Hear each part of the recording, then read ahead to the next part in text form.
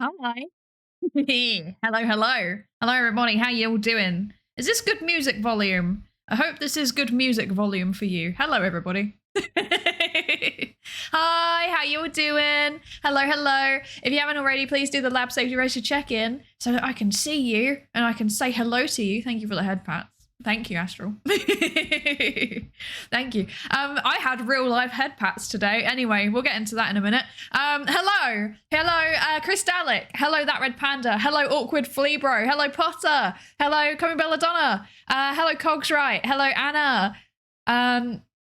Hello, Gora Inge. That Red Panda, thank you for the 5-stream streak as well. Thank you. Enjoy the lurk. I hope class goes well. Hello, Gora Inge. Hello, Retty. Hello, Unhopes. Hello, Nuclear Saltwater. Hello, M0. Hi, Savitar. Hello, Trestera. Thank you for the 15 streak. Crystallic, what the heck? Thank you. Hello, Sayon. Hello, Astral. Hello, I did manage to get some sleep. Good job. Well done. But revising for an exam, so I can't stay tomorrow. I hope your exam goes well. Do good. You can do it. I believe in you. You can do it. Hello, Jedi Cyberpunk. Hello, I'm Dragon. Hi, Zerkia. Hello, hello. How was your birthday? I hope you had a good day.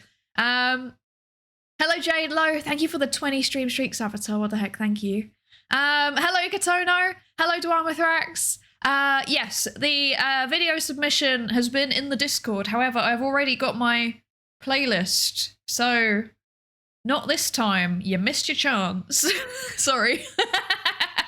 But next time, if there is a next time, if people like, okay, we'll see how it goes. We'll get to it. We'll get to it. Okay. Right. Thank you for the 25 stream, Comey. What the heck? Thank you so much. I appreciate you. Hello, Red Fox. Hello, hello. Thank you for the 3 stream streak. Thank you so much. Hello, Tayu. Hello, hello. Hi, Woodsticks. Hi, Jeb Kerman. Hi, Bobo. Hello. Hi, Arcnavist. Hello. Because I'm playing D&D, but help with the partner push. Thank you, Woodsticks. I hope D&D goes well. I hope you have fun. Hello, Swag Lord. Hi, Gilgamesh. Hello. Hello. And the Umadin. Hello. And Shark Bills Bro. Hello. Hi. Hi, everybody. How are we all doing today? How is everybody doing? Are we all good? Are we all good?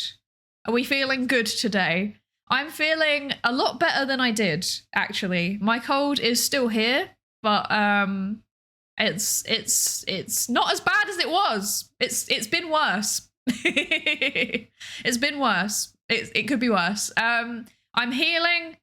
I am recovering. Life is okay, I think.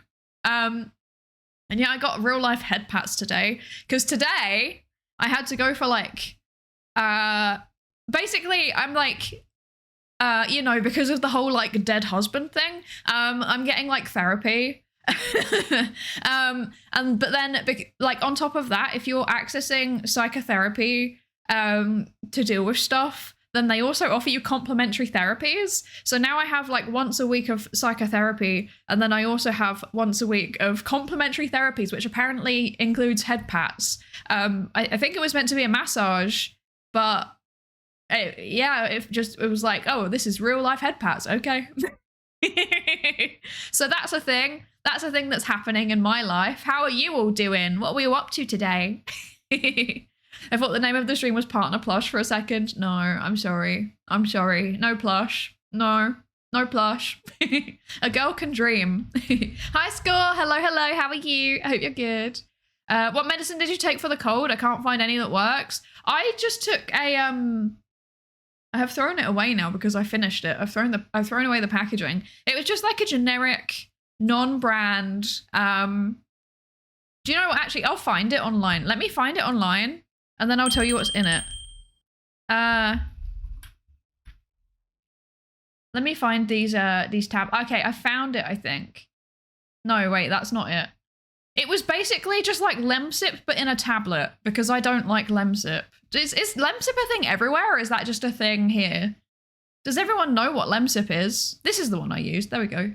Also, hi, Booty Doobie. Hello, hello. Thank you so much for the follow. Welcome into the research participation pool. Welcome, welcome. What? Okay, that answers my question. That's not a thing. Lemsip is like a cold medicine, like a cold and flu medicine. And you take it, but it's like a drink. It's like a drink. I think it contains like paracetamol, which I forget the American name of. It has a strange name. Is that Tylenol? Is Tylenol the brand version of paracetamol in the US? I don't know. Yes, acetaminophen. That one. Yeah. Yeah, it's like Lemsip. Yeah, so what I take is basically tablets that are just Lemsip, but in a tablet because I can't cope with Lemsip. Lemsip's like the drink one. I can't do it. It's disgusting. I can't do it. I can't. But the one that I use is like a mucus, cough, and cold relief all in one tablet. And then it says it relieves sore throat, chesty cough, and headache. And it got me like functioning. So that's good. But it contains like I think it's 2 decongestants and paracetamol. So it's like, you know what? I'm not even going to try and say these. I'm not going to say them. I'm just going to post them in chat. There you go. Yeah, that's what I take. It's like all in one type of tablet. Basically just Lemsip, but not disgusting. You can get Lemsip tablets. I think you probably can, but I don't trust them. I'm scared of Lemsip because the drinks are so nasty. I hate them so much. So, yeah. Orishiro, hello. Thank you for the lab safety race to check in. Hello, hello. You're sick as well. I'll tell you no. Oh, I'm sorry. I'm sorry. I hope you recover quickly. Good over here. I've got a fun date planned for this evening. Let's go. Let's go. I hope you have fun. I hope it's good. Waiting in a parking lot for a delivery that may or may not get here. That sounds like threatening. I'm waiting for my package. That's something. Hi, Solidari. Hello. Best of luck. Thank you. For what? for the partner push. If so, thank you. We're doing our best. We'll see how it goes. I think I'm good, maybe. There's evidence that life is returning to my soul, but I also feel like I'm low-key dying, so that's a bit of mixed signals. Oh no. Oh no. Hope it gets better quickly. Let's see. I just don't get sick. That tends to work for me. Okay, flex. Hi, Badger. Hello, J5. And hello, Baron Germu. Hello. I hope you're good. Phenelphrin is a nice word. That is a nice word, isn't it? It's a good word. It sounds like that sounds like some kind of like fantasy world tincture, actually. I think that gives it a bonus. That gives it bonus points just purely based on that.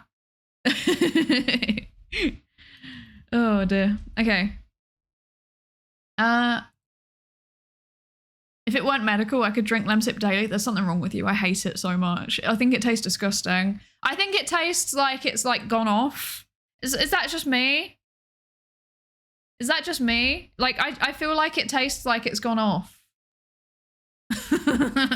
I can't drink it. I can't bring myself to do it. Like even when although actually the worst actually no, never mind. I was going to say something about the worst medicine I've ever had, and then I decided I'm not going to because that's not information that you need to know. It was pretty bad. The thing that it was pretty bad. It tasted disgusting. Good evening. Today I spent £10 on 3 bags for life full of classical music LPs, an KLF CD, and volume 1 of the Pantheon Soccer manga. Let's go. Sounds like a good haul. Let's go. Hi, Sarangola. Hello. And hello, Just Jane. Hi. I hope you're good. I like it when my real world medicine sounds whimsical. I do too, but it does sound like it's one of the strongest potions, you know? And I can't handle the strongest potions, for I am just a traveler. So, yeah. There's a brand called Bucky's in Canada that rarely advertises how nasty it tastes. Oh, Buckley's. That's so funny. Hi, Hunter. Thank you for the lab safety register check-in. Hello. Okay, I have some things that I am thinking out loud. So, what we're doing today. Hi, the Homotype. Hello. Welcome in. Thank you for the lab safety register check-in. So, what we're doing today. Today, we are doing what could allegedly be described as a reaction stream. There's 2 reasons for this. First of all, I didn't want to be talking like constantly. I probably will still be talking constantly because I can't be stopped. But like, I maybe wanted moments where I'm pausing at least over the course of the stream because my throat is still kind of sad. Like I'm still feeling a bit like I'm not feeling bad anymore. I'm feeling better, but it's it could be worse. It could be better. Things are getting better or something. I don't know. I feel like that was a really I don't know if a single person understood what that was a reference to.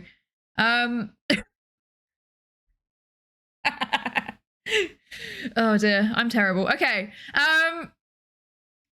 So I'm definitely not stalling and yapping while I'm doing my Blue Sky Go live post that I forgot to do. I'm definitely not doing that. Yeah, so anyway, here's the plan. So we're gonna be I've got videos that were submitted. Apparently I already had a playlist for this. So it's a long playlist. The things that were in it are originally have been there a very long time. And I feel like they might have been submitted through the, I used to have, I don't know, do I still have it? I used to have like a, what's the word? Like a redeem thing. Yeah, I don't have it anymore. I used to have a redeem thing where it would be like, I might have a look at this thing and tell you what I think eventually, maybe one day. And then I never got around to actually doing that. So I have a collection of things that people submitted literally like 2 years ago. So yeah, that's the thing. Hi! Hello. Hi, Professor Dutchy. Hello. Thank you so much for the raid. What the heck? Hi, raiders. Welcome in. Hello. I am Psydere. I am a research psychologist. That's my job. I do social psychology as a job with a PhD. I too am a professor. Not really anymore because I left academia. Haha! I never got to professor. I never even got to assistant professor. I technically never even got to postdoc in academia. Actually, I gave up. But hello, welcome in. Today we're doing Psychologist analyzes your video submissions, which is fancy word for it's a React stream. But we're talking about psychology, so it's educational. Hello, Professor Dutchy. Thank you so much for the raid. What were you up to today? How was your stream? I hope it was good. How are you? Hello. And hello, Mareezy Plays. Hello. Welcome in. I hope you're good. Hello. It's not procrastination. It's saving up for a rainy day. Exactly. Yeah, get in the Skinner box. Yeah. Okay, we have a new thing now where like when people raid in, congratulations, Professor Dutchy and Mareezy Plays and the other people that were lurking. You are the first people that get to experience this. You have to get in the Skinner box. I'm sorry, it's the rules. Now that you're here, I don't know if you saw the little raid notification that played when you came in. It was a Skinner box. You got to get in the Skinner box. I was doing a little cozy game called Kinseed, made by the former Fable devs. Oh, that sounds fun. Was it good? Did you enjoy it? I hope you did enjoy it. I hope it was good. I like cozy games. I'm a big fan of cozy games. Some would say that I have a problem with cozy games because I like them so much, actually. I'm interested. Time to apply my degree? Heck yeah. It's time. It's time to do a science. Hi, Spooky One. Thank you for the lab safety race to check in. Hello. Yeah, Shinji, get in the Skinner box. Exactly. Don't worry, it's nice in the box. Exactly. It's fine.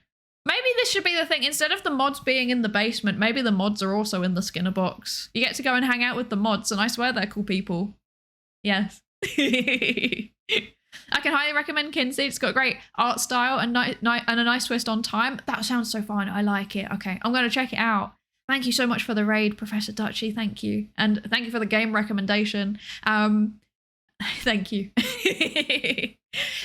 If you need to step away, look after yourself in any way, drink some water, stand up, stretch, eat food, etc., please absolutely do. You need to look after yourself after you've been streaming. But otherwise, you're also always welcome to stick around because we love having you. Yeah.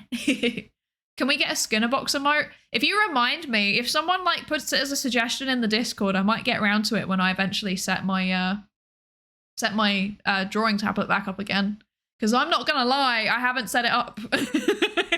It's not here. It's in a box somewhere, and I keep looking at it and being like, I should get that out again. I kind of have that like background art that I was meant to finish, you know, like 6 months ago that we did on stream. The potions one. And I mean, we mostly finished it, to be fair. It was mostly done. I think I just needed to tweak the colors and do a bit more shading, but yeah, I should probably do that. Yeah. Hi, Sid Victor. Hello. Thank you for the lab safety race to check in. Thank you. Thank you. I hope it's a good pellet Skinner box and not a blaring alarm Skinner box. You'll never know. Oh, a food pellet, sorry. You'll never know. You'll never know which one it is. It could even be an electric floor Skinner box if you're really unlucky. Everybody just gets put into a random one. It's like Gacha, but terrible. It's like even worse. Like, do you get a small reward or do you get a big punishment? I don't know. You'll stick around if I enforce learned helplessness, right? Right? Definitely an ethical experiment. Hello, Jetlantis. Hello, hello, and hello, Fortress Spy. Hi. I hope you're both good. Hello, and hi, Mylan. Hello. Save me. It's too late. It's too late. Terrifying. It's promised that I only do ethical research. I'm phoning ERB right now. No! Don't tell the IRB what I've been doing! Don't tell them! They'll take away my funding. No! What you never hear about, like in general, the crazy scientist narrative, it doesn't really make any sense because, like, where are they getting their funding? Like, this is what I want to know. Like, you know, like the evil scientists. Like, even like, I don't know, what was his name? Like, Doofenshmirtz from Phineas and Ferb. Where was he getting his funding from?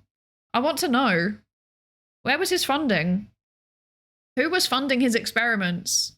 And why was it DARPA? Oh, dear.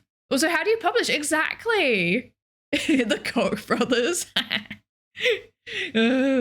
Mad science is a hobby for the rich. Yeah, it is. I am not doing it because I am not rich. I am not rich.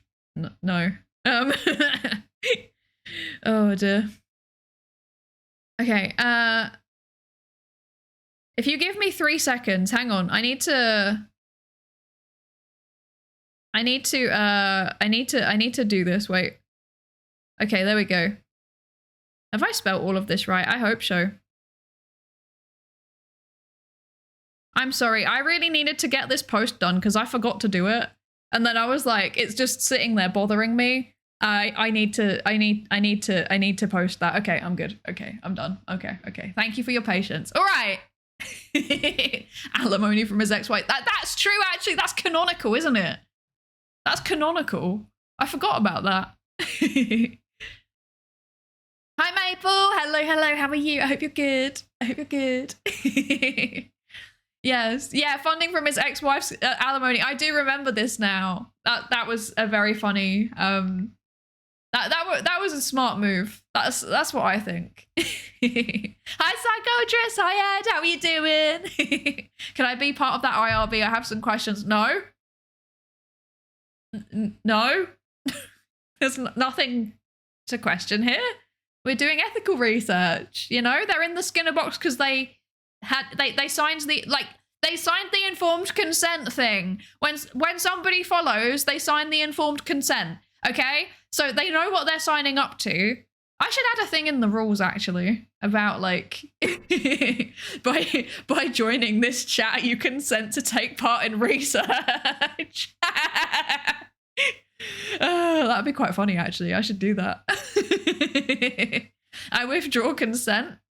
But Mylan, you're a mod. That means you're part of the research team.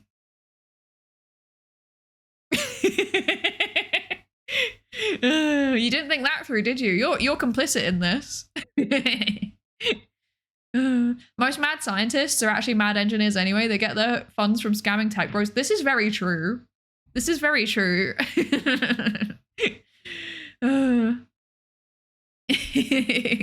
Tynek. Hello, hello. Thank you for the lab safety ratio check-in.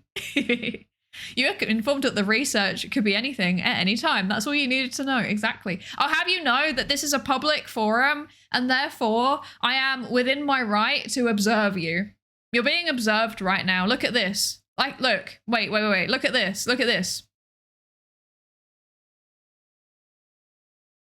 I'm observing you. How do you feel? I'm literally observing you right now.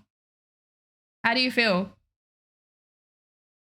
Hi, Yoga. Welcome in. Welcome in. Yeah, that's right. Get perceived, nerds. I'm perceiving you so hard right now. Oh, dear. How do you account for the observations? In all seriousness, even if you're doing an observation study, you do still need to get ethical approval. You do still need to get ethical approval, actually. It's a bit. Please don't do observational research without getting ethical approval. Okay. Right. So, not the horrifying ordeal of being perceived. I know. Shocking. Hi, Zayan. Hello. 0 pages done over the past 2 days. Peak experience. That is a mood, and I relate to it on a molecular level. Do you know, there were like, I felt like while I was writing up my thesis, which I think is quite, it's quite similar to writing a book. I think that while I was writing my thesis, I had days, like I'd have like 3 days in a row, 4 days in a row, nothing. And then I'd suddenly like have 4 days in a row where I'm like, now I am the queen of writing. I will put down every thought that I have ever had. And I am a genius, and I can edit it and structure it, and I know what I'm doing, and I'm productive. And it was like, it couldn't be both. It couldn't be both, as much as I desired it to be like a good balance. Like, apparently my brain just doesn't work in balances. So, yeah. Yeah. Finally, someone notices me. Yeah, you're getting perceived right now. I'm perceiving you. So I respectfully observing people dozens at a time. Should have put a tie on. Yeah. I can't believe that you're not in your like best dressed when you're coming to my lab. Shaking my head.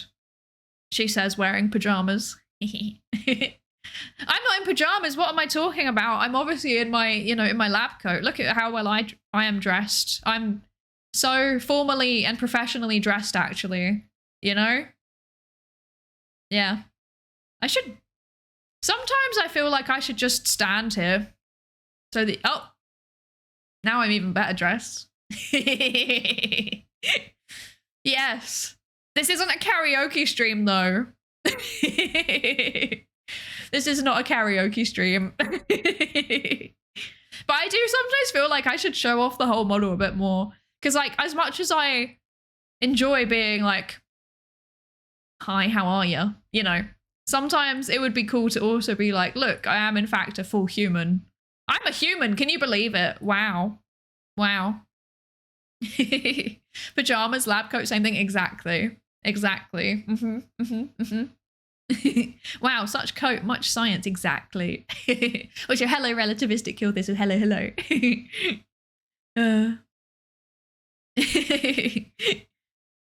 I could get my lab coat with paint on it. Is that allowed in the lab? Yes, that's fine. I will accept it. Like, I mean, you should keep your lab coat as clean as possible. Well, now you can see that I'm not holding him with anything. Wait. Haha. Take that, nerds. Now I'm kind of holding him. Why am I like this today? Why am I like this today? What's going on? Why am I insulting you today? I'm not normally like this. That complimentary therapy did weird things to me. You can threaten to use the abomination that I made yesterday if they don't think that this is professional. Hi, waiting for Fermi. Hello. What's the little man's name? This little man. That's Husmod. That's my husband. Yeah. Except I'm a widow. IRL. That's not a joke. That's not a bit. But he's in my pocket, so it's fine, right? Yeah, I'm packing whale. I'm ready to. This is the crime that I said that I was gonna commit yesterday. I'm gonna assault you with a plushy whale, and then you'll be like, ah. And I'll be like, hey. I feel like you're using the wrong model for this level of gremlin. Probably, but it's fine.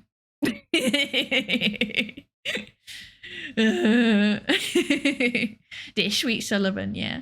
Dear Sweet Sullivan. Hi, Talarian. Hello. Why do these things happen when I join stream? It's not you, it's me. It's me. I'm the problem. I don't know why I'm like this.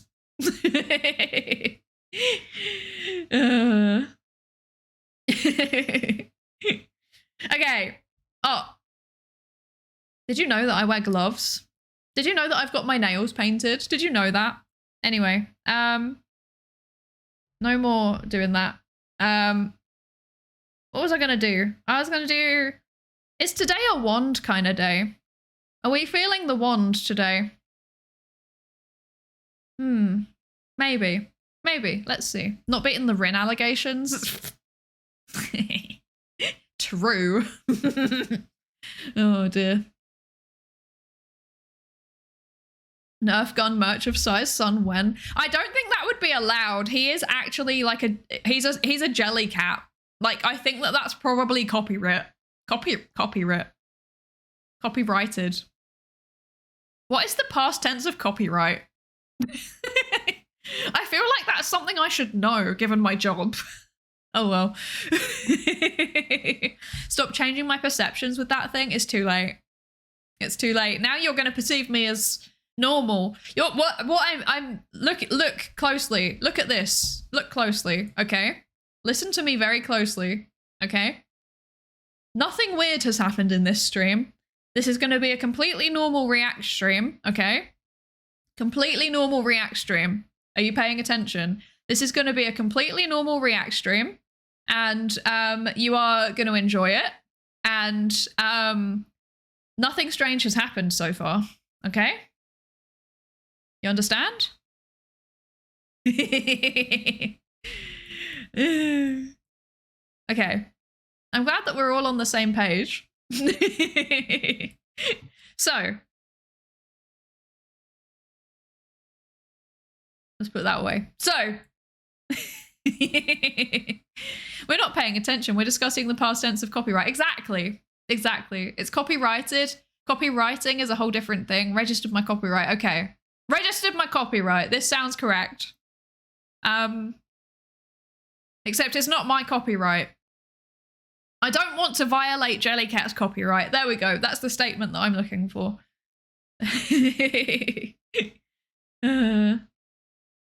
A fingerless gloves, lab appropriate. Yeah, like Mylin said, it's an idol outfit, so it's fine. Exactly. I agree. It's an idol outfit and therefore it's fine. This isn't my lab attire. It's just lab inspired. Okay, so. Uma Musume model. Okay. So, here's the plan for today. We're going to be watching some videos, some YouTube videos. No, you don't have a fear of whales. You don't have a fear of plushy whales. You don't. It's not true. You don't. No, you don't. Okay. I'm glad that we've got this agreed. Okay, so here's the plan for today. I am drinking some chamomile tea, so I may calm down and be able to give actually normal evaluations of some of these videos. But we are going to be watching videos. So, yeah, like I said, I guess technically this is a react stream, but it's not a react stream because I'm not just going to sit here and eat food and go, okay. Ha ha ha ha. Yeah. Bruh. Wow. Etc. Okay? I'm not going to be doing that. We are actually going to be talking about the psychology in some of these videos. Wow, that's crazy. Exactly. Good mouth tracking on the chewing. Yeah, Mylan did a good job. Okay. Yeah, Pete React content, right? God made. I don't know if anybody understands me making that reference. I need to stop. Why am I like this today? Good Lord, why am I like this? What's wrong with me?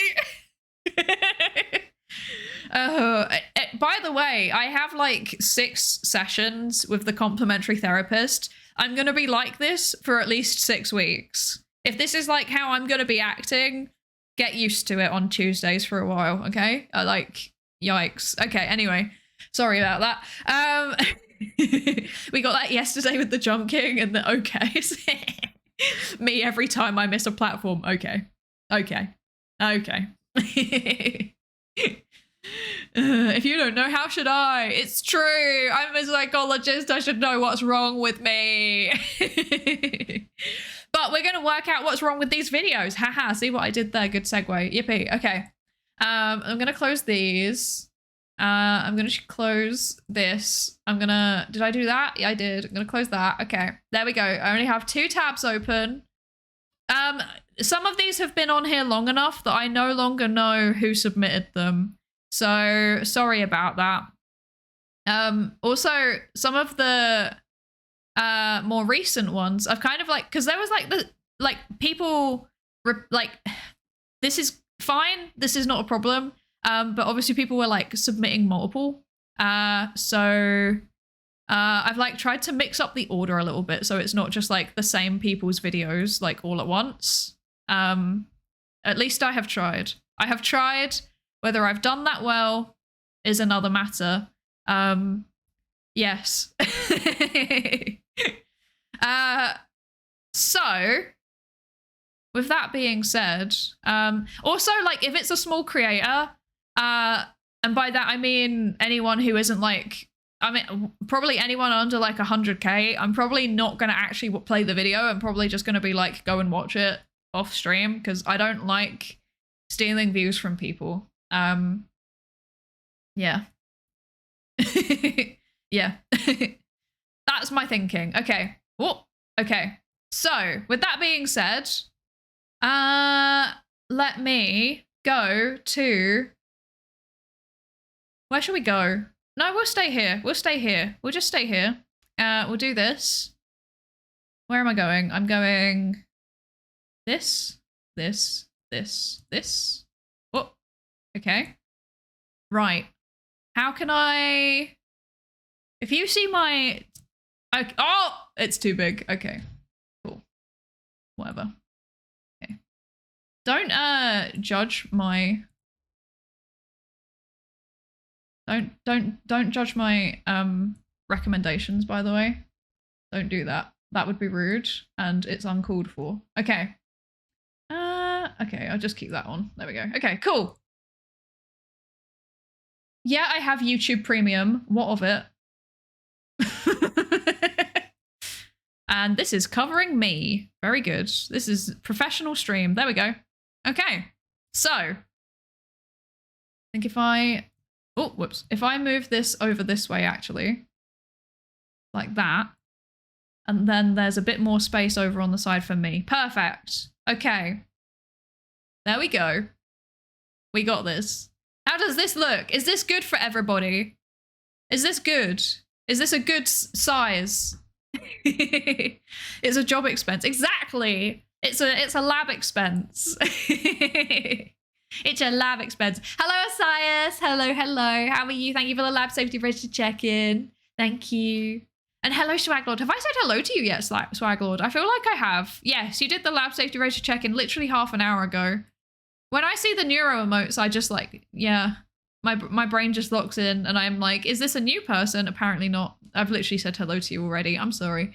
Why am I like this today? Yes, neuro spotted. That is the only video that I have allowed, I think, on that one is also too big.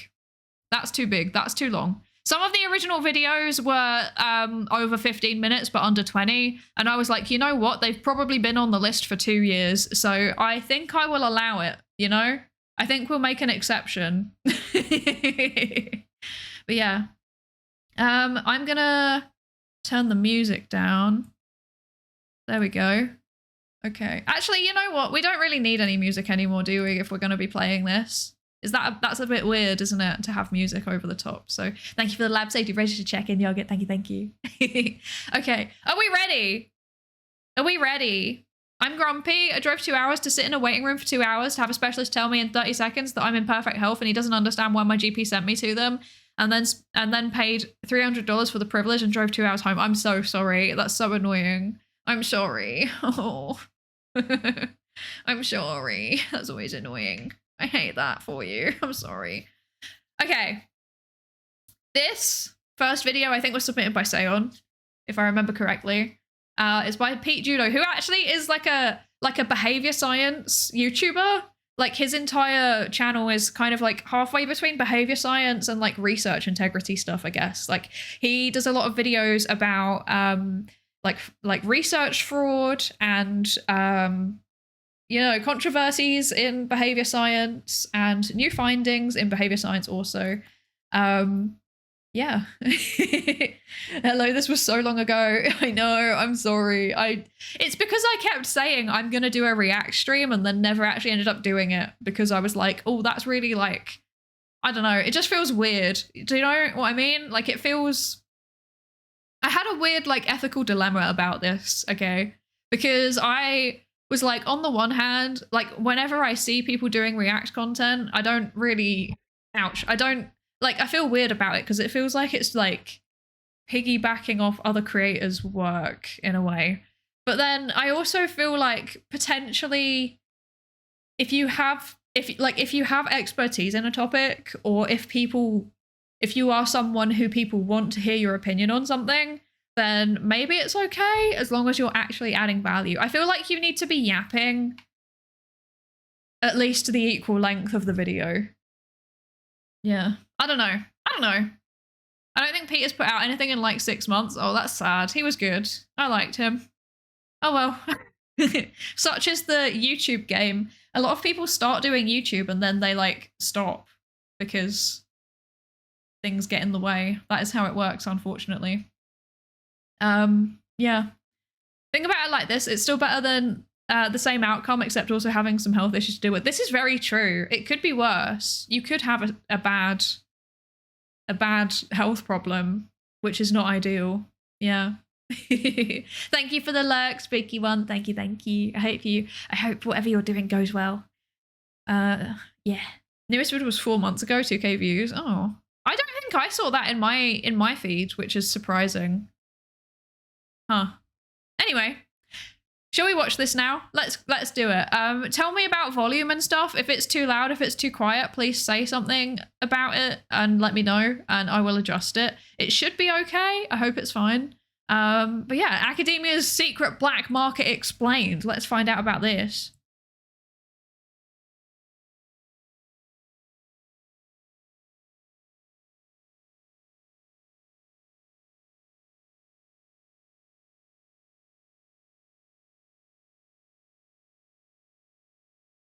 Okay, that's wild. Nah.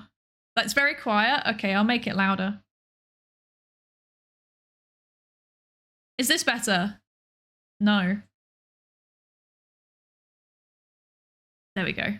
Okay. Right, okay. Adjusted. We're fine. We're fine. It's good. Okay. Now, okay, we're good now. Okay, perfect. Okay, we start for real this time. Okay, let's go. Okay. Actually, wait. Okay. Yeah, no, it was good. Okay, let's go.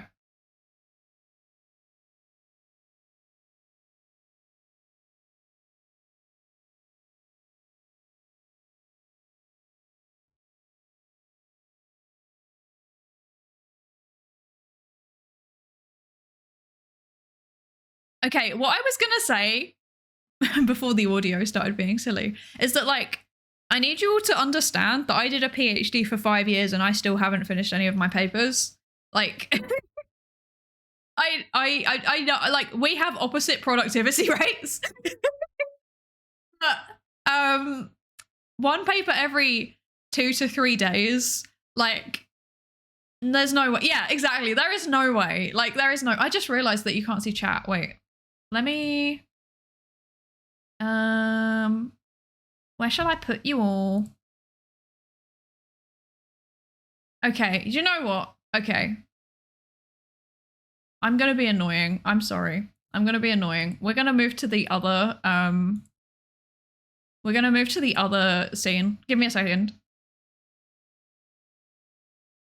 Hi, welcome to the basement. Okay. Because now we'll actually be able to see chat. Yes. This is fine. Okay, good. Okay. But I do need to adjust this, I think. There we go. Okay. I'm sorry for fiddling. I'm sorry. I know it's annoying. I'm sorry. I'm sorry. I know it's annoying. I'm sorry. I just want it to be right, you know? Otherwise it bothers me. Okay. We're fine. Okay. I'll stop this now.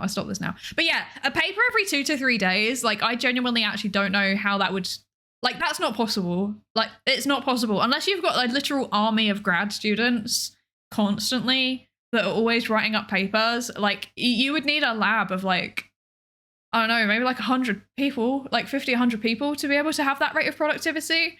But like you're going to be doing sloppy science. Yeah, more like one paper every 2 to 3 years. Unironically, like that's my rate. I mean, I do know people that are, I would say the average amongst people that I know are like maybe like a paper every 3 to 6 months. Yeah, like people that are at my point in their career that are in academia that I know that aren't in teaching roles, like they're actually in research roles. I would say most of them are putting out a paper every 3 to 6 months.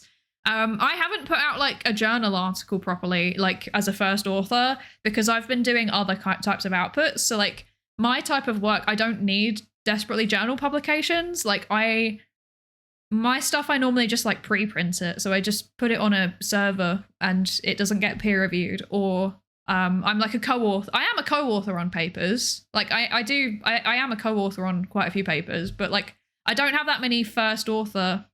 When I say not many, I mean none. I have no first author papers that are actually peer reviewed yet. Because yeah, I don't work in academia, so I'm not in desperate need for them. And like funders are surprisingly flexible in what they'll accept as an output. Like if you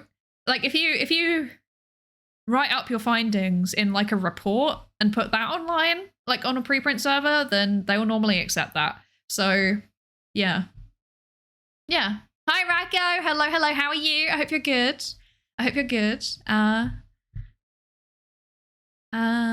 Let's see. Yeah, salami slicing papers, probably. I would assume that there's either salami slicing going on here, or he's doing that thing that okay, so based on the title of the video though, the title of the video is Academia's Secret Black Market. So my expectation is that this is going to be about there's like basically like, this sounds so wacky, but there's basically like Facebook groups where you can go onto them, and then there's like loads and loads of authors, like loads of scientists, normally from developing countries, and they're like, if you pay the author like if you get your university to pay the author processing charge and you also pay us a fee, then we will add you on as an author.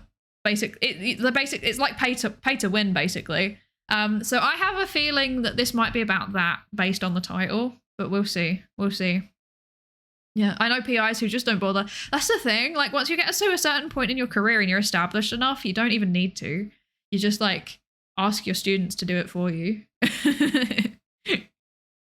Papers need to be checked, right? Can you just submit as much as you want?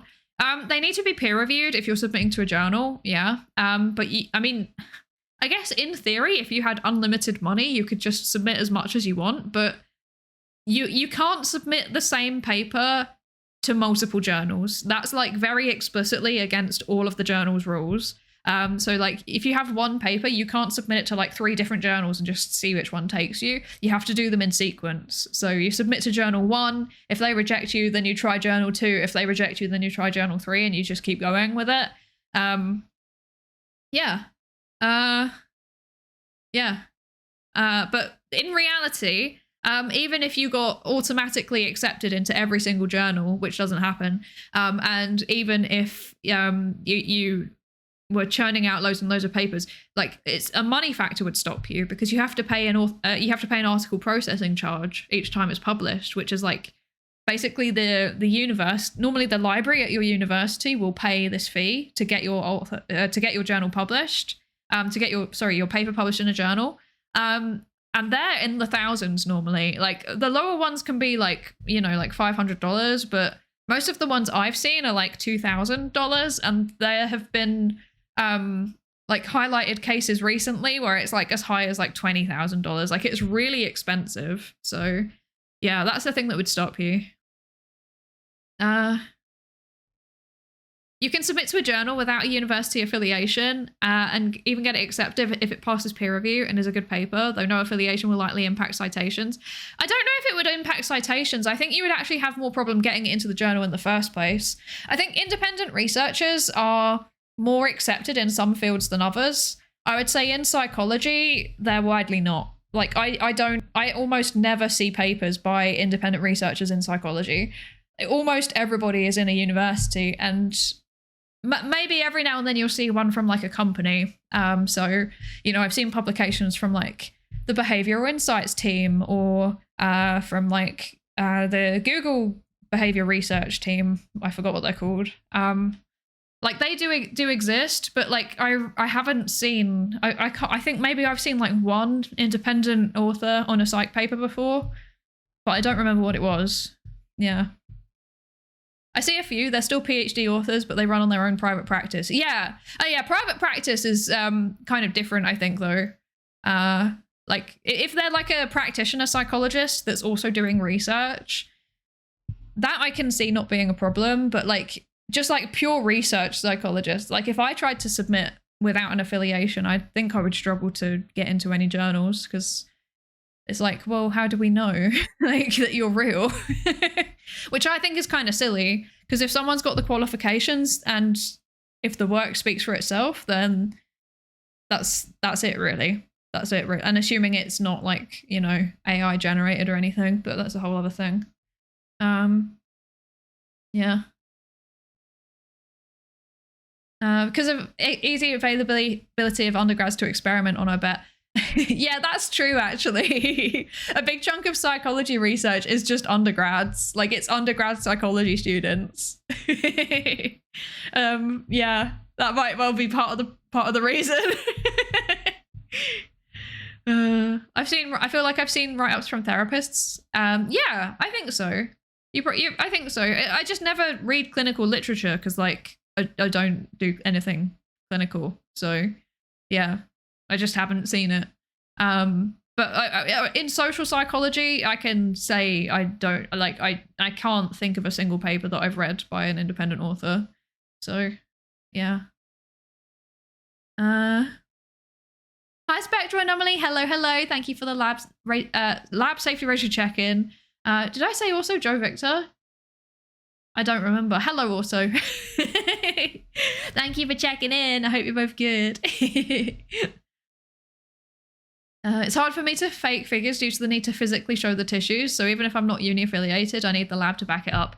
Yeah, but there's that whole issue in biological sciences of like people photoshopping their cell cultures and stuff, right? Like their microscope images. And like even spectra, like people even like Photoshop spectra. It's kind of wacky. Yeah. The weird problem. Yeah, that's part of what contributes to it. Yeah. The weird stands for Western, educated, industrialized, rich, and democratic. It's a very nice acronym. Doesn't entirely capture all of the things that would be predominantly in a psychology undergrad sample, I think. I think there's other things that are missing too, but also it's like a cultural label. I should also clarify, like the argument was that like people who are taking part in psychology experiments are overwhelmingly from cultures that are weird, as in Western, educated, industrialized, rich, and democratic. I would say it kind of goes a step further than that, because also like the individuals taking part in the research are also large. Like if they're at college, then that means they're largely also from educated families and middle class to rich families, and they probably have a certain political leaning. So I think there's like an individual element to it as well that I don't know if I've seen much discussion about, but yeah. Well, I mean, I definitely have from the politics side. There's always like people being like, oh, people's politics affect how they do their social psychology research, which is a debate that I'm not willing to get into. But I'll acknowledge that it exists. Yeah. Yeah. A portion of p hacking is just people not understanding how to use SPSS properly. I think it goes beyond that. I think a big chunk of it is people actually using SPSS in a way that is just like following the instructions that they were given and not actually understanding the stats behind it. Yeah. I was too scared to do anything similar to p hacking or like that when I was doing undergrad research. You know, if I'm being honest, I wasn't taught about like questionable research practices until I was in my master's. So I probably did that at undergrad. Like I probably did p hacking at undergrad by accident because I didn't know it was a thing. So yeah, I'll own up to it. I'll own up to it. How would you think about a paper in a reputable journal by an author that had no affiliation but passed peer review because they did the work reading related papers in the field and writing proper paper building on them? It depends. I mean, having no affiliation wouldn't bother me. It just wouldn't bother me at all because like I could see an alternate timeline where I became a VTuber full time and then Psydere was my affiliation and I still wanted to do research and then I tried to get it published. So I'm actually quite empathetic to doing that.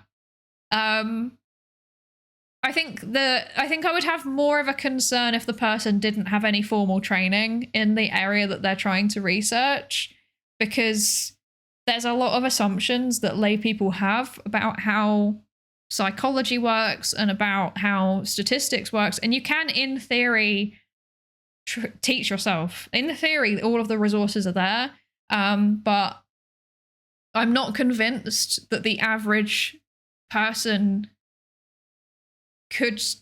I think that the number of people that could get to a point where they can do good quality research on something that they don't have formal training on, even if they have another qualification in a different field, like I think it's very, very, very small, to be honest. Not in a gatekeepy way, but just in a like, there's so many things that can go wrong without you even knowing that you're doing something wrong type of situation. Like there's too many unknown unknowns to be able to control the quality of it, I think. But that being said, I'm very much in favor of like participatory research where people with lived experience team up with people with research experience and, you know, work together on research. I think that's very good. As long as there's like somebody consulting who has like the expertise needed to run the project, like or to make sure the project is running properly, then yeah, I guess the team could be made up of largely like not experts and that'd be fine. But there needs to be oversight, basically. That's what I'm saying. The P in Psydere stands for p hacking. No, it doesn't. Don't spread misinformation. No. Hi, never gonna find me. Thank you for the lab safety Richard check-in. Thank you. We did in fact find you today when you signed in. I hope you're good. The number of independent math cranks compared to actual independent maths researchers is like 10 to 1 or so. Yeah, I'm not surprised.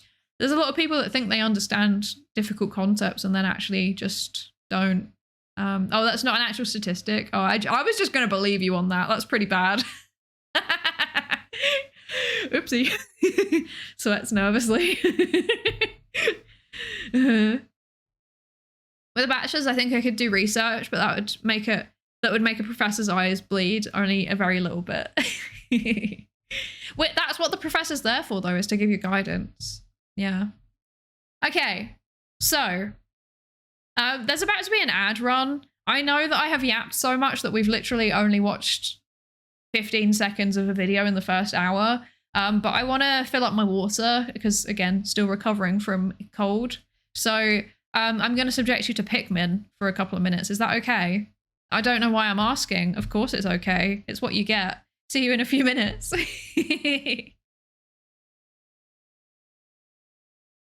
Pikmin 4 and 5, Pikmin 6, Pikmin 7, Pikmin 18 million and 11, Pikmin 3 Deluxe and hey Pikmin, new centrifuge to put Pikmin in.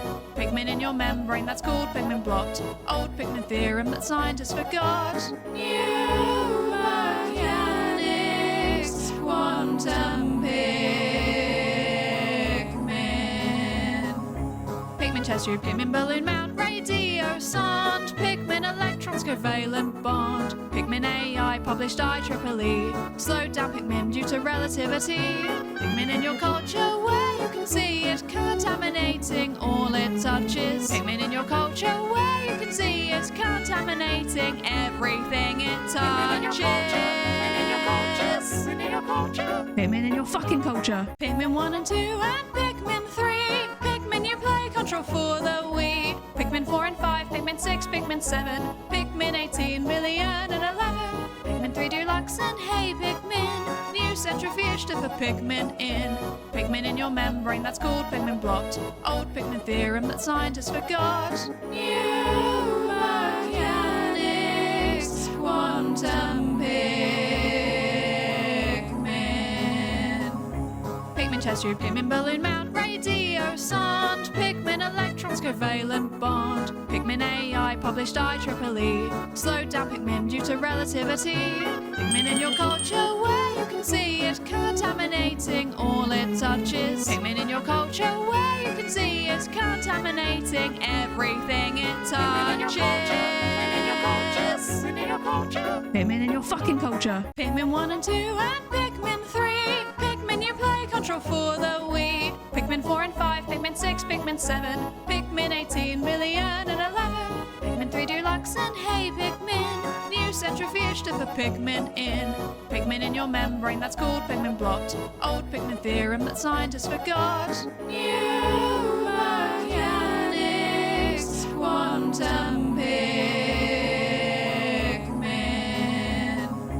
Pikmin chest tube, Pikmin balloon mount, radio sonde, Pikmin electrons covalent bond, Pikmin AI published IEEE, slowed down Pikmin due to relativity. Pikmin in your culture where you can see it contaminating all it touches. Pikmin in your culture where you can see it contaminating everything it touches. Pikmin in your fucking culture. Pikmin 1 and 2 and Pikmin 3.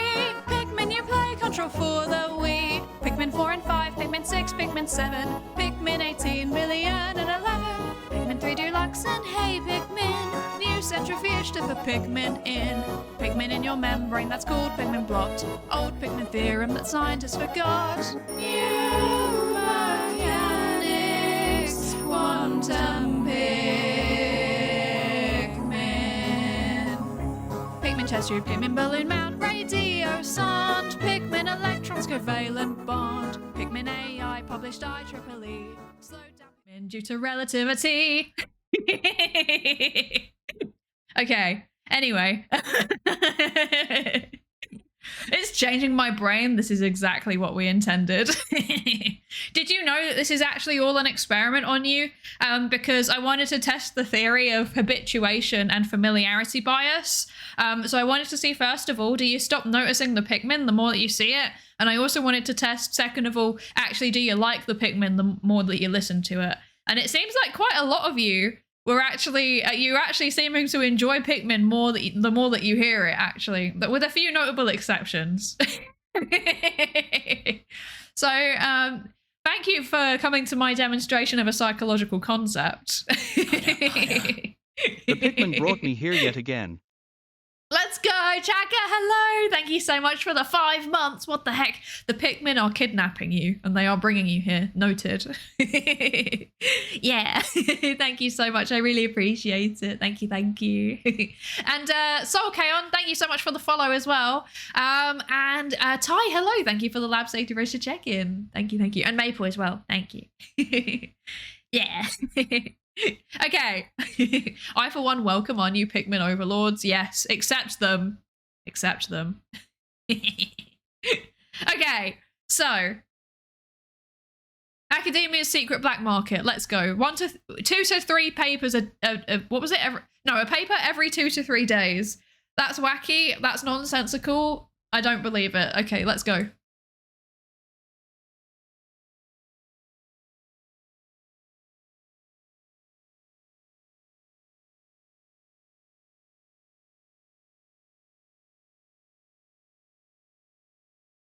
Paper mail. Uh-oh.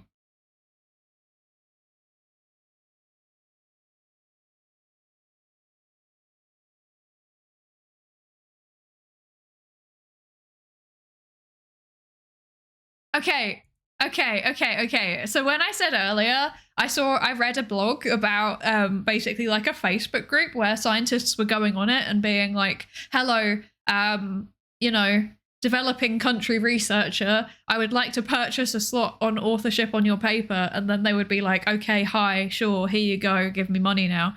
That was what I meant. I forgot the word for it, but yes, paper mill is the word for it. It's basically anything where like you can buy your way into authorship on a paper. And I just want to say, like, can we acknowledge the fact that like academia now is so wacky and like scientific publishing incentives are so wacky that people are now paying their hard-earned money to be added as an author on papers, like, because just getting more papers is good for your career, because that's how you get more grants, because people look at you and go, wow, isn't that person productive? It's like quantity over quality. Isn't that kind of wacky?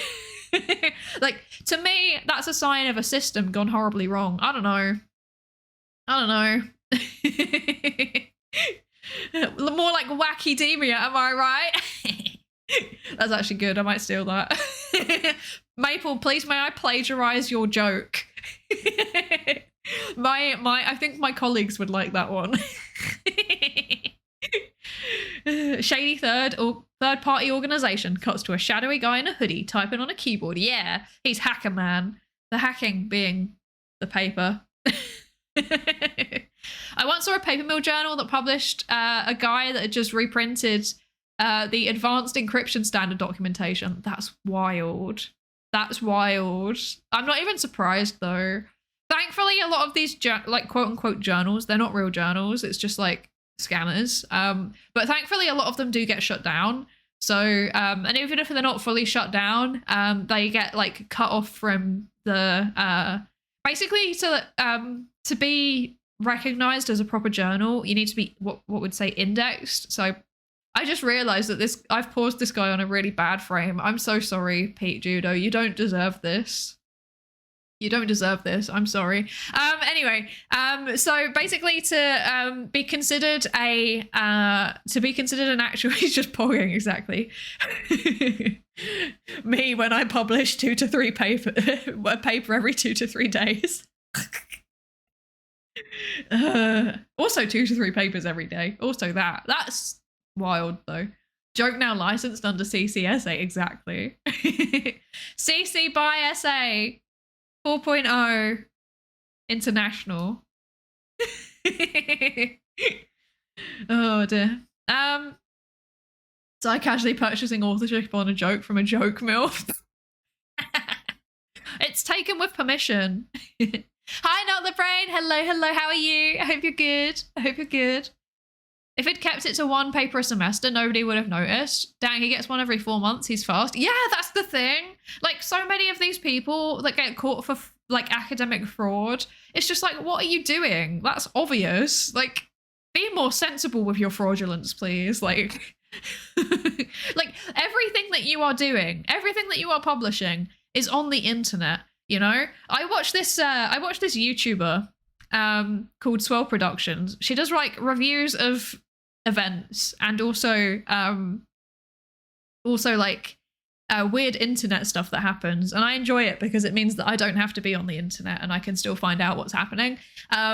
She's very good. I enjoy her. But like she's said before, like she's like got a t-shirt that says on it, "Don't Instagram your crimes."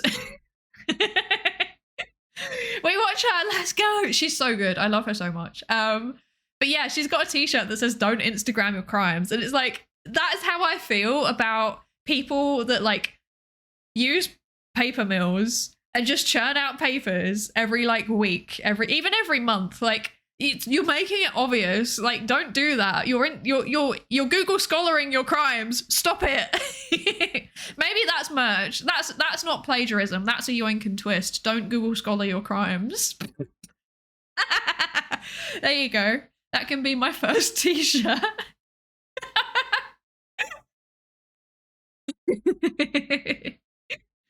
Oh dear. Thank you for the live safety register check-in, Ognes. Thank you.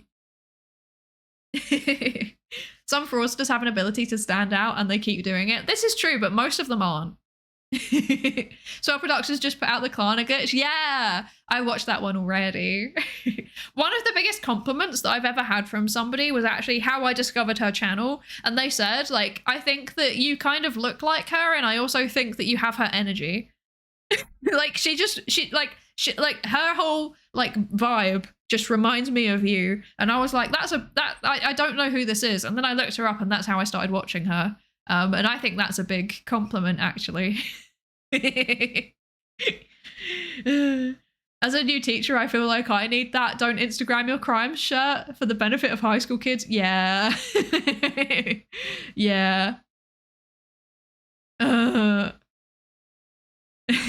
Girls, if another one of you DM me saying he's taken, I'm gonna throw hands. He's talking to a fake from the recent Klarna glitch video. Yeah, that bit made me cry. That was so funny. Also, I would like to say, in the same vein, it's never happened, probably never will. But if you think you've added me on Discord or you're on TikTok or something, check with me. Check in the server. There's a list. Don't check with me personally. I get too many DMs and I can't keep up with them. Check in the server, the Discord server. If you go into, what's it called? Let me find it. If you go into the channel that says links, refs, etc., there is like a list of all of my social media links, and those are my only official ones. If you ever see anything else, it's not me. Tell me about it, or like tell the mods about it. Put it in the channel somewhere. If you think you're talking to me and it's not through an official channel, there's a strong chance you're not. So yeah. Well, who knows? Maybe you are. I am in fact an LLM of Rune Penrose, so I can be anywhere that I want to be. I could be in all of the DMs at once.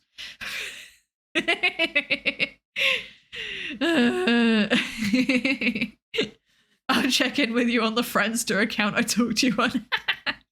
Oh yes, the official Psydere Telegram account that's definitely, real. Oh god, can you imagine?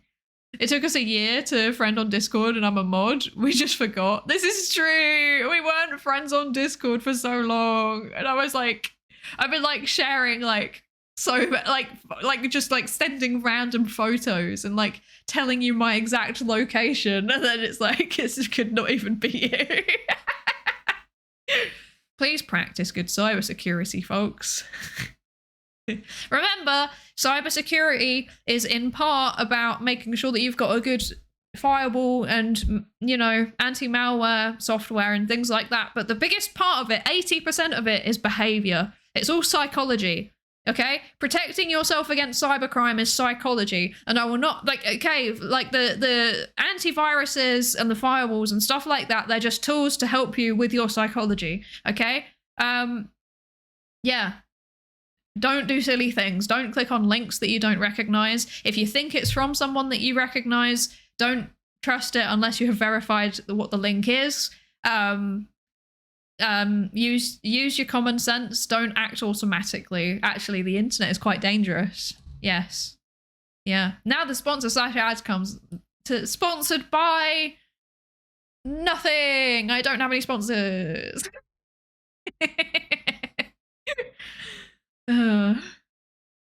Yeah. Anyway. My credit card info is yeah, I would like your 3 numbers on the back of your credit card. Sponsored by myself. Well, technically it's sponsored by all of you guys, like everyone that has ever subbed or done bits or become a member on Ko-fi or sent something via Throne, all of these things. If you watch, also if you subject yourself to ads, It's sponsored by you, which is why it's important to protect yourself and have good cybersecurity practices. Because without you, there is no fun little psychology community on twitch.tuvalu. So that's why you should do good cybersec. Yes.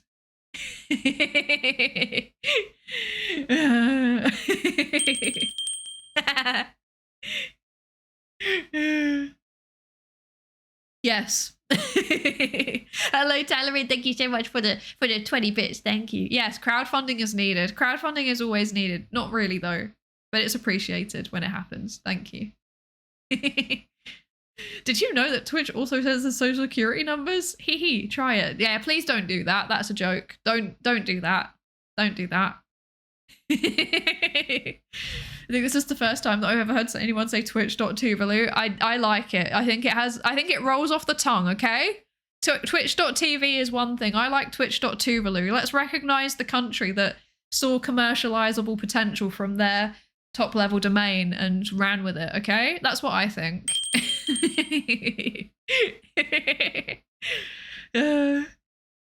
Conflicts of interest. I'm sponsored by people who also subscribe to Neuro. And ironically, I would probably actually have to put that if I ever like managed to do a paper about Neuro. I would probably have to put that in my conflict of interest section. Thank you for the 40 bit swag, Lord. Thank you.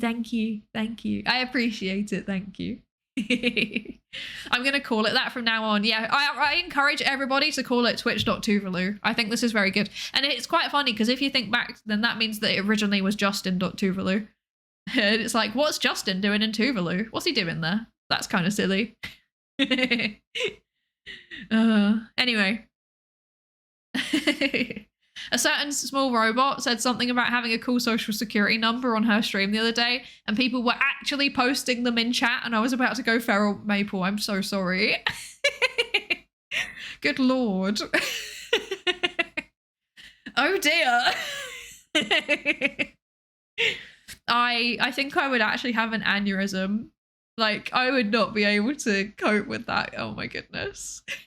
That's just natural selection, to be honest. Let's be honest. That's just, like, it should still be modded, but it's also a little bit of natural selection. Oh dear. Props to them for seeing the monetary potential of .tv domain address. Yeah, honestly, I have respect for it. Apparently, it's a big chunk of their economy as well, because obviously it's like a small Pacific island, right? So apparently, like their top level domain is actually like a pretty significant part of their economy, and it pays for like all sorts of public domain things. Public domain things? No, public things, public sector things. There we go. You know, supporting healthcare and development and stuff, which I think is great. I think that's amazing. And something that small countries that don't really know what else to do for their economy should probably embrace. Like, I think it's fun. Yeah, that and being funded by New Zealand. Yeah, that does help. That does help.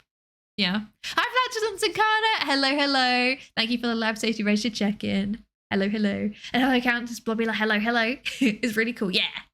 We love Tuvalu. I have an affinity for like small island nations. I would like to go to Tuvalu. That would be fun. I would like to go there one day. That would be cool. But I probably won't. Yeah. And hello, Hydrogena. Hello. How are you? I hope you're good. Thank you for the lab safety register check-in.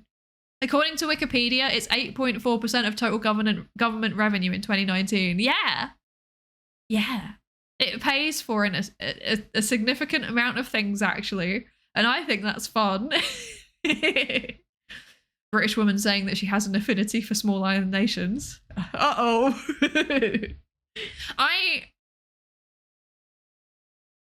Actually, no, I refuse to comment any further. Okay.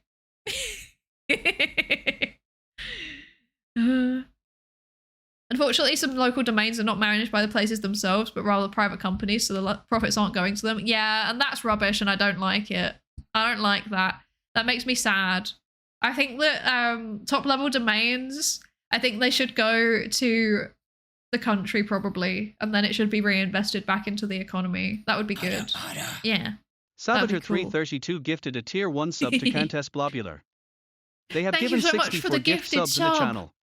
Thank you so much for the gifted sub, Saboteur. I really appreciate it. Thank you. Thank you, thank you. They have 9,500 citizens. That's so cute. I love that. I love that. I do genuinely think maybe I should reach out to the Isle of Man Tourism Agency, because I can get there. I can get to the Isle of Man for like... Well, they kind of stop all of the boats, actually, between Ireland and the Isle of Man over winter for some reason. They keep going to Liverpool, I think. Like, in order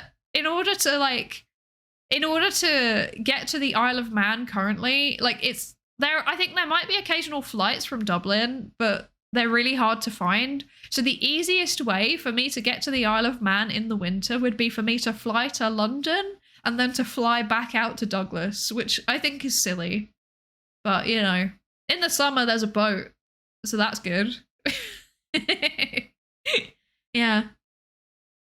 The other fun one is Nauru. That's managed by the Swedish Internet Foundation that does the administrative stuff, but then pays them for the domain.nu, which is now in Swedish. Oh, that's kind of fun. That is kind of fun. I like that. Oh, which means now in Swedish even. That is fun. I like that. I like that. That's a good one. I think .me is another one that's like got a similar setup, right? I don't remember what .me is though. I've forgotten what that is. Why does the Isle of Man have its own top-level domain? Well, it's a separate country. Is it part of Great Britain? No. No, it's not part of the UK. Well, it's complicated. Just swim. I would love to. So the Isle of Man it's a crown dependency, which means that it's not technically in the United Kingdom, okay? So they have their own sovereignty. They have their own government. They make all of their own laws. They have their own tax system. They have their own healthcare system. It's all separate from the rest of the UK. However, there's kind of like, I guess, a contract between them and the UK, which basically says that they get a bit of funding from the UK and they get like defense and some other stuff, you know, connection into the internet and telecoms and stuff. A few other things as well. And then in return, they pay a bit of tax back to the UK or something. And this is a setup that works quite well, apparently, because it means that they're fairly autonomous, but also they're small enough that they are kind of reliant on other places. They're still part of the common travel area, so you can move freely between like Great Britain, the Isle of Man, and then anywhere on the island of Ireland. You can move freely between those places. I think also the Channel Islands, wait, maybe? I'm not confident on that. But those three islands, the like Great Britain, plus it's all like little islands attached to it, the Isle of Man and the island of Ireland, you can move freely between them. Yeah. The Isle of Man is a self-governing crown dependency. Yeah. So it's got the same monarch. Yeah, I think it's cool. I think it's a cool little place. I really like it. Most of the tourism that they have is from like, you know, the motorcycle races. But I think that they have a lot going for them beyond that. It's a UNESCO biosphere island, which is basically means like big chunks of the island have not been developed on. So it's like actual, you know, raw countryside as it should be and was meant to be, and it hasn't been touched too much. Sometimes they put in like pathways, or they have like a little, you know, attraction in like a glen or something, but overwhelmingly it's like pretty raw, and it's a really lovely landscape. There's a lot of variety on it. There's like nice beaches. There's like jagged kind of volcanic cliffs like what you see in Scotland and Ireland. There's like mountains. It's got mountains. There's like forest. It's got everything really, and it's got cute little villages, and it's also got really good trains. I'm not being paid by the Isle of Man Tourism Board. I should stop talking until they pay me. But yeah, if you're going to go outside motorcycle race season, unless you like motorcycle races. But if you go between the races or like around the races, when it's still like summer and places are open and, you know, there's like hotels are like fully operational but not at capacity yet, then that's the best time to go, I think. Yeah. Anyway. Um, anyway, Isle of Man yapping aside, should we go back to this video now? It's taken us half an hour, 40 minutes to watch 47 seconds. I think this is a new record. This is like literally like less than 1 minute per minute. So, okay.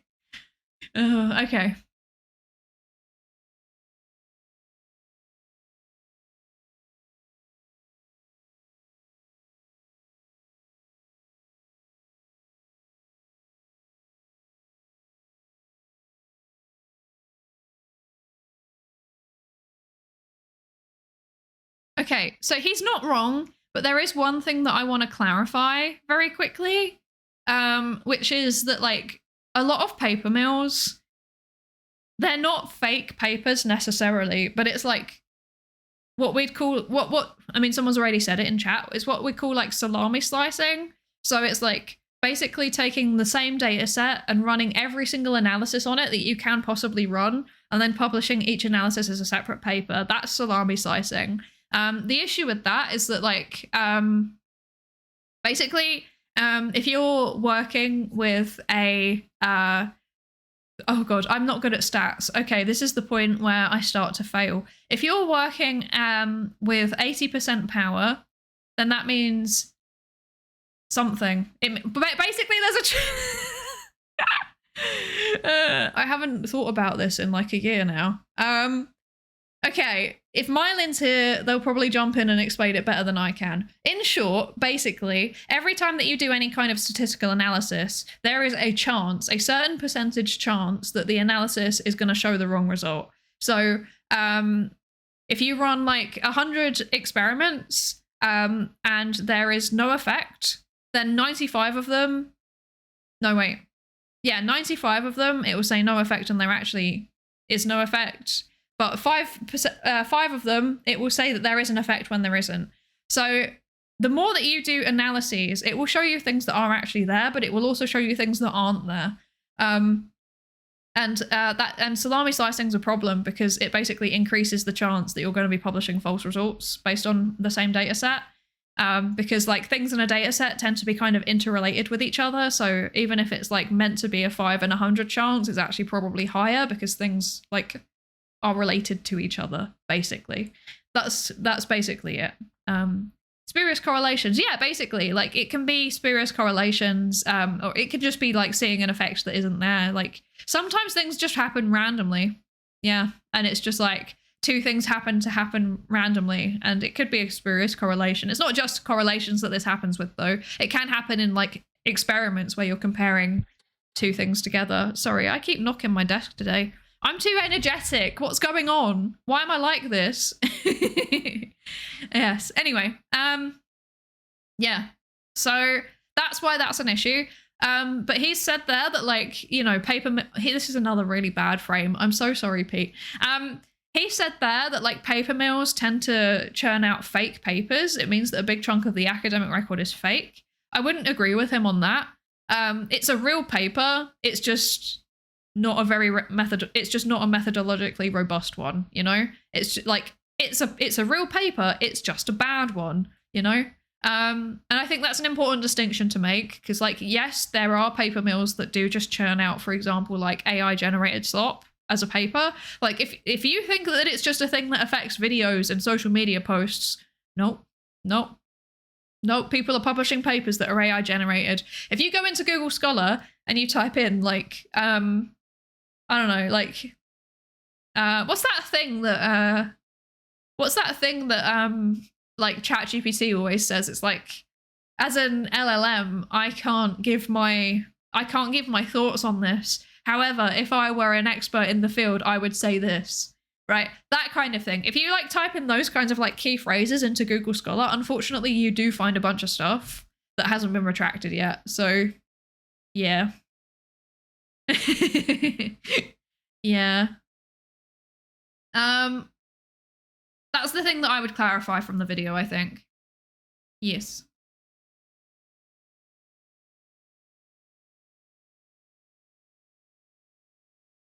Okay. Wait. Okay. Wait. Well, I'm not getting paid by Ground News, so we're skipping over this.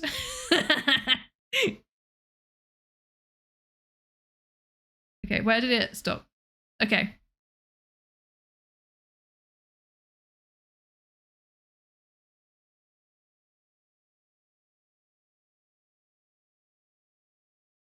Oh my god! Stop!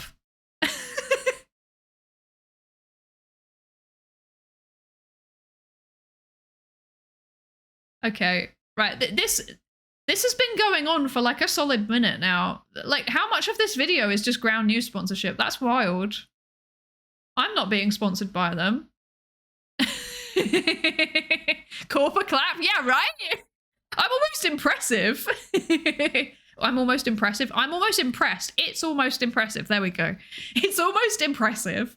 The orange bar shows it. What orange bar? Oh, this one. Oh, I should have paid attention. Hi, Kiari. Hello, hello. How are you doing? I hope you're good. How are you? How are you? Yeah, it's like a whole minute. That's kind of wild. Wait. There was where it started. So yeah, it's a whole minute of sponsor. No, it's 2 minutes. Oh, it's 2 minutes of sponsorship. That's wild, bruh. That's wild. That's like 1/7 of your video. I mean, he's on the Shrigma grind set. What can we say? You know. Wow. Multiple comparisons problem / data dredging. Yes, that's the one. Multiple comparisons problem. Thank you, Robert Brown. Thank you, Robert. Thank you. This is the thing that I was thinking of, and I've not thought about it in a while because now I'm not really like, I'm not deep in the stats analysis anymore. You know, like I do mixed methods, and at the minute I'm mostly doing qualitative stuff. And like the stats that I am doing is very simple. It's just like a simple t-test. Maybe I need to adjust my p-value, but like I know it. It's the knowledge is embedded in there somewhere, but I'm not using it regularly anymore, and it started degrading. It's kind of sad. Yeah, how much are they paying this guy? I want to know. I want to know.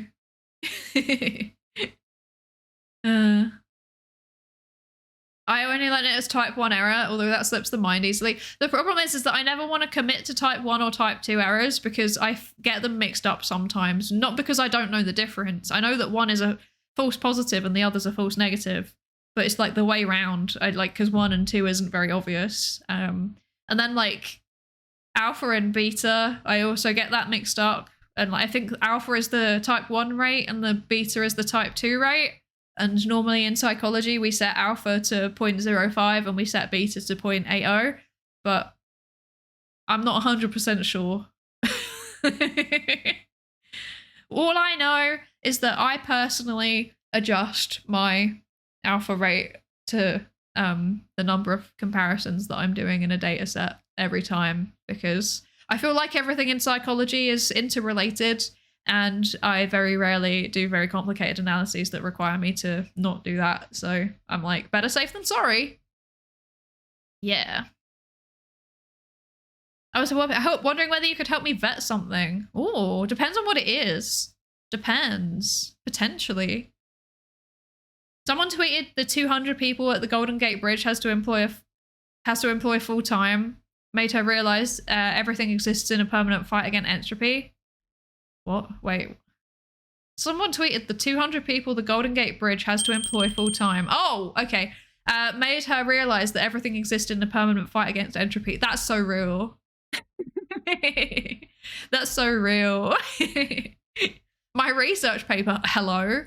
I can definitely help you vet that. Hello, Tyler. Hello, hello. Thank you for the lab safety ready to check in. I hope you're good. Welcome in. And also, hello, Cut the String. Hello, welcome into the research participation pool. I hope you're ready to take part in some research because you just signed the consent form. Thank you for the follow. I really appreciate it. Okay, anyway, let's get back into this. This is devious, though, the way that he's done this, because this is integrated into the video. Because he was talking about, there was like a scandal where like a group of journals underneath the publisher Wiley got found to be a paper mill, and then they shut them all down and they got de-indexed, which is something I was going to talk about earlier and then I forgot. But basically indexing is like, we have fancy academia search engines, and if your journal is in the search engine, then good journal, and if it gets removed from the search engine, then bad journal. That's basically what it boils down to.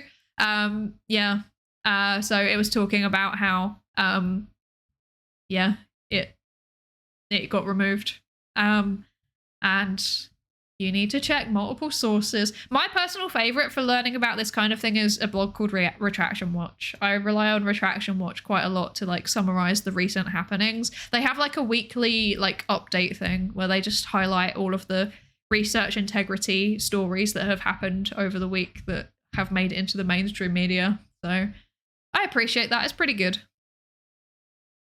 Yeah. Hello. Hi, cut this string. Hello. A lot of misinformation about the cost of maintenance of the Golden Gate Bridge out there. Is there actually? That's really interesting. Now I'm going to go on a weird tangent when I finish the stream. Anyway, let's keep going. Okay, sure, buddy. Okay. Where's my Ground News sponsorship?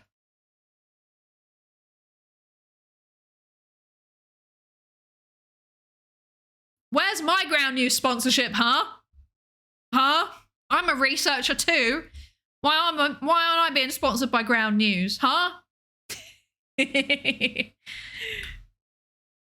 Okay.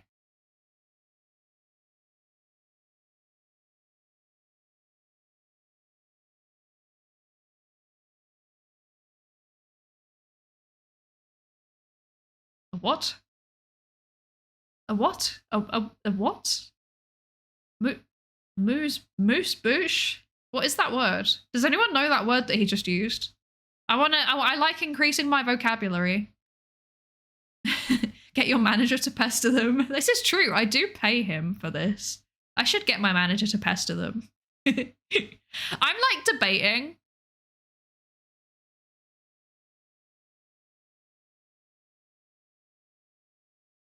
A moose boosh. A moose boosh. It's like a tiny appetizer. Oh, I see. Uma musume of paper. A moose boosh. Okay. But if it's got an accent on the end, shouldn't it be pronounced like a moose boucher? Is that not meant to be pronounced boucher? Am I wrong? I don't know. I don't know French. It's a greeting from the kitchen, included with meals. Oh, I see. Today I learned. Never heard of it. Yeah. I guess it's like when they put like free bread on the table or something, right? Yeah. Huh. I've learned something today. There you go. Never say that these streams aren't educational. They are. Hello. Hi, Black to the corner. Hello, hello. There's no accent at the end. Oh, is there not? Oh, okay. Not supposed to have an accent. Okay. Okay, noted. Even if it's got an accent, you're meant to mispronounce it because you're British. Okay. Okay. Oh dear. I see. Okay. What would even be a sponsor that I would get that would like be on brand though? Because I wouldn't want to get a sponsor that isn't like actually me. Like that's why I'm not interested in like, you know, like gamer subs or anything. Because like I'm not a gamer and I don't drink energy drinks. So that feels wrong. But then like the only one that I could think of that I actually do use is like Huel. But then that also feels wrong. Because various reasons. Like, I've also said many bad things about them. I've also said many good things about them. At least I'm honest. Brilliant is the usual one for educators. Apparently they don't like, apparently they're like kind of funny about sponsoring streamers though. Like they prefer YouTubers. Yeah, I've heard this from multiple people. I'm American. I'm supposed to mispronounce it in a whole different way. Does Atero pay sponsorships? Good question. Probably not. Probably not because they're like free open source software. Raid Shadow Legends. Absolutely not. Absolutely not. Ground News fighting against misinformation, able to compare newspapers. This is true. I guess Ground News would actually be quite on brand for me. I feel like Nebula gets advertised by Nebula members. Yeah, that's very true. That's very true. Poltrix? What's Poltrix? I've never even heard of that. Yeah. I mean, I don't need a Zatero sponsorship because I shill them every single paper, like journal article stream, don't I? I'm just like, let me bring up Zatero. I'm using Zatero. I love using Zatero. So, I mean, if they want to do a sponsorship, I ain't gonna complain, but I think the ship's kind of sailed, you know? Yeah, Qualtrics. Yeah, Qualtrics. Qualtrics, yeah, the survey one. I use SurveyMonkey. Imagine if they gave sponsorships. I reckon SurveyMonkey would do it. I reckon Qualtrics probably would as well. But I think Qualtrics could be kind of fun though, actually, because that's like, you could go through and build a survey on stream using Qualtrics, and I could show off some of the fun stuff that you can do in it. Like, that would unironically be fun.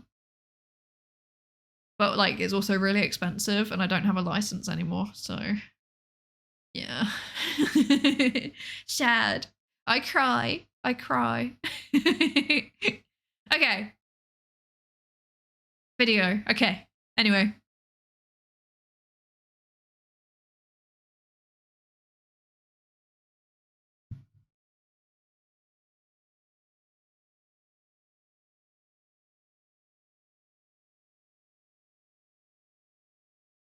I am not going on that website. I'm sorry.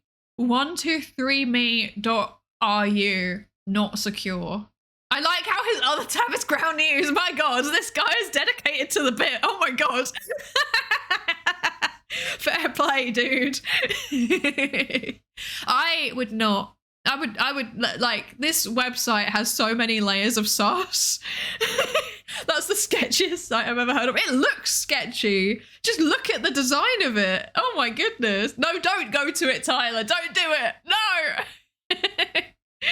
Look at the website. It looks sus. Oh my lord. Oh dear. It's like the creepy URL shortener couldn't come up with anything that good. I know, right? It's like a 90s GeoCities site. It is. It's so funny. I wonder what it stands for. Does anyone speak Russian? Does anyone know what it stands for? If not, I can bring up Google Translate in approximately like 10 seconds. That's not the right app. That's a different app. I'm doing Duolingo and I've got a 50-day streak. What do you think about that?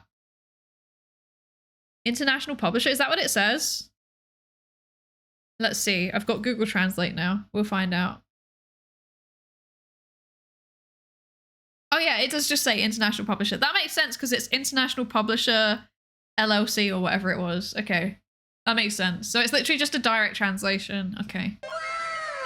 Wow. This reminds me of where I used to get movies from. Oh no. Oh no. I'll have you know my 90s GeoCities site were much nicer than this. I'll have you all know that my GeoCities site was also much nicer than this. It wasn't, actually no, I take it back because mine had like a neon pink background, so it was worse actually. Okay. Anyway. Let's not talk about that. That's just reminded me. One of the things that I was meant to do in Jingle Jam was I was meant to reveal to you what I used to write fan fiction about. And now I'm willing to do it. Since we're on the topic of GeoCities, I'm willing to do it. I had, drum roll please. I had a actually surprisingly popular GeoCities-esque Pokemon fandom website when I was younger. And as part of that, I used to write fan fiction and put it on my website. But it wasn't like, basically it was like I liked, so I had this like this ongoing fan fiction. I used to do like one shots where it was basically just like graphically detailed Pokemon battles, and it would like I was a very strange child. It would detail like the level of like for example, it would detail the like 3rd degree burns that Mr. Mime got from Charizard. Like that's the type of thing. I had an issue. Like yeah. So that was one type of Pokemon fanfic that I used to write. But the other type that I did was like, it was like an ongoing chapter by chapter one. I ended up writing it for like 3-4 years. I think I started it when I was like 11 and I stopped writing it when I started doing my GCSEs when I was 15. And it was like an ongoing story that was like, it was basically isekai. It was a reverse. Also, I'd like to point out Pokemon Dungeon isekai, okay? But it was like a reverse isekai. So instead of like being isekai'd as a human into a Pokemon, instead it was a Pokemon got isekai'd into a human body in the human world with no Pokemon.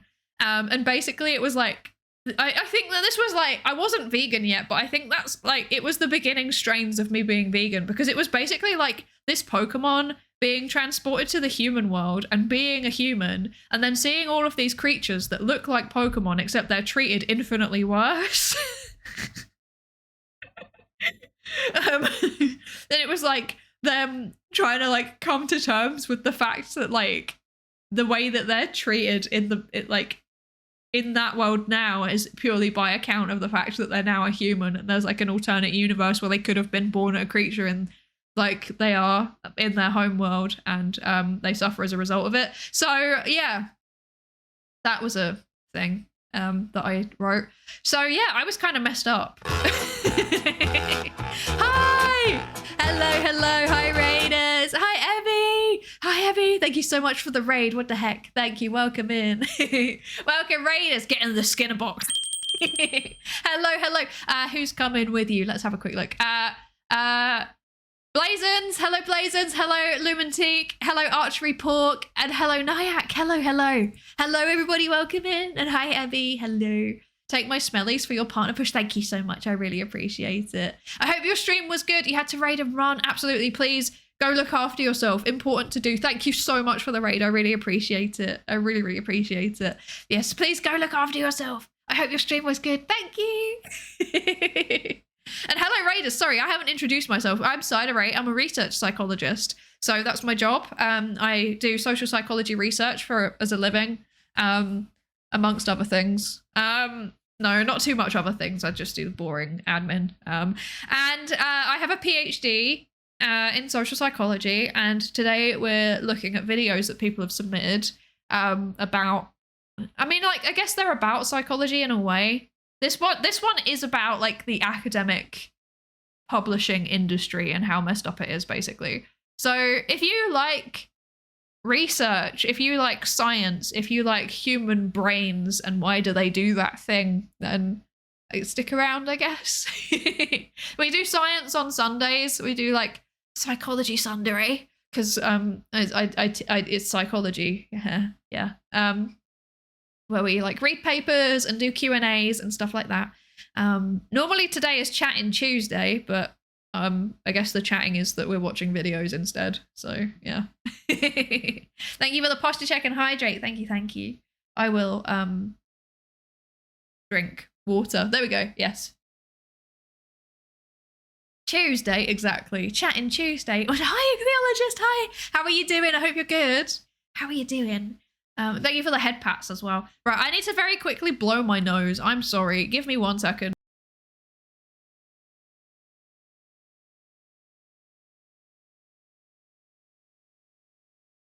Thank you for your patience. That was a vigorous one. That was a good one.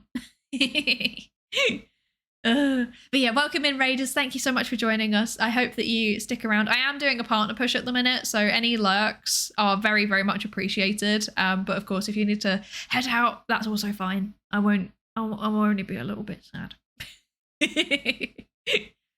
I'm doing great. How about you? I'm doing all right, thank you. I'm doing all right. I'm recovering from a cold, but aside from that, I'm pretty good. Okay. Right. We can't do this again. We can't yap so much that I literally only get through like part of one video in the whole stream. This is ridiculous. Okay. I aim to get, I think we can get to video 3. You know what? I think we can get to the end of video 4. Let's do that. You know what? No, I'm just going to very quickly shuffle them around. Okay, now we've got 2 shorts in there. I reckon we can get through these. Okay, let's do it.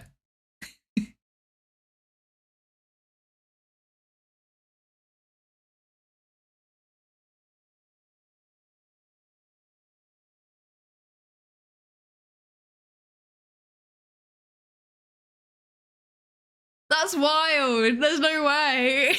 There's no way. That would stress me out though if I was like, oh yeah, I'm gonna cite this person, and then I'd be like, they watch me, teehee.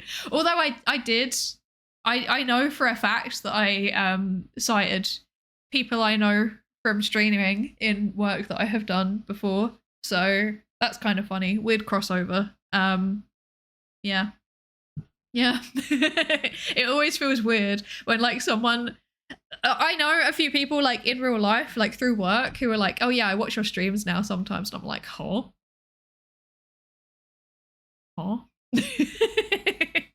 It's kind of fun though. I think that's cool.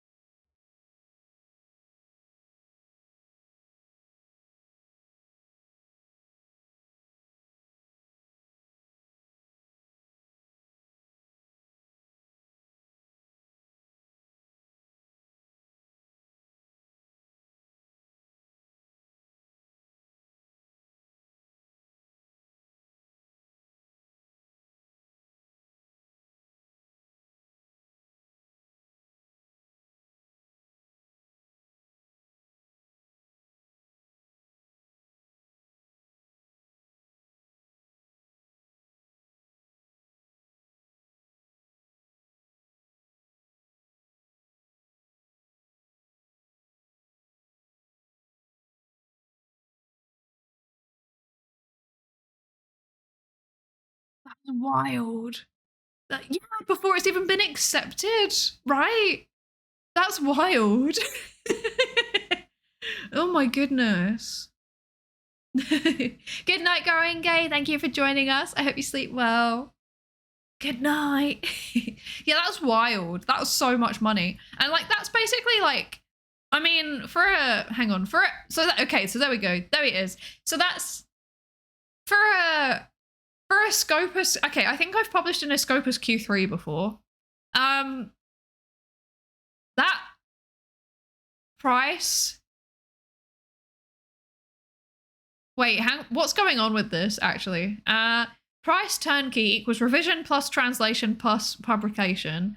Price only for publishing an article. The price is only for writing or revising the article. The price is only for the translation of the article. Okay, so it seems to me almost like, how can I describe this? I feel like these things here, these two things, okay, okay. This translation, like paying for translation of the article, that's valid. That's like an actual service that you can provide, and there's nothing wrong with that. Getting like paid feedback on a journal article, it's weird, but I don't think there's anything inherently wrong with it. I actually am a big advocate of like, I think we should be paying peer reviewers for journals. Like, I think that journals make incredible profits, and some of that should be going back to the people that are spending their time reviewing for them. Because so many of them are like PhD students. They're like grad students, and like it takes a long time. Like if I'm reviewing an article, it normally takes me like at least normally 2-3 days to like give it proper feedback. And I'm talking like 2-3 days, like solidly 8 hours a day. Like it's quite intensive. Like you have to really read it. If you're doing peer review properly, like you have to like comb through like the data and the supplemental materials, and then you have to also like, you know, write it all up. And then there's a strong chance that like you spend like maybe a day and a half doing that, and then you've got to do another half of day and back and forth of emails with the editor, and then sometimes you have to do like another round of like you have to read it again after they've made their revision, so that's another day. So like the total process is like 2 to 3 days basically. Yeah. Wait, peer reviewers don't get paid? What? Yeah, no. If you peer review for a journal as a scientist, you don't get paid because it's considered to be like, yeah, it's the sort of idea is that you're paying it forward. You review for others because they'll review for you. Yeah, exactly. But I think it kind of stems from the like expectation that like you're probably an academic and therefore this is probably built into your job plan and you should just therefore do it and you're already being paid for it. I think that's part of the logic of it. But like that doesn't make sense because I, for example, get requests for peer review and it's not part of my job plan because I'm not in academia. Like if I do peer review, I have to do it outside of my core work. And that's the same for a lot of other people that also like even that work at universities. Like I know professors that have peer review built into their workload model. But I don't know. So, for example, if you're a PhD student, that's not in your workload model. If you're a postdoc, there's a strong chance it's not in there. And if you're like primarily education, it's probably also not in there because like you're meant to be teaching. So why would you be peer reviewing research? So yeah, I don't know. It's as a system, it's just kind of cursed, and I think that we should be paying people for it. That being said, these things here, writing the article for you. Publishing an article as in like putting your name on the article and then like all of these things bundled together. These things are extremely sus. You should not be doing those. That's basically the equivalent of like using an essay farm for your essay, you know? Like it's academic misconduct. Don't do that. Like I'm telling you now, don't do that. The peer review anime series pay zero academia. That's actually true. Even minimum wage would go a long way for very little hit to a journal's revenue. Right, but like, should we really be paying people that have done 10, 15 years of education and then an additional God knows how many years of work if they're above a PhD level? Like, should we really be paying them minimum wage? No. I would contend that like, I mean, I don't know, I don't really know like, you know, US prices, but like, UK and Ireland, I would say they should at least be getting paid like £30 or €35 an hour. Like that's what I model my expected salary on because I think that I've done enough work that that's what I should be getting paid now. Yeah, I don't know. What is that? I'm trying to do maths. What's €35 in USD? Like $40 an hour? Yeah. So...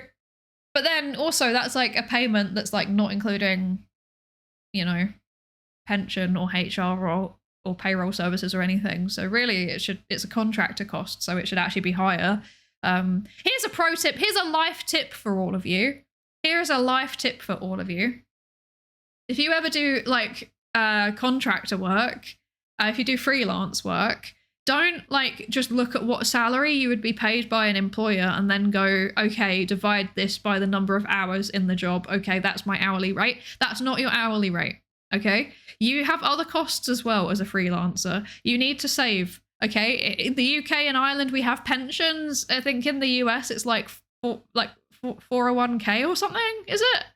But like or like an IRA. I remember that one. I remember that abbreviation. But like you should be saving for the future. You also have to pay tax on your income, account for that in your costs. You know, operating expenses, account for that too. If you need to pay subscriptions for software, for example, that is operating cost. Add that onto what you're doing. Add the tax that you're paying onto the salary you want. Okay, this is my advice to you. And now there's going to be an ad, so corporate clap. Yeah. Yeah, this is my advice. As someone who didn't do that before, once when I was working as a freelancer and then proceeded to get paid under minimum wage, and it caused a whole problem, and I had to Yeah, it caused a problem. Yeah. But one streamer is 2 hours early. I'm not early. I'm exactly on time. That's how we quote customer orders at work. It's all factors in. Good, as it should be. That's how you run a business. And, you know, if you're a freelancer, you are running a business. Yeah. Yeah. Check Discord. I'm not going to check Discord in the middle of the stream, but I will when I get the chance to. If I remember correctly, the rule of thumb was at least 1.5 times your monthly salary before quitting your day job in the US. Yes, exactly. Exactly. That's how I modeled it too. It was a big learning experience for me when I had that situation where I ended up being paid less than minimum wage, like net after taxes and stuff. That was not great, but I learned from it, and now I model that into my costs. In fact, I'm quite conservative, and I would say 1.5 is like a minimum that you should be going for. I think technically, like, you can probably get away with 1.3 if you have closer margins, but I get anxious. And I'll have you all know, I've been setting up an analytics spreadsheet because my manager was like, you should have an analytics spreadsheet. And I was like, haha, you're right. And then I set it up because good accountability, I do what he tells me. And I'll have you know that part of it on there that I actually have modeled is like what I earn per hour from all of my revenue sources.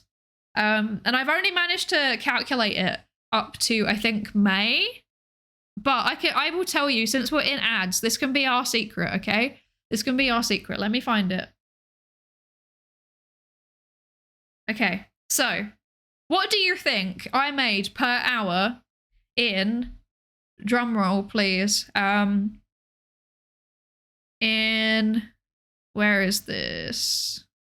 It's row 21. So row 21 is June 2025. Okay, June 2025. What do you think I made per hour from all of my revenue sources as a streamer in June 2025? What do you reckon? On Twitch or overall? Per hour overall. So Twitch and Ko-fi. As hour worked, yeah. Oh, I don't know what you took into account as hour worked. So I took into account my stream, how long I took for streaming, and then I did like a times 1.5 calculation on that to account for all of the like extra marketing and planning time. Yeah. 15 per hour. Interesting. 350. 350.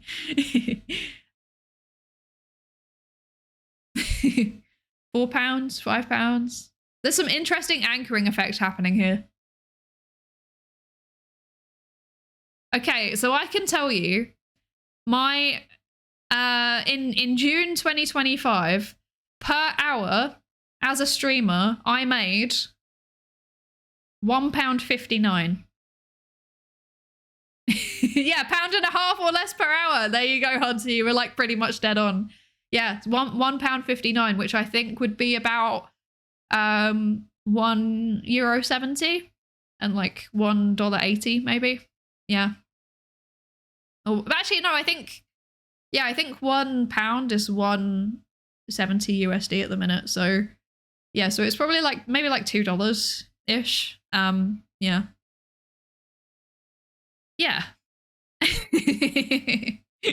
So we're pretty far off what I would need to live off it as a job. I can also tell you my highest amount so far was during the Psyathon, I believe. Oh no, it actually wasn't.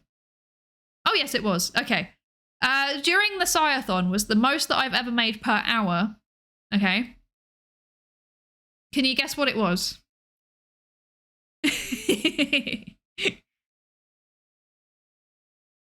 Now you gotta factor in. I did stream for a very, very long time. However, it's the whole month. It's the whole of August 2025. So it was like including the Vedal raid plus the Psyathon.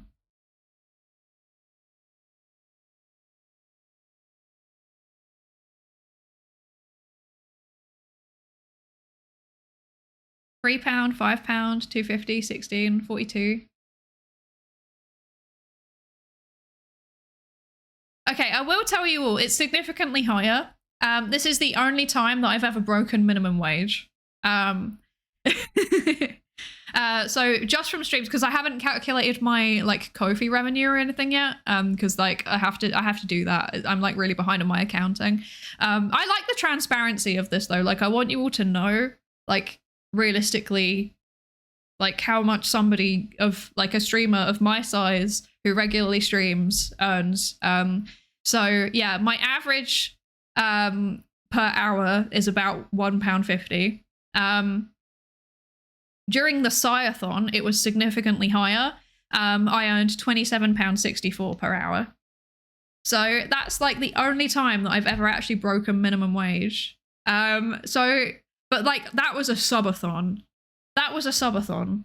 And, you know, it was very intense. And I did cry at the end because it meant a lot to me that that happened. Yeah. Broken minimum wage reverberates into the distance. The sound of tax rats skittering closer happens. Okay, but even with tax, it still breaks it. So, because it's like, if it's like £27 per hour, then, and you get taxed at 20%, then there's some maths there. It takes like £5 off, so 22, which is still over minimum wage, which I think is like £15 an hour. Yeah. Clearly we can credit the Pikmin song to your financial success. Exactly. That sounds rather unsustainable. Exactly. And this is exactly why I've been like, every time someone's like, haha, you should stream as a full-time job, I'm like, I mean, I like being a scientist, actually. I do genuinely enjoy being a scientist. I love my job. But like, I can't. Like, I don't actually, like my average Twitch payout over the last year has been like between $100 and $200. Like that congratulations, that pays like a fifth of my rent. Like never mind all of the, I don't think it even covers my electricity bill. Like so yeah. I don't want it to seem like I'm like flexing. I never want that. I am incredibly grateful for every single bit of money that I have ever received through streaming, and I know I'm incredibly lucky and privileged to have that, but also like you can't do that as a job. Hi Zatchap! Hello, thank you so much for the raid. Welcome in. What the heck? Thank you so much. Hello raiders, welcome. Capitalism bad and we like Jacques Lacan. What is the context? That's one heck of a raid message. Hello raiders, welcome in. And Zachap, thank you so much for the raid. Thank you so much. Hello raiders, I am Psydere. I'm a research psychologist. That's my job. I have a PhD in social psychology, and now I have a job where I'm like a postdoc and stuff. And on the side, I'm a silly little anime girl that makes live streams about science sometimes. Welcome in. Who is here? Bounce House, welcome in. Oh wait, Zeode UK. I hope I've said that right. Please correct me if I haven't. Sweet Pyro of Cairo, hello, welcome in. Vile, that's one heck of a username. Goodness gracious. Quacky Happy Inc. Breakbeat Kid. Octo Squiddies, hello, welcome in. Brick Griff, hello. Arbalin, hello. Welcome in. And Pappy Zeke, welcome. And Kirito PG, hello. Welcome in, everybody. Thank you so much for the raid, Zachap. What were you up to today? What were you doing? What were you up to? Something about capitalism bad, I assume. I think I might have raided into you once with Racco. Not me, like it wasn't my raid, it was Racco's raid, but I think Racco might have raided into you and I saw you through that. But yeah, I'd love to know what you're up to. But if you need to raid and run, that's absolutely fine. Yeah. Please do look after yourself. You need to look after yourself after you've been streaming. Yeah, go drink some water, eat some food, you know, do what I do and stare at the ceiling for 2 hours, you know, whatever you need to do, stretch your legs, etc. Please do it. Please look after yourself.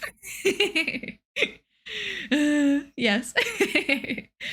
As a side job, I tutor kids in chemistry and English. I get paid £20 per hour in that. I kind of don't put that in my taxes. That's naughty. What did we literally just say earlier about don't put your crimes on Google Scholar? Don't put them on twitch.tuvelu either. HMRC is going to be rapidly approaching your location with that kind of statement. Thank you so much for the follows, Quacky Happy, Brick Griff, and Kirito. Thank you so much. Welcome into the research participation pool. We do broad education, political history stuff of Russia is what we ended on. I saw Psychologist and hope you know of Lacanian psychoanalysis if it's a favorite.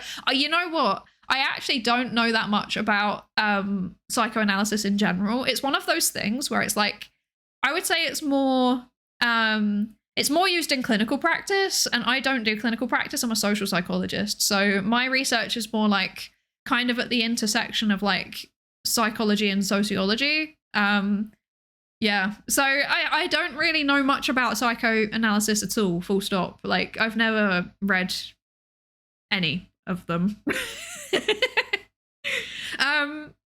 Yeah, but I keep meaning to, you know, it's like on my list of things that I want to delve a bit deeper into, because like, oh god, I used the word delve. Ew. I sound like an AI. Ew. Ew. Oh dear. Partner push, good luck. Thank you. I'm hoping that we might be able to get it. I've been rejected already, but you never know. You never know. It's like a chance. What's your hello, Junk Saint? Welcome in, welcome in. I do crimes. Well, don't advertise them on twitch.tuvelu. Yeah, everyone's got an overflowing to-do list. I know. And I'm like, sometimes I just wanna like sit, you know? I just want to sit and just read. I have such a big reading list, but I have to read so much for my job that I don't get then round to reading the things that I want to read. Like with like, I don't know. I have like silly not having to think too much reading. That I can do in the evenings sometimes. And then I also have like stuff that I want to read that isn't part of my job, but I like know I need to read it at some point because I think it will make me better at my job. But I have so much to do during my job that I don't get around to reading it. And that's like an entire list by itself. Yeah. Yeah. Thank you. We can all prosper, and that up for the follows as well. Thank you. Yeah. Someone tell Rin there's a problem with her AI. Oh dear. Do you use game theory by any chance? I saw the math side and wonder who is applying it. I don't really, but I know I like have a colleague who does actually. I have a colleague who uses a fair bit of game theory in terms of like direct social interactions. Yeah. As someone with a naturally expansive vocabulary, it really sucks that ChatGPT has cheapened my skill. Yeah, I feel that. I don't have a very, I'm weird though. I actually don't have a very expensive vocabulary. Apparently though, my writing style is like really, really similar to Claude, and that makes me feel nervous in a way that I don't like. Like I have had allegations of some of my writing being AI, like specifically Claude, and I do not use it. Like I don't use it. So I guess it's just really good at like specifically recreating British autistic woman with a PhD. I don't know, maybe it's been trained a bit too much on me. I don't know, but it makes me nervous. Breakbeat Kid, Octo Squiddies, and Sweet Pyro of Cairo, thank you all so much for the follows. Welcome into the research participation pool. Thank you. Hi, Carmen. Hi, how are you? I hope you're feeling better. I saw that you've not been very well. I hope you're feeling better. Yeah, the scientist dilemma is so real. Like, I am sick of being accused of being an AI. We have this joke here where like I'm like an AI model that's like trained on various streamers. Normally Rin Penrose, she's like a VTuber who's also British, and therefore we're the same person apparently. Apparently we have quite similar mannerisms, but but yeah. I have actually had the same problem in my day-to-day work occasionally, and I don't like it annoys me more with my work. Like on stream it's a funny bit, but like day-to-day work I'm like, stop saying that I sound like Claude. Yeah, Claude is using my writing style. Exactly. Claude is using my writing style. I was writing like this first, actually. Someone mentioned to me that Oxford commas were a sign of AI usage, and I had a mental crisis. Don't say that. Don't say that bold stuff. That's gonna put me down a bad rabbit hole, and I don't like that. That's gonna make me feel sad. It's been trained on Wikipedia and Reddit. I mean, that explains a lot, to be fair. That explains a lot. It's been trained on Wikipedia and Reddit. It's just like me, for real, for real. Oh dear. Claude is a big fan of your papers. Oh god. My papers are almost certainly in it, because like most of the stuff that I've published is open access, so I'm in the data set. I've accepted my fate, you know. There's nothing I can do about it. I don't like it, but there's nothing I can do about it apart from complain very loudly. And you know, be like, I want to be opted out, and then they're like, no, and I'm like, oh, okay. This, I don't like this whole capitalist overlords thing, but you know, it is what it is. Oh, I was also trained from Wikipedia and Reddit. We're the same, Retty. We're the same. I've been trained, or rather conditioned, on Wikipedia and Reddit too. No one on a dating app is ever gonna think I'm actually real. No, it's okay. We're all struggling together. This is something that we all suffer with together. So sometimes I actually like do read back through, you know, like my papers and stuff, and I'm like, yeah, I can see it, because like the way that I write is very just like, you know, thing. You know, like they're connected, but it's very concise, and I think that's kind of what like. Kind of a bit what like how Claude writes is, you know, like, you know, basically it's just bullet points with words connecting it. That's how I write, so I can kind of see why people say it. Yeah.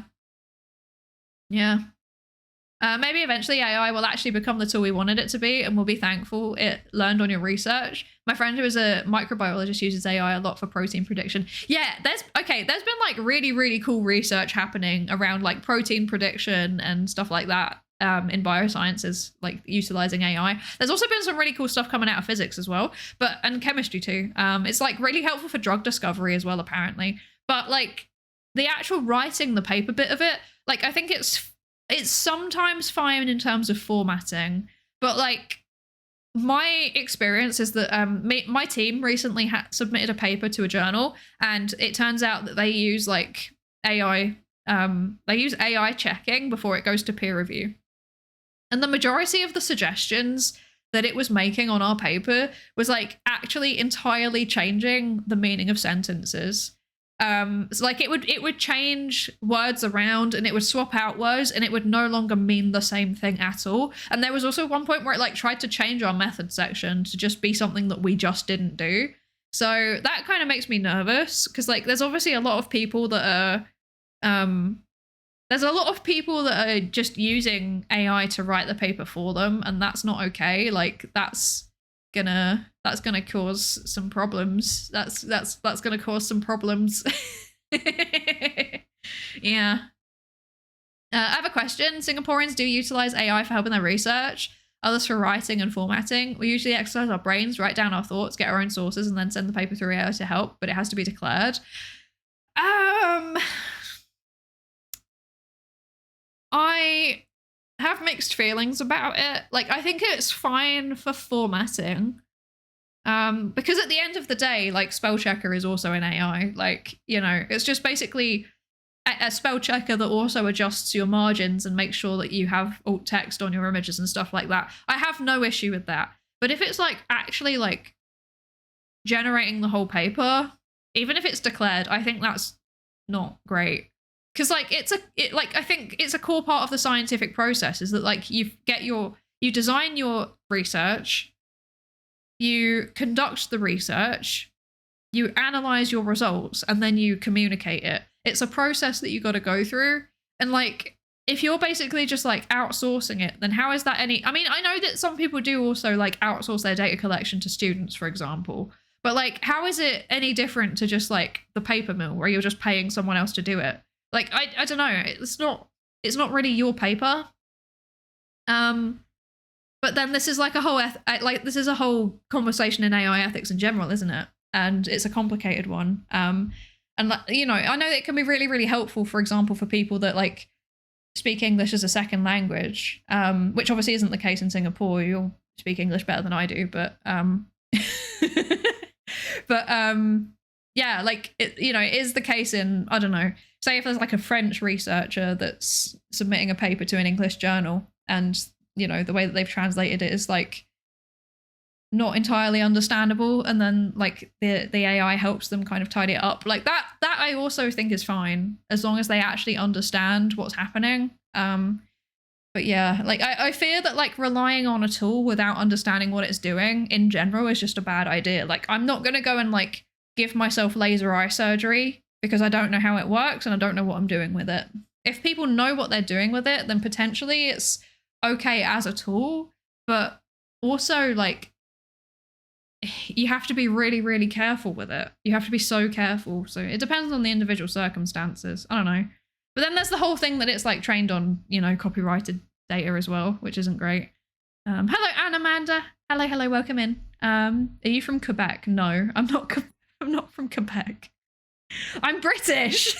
How did you get Quebec from my accent, actually? That's impressive. Yeah. We've had changes suggested that would change the protocol from usable to poisonous. Yeah.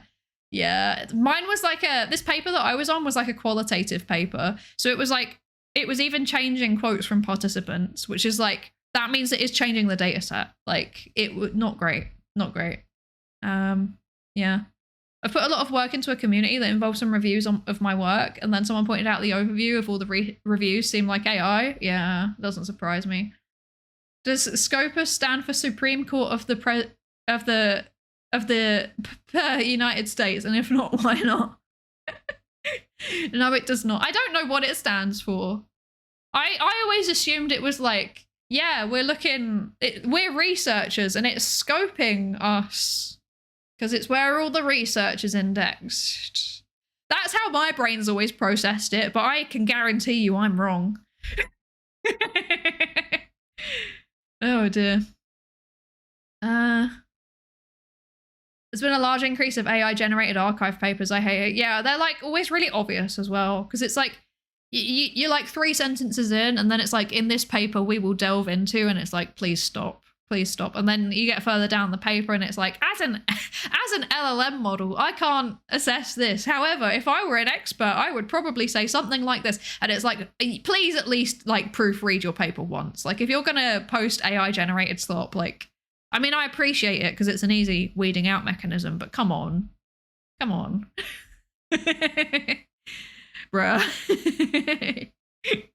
There you go, I did the react, bruh. Are you happy that I've done the react, bruh, or are you sad? Tell me your preference. Do you like it when I do the react, bruh? This is a real react stream. I'm reacting so hard to this video right now. I'm reacting. Oh dear.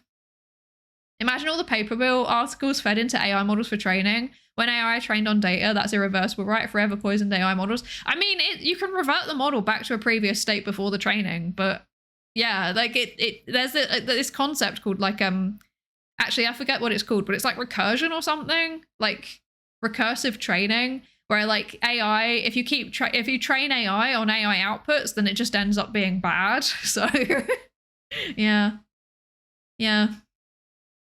From a music point of view, Bandcamp have banned AI music from the platform, or rather they've done no more than add a category for users to report AI music. And there's already AI apologists, like if it sounds good, it doesn't matter. Yeah, I don't agree because I think, I don't know, my opinion is that like what I like about art is that there's like a little bit of the person in it, you know? And like no matter how it looks, or no matter how it sounds, or no matter what the end product is in any form, like it's got a bit of their personality in them, and I think you can learn a bit about them from it. Yeah, but also like if someone puts in the, say for example for me, like you can just be like, oh, you know, drawing a silly anime girl, you know, but like the sheer like fact that they've used some of their time, their limited time on this earth, to go out of their way to do fan art, like I don't know, it means a lot to me, genuinely. Like it means a lot to me when it happens. So yeah, I don't know, it's like the time bit that I appreciate in like AI art or AI music, like because it's like an average, it's basically like an average. It sounds boring, I think. Like it sounds nice in a kind of like general way because it's average, but I think that makes it boring, and that means I'm not interested. I don't know. Yeah.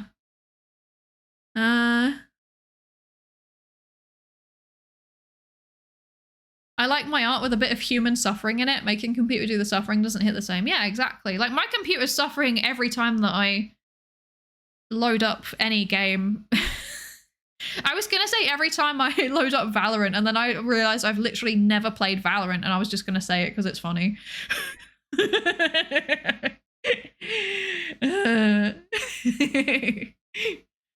Oh dear. Yeah. Apparently an AI generation site called Suno is creating more tracks than the entire Spotify library every 2 weeks. That's horrifying as a thought. That's scary. Yeah. Yeah. So clearly we need an AI that sings and stabs people for art. Isn't that literally just neuro-sama? That's neuro. For example, Neuro 2 is AI slop. Yeah, but AI is not being used in a boring... Neuro is not being used in a boring way. And also, like, I would argue, like, a big chunk of Neuro's... I mean, as we've now evidenced in the literature, haha, from the papers that we've read, like, a big part of Neuro's appeal isn't her. Like, it is partially her, because as a character, she's cute. But the bigger part of it is, like, her development over time and the story that it's creating, which is in turn, like, partially created by the community and partially controlled by Vedal. So it's still fundamentally a human process. It's just, like, with an AI character at the center. And I would argue in that way, like, Neuro's kind of just like a modern version of like an anime protagonist or a manga protagonist or a light novel protagonist or a visual novel video game protagonist, you know? Like, yeah, I don't know. I think it's kind of different. Like, Neuro isn't inherently generating the content. I mean, she kind of is, because like she says funny things and people clip it and stuff like that. But if you actually go and look at the clips channels, overwhelmingly the clips are not of Neuro. They're of her interacting with other people or other people interacting with each other in relation to her, or people talking about her, you know? And I think that reflects the fact that, like, the Swarmers are community. They're an incredible community, just like full stop. But I think it does reflect like why people like Neuro. It's not the AI. The AI is like, she like, it makes her novel. It makes her interesting and new. But I think they're there for the story that's being told, because that's just like fundamentally a human thing. We love stories. Yeah. And that's evidenced by literature now, because we've read those 2 preprints that said pretty much that. So yeah, I love it when my hunch is verified by academic literature, but it's preprints, I think. So you know, they're not perfect, but you know, academic literature still. Yeah. I don't know. That's my take on it. Yeah. I personally consider Neuro herself Vedal's work of art. I agree. I think that's such a great way to summarize it, Boulder Stuff. Yeah, like she is the art. And people like, and it's a collective effort. It's like partially Vedal's art, but also like part of her is kind of also handed over to the community, right? And the community are creating something out of her. Also, hi Wirepool, hello. A streamer put it really well. Art is a way for someone to communicate something to others. AI art just doesn't communicate anything to others. I mean, I guess it still can kind of communicate something. Like, you know, if you're like, I want an AI generated image of, I don't know. I want to create like some kind of misinformation slop on TikTok. So I'm going to AI generate a bunch of images of aliens building the pyramids. And then I'm going to put an AI voice, like I'm going to chat GPT a script about aliens and pyramids. And then I'm going to use an AI voice to record the script and then slap it all together. Like that's still communicating something. But I think the thing that's missing is that it's not communicating feelings, maybe? I don't know. I think there is definitely something kind of fundamentally different between communicating something with an AI output versus communicating it with something that you've put a bit of your time and effort into. But I've been struggling to quantify what the difference is. Like I can't I've not managed to quite put my finger on it. It's something that I want to do a bit more reading around, to be honest, because like it's one of those things that I think like I need to know more about it. The world is changing. I need to learn about this, but I just haven't got around to it. So yeah. Yeah. I don't know. Yeah. Hi, Yoavco. Hello, hello. How are you? I hope you're good. I do agree about neuro being unique, but I'm slightly concerned that it's not a rule. Clearly, there is some appetite out there for pure effortless slop too. Yeah, but I think like most of the pure effortless slop that people consume is like when they're not really paying attention. Like I do think that a big chunk of it is like when people are just kind of checked out, you know? They're just scrolling through their phone. That's what I do. I'm going to be so real with you all. Like my effortless slop is not effortless slop. My slop is like high effort slop because my slop is VTuber clips, right? So I'll just like scroll through my shorts feed and watch loads of VTuber clips. So it's still high effort slop actually. But, but yeah. Yeah.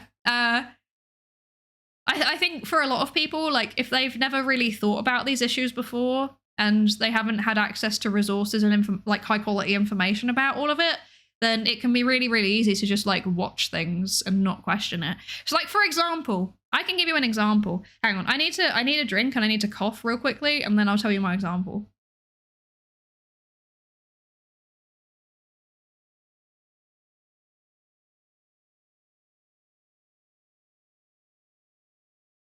Okay, so my example is my grandma. My grandma, like she uses Facebook, but she just like doesn't quite understand the concept of AI generated stuff. Apparently, I don't know this like firsthand. I've been told this by other people.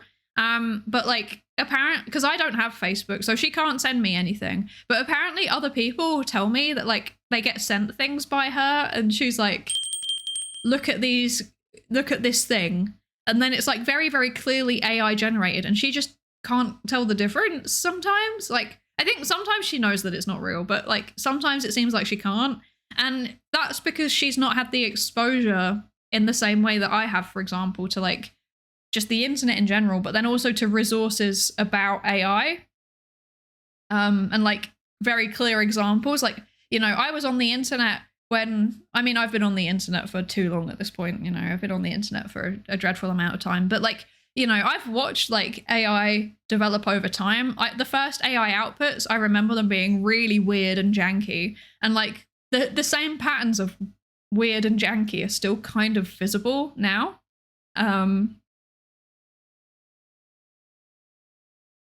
Yeah, they're still kind of visible, but like not as much, I guess.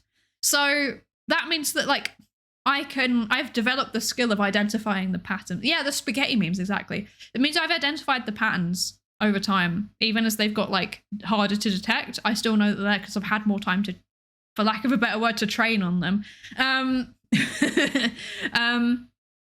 But yeah, you know, if someone's only just started using the internet and they didn't grow up at a time where they had the opportunity to ever use it, then they wouldn't know those patterns. So yeah.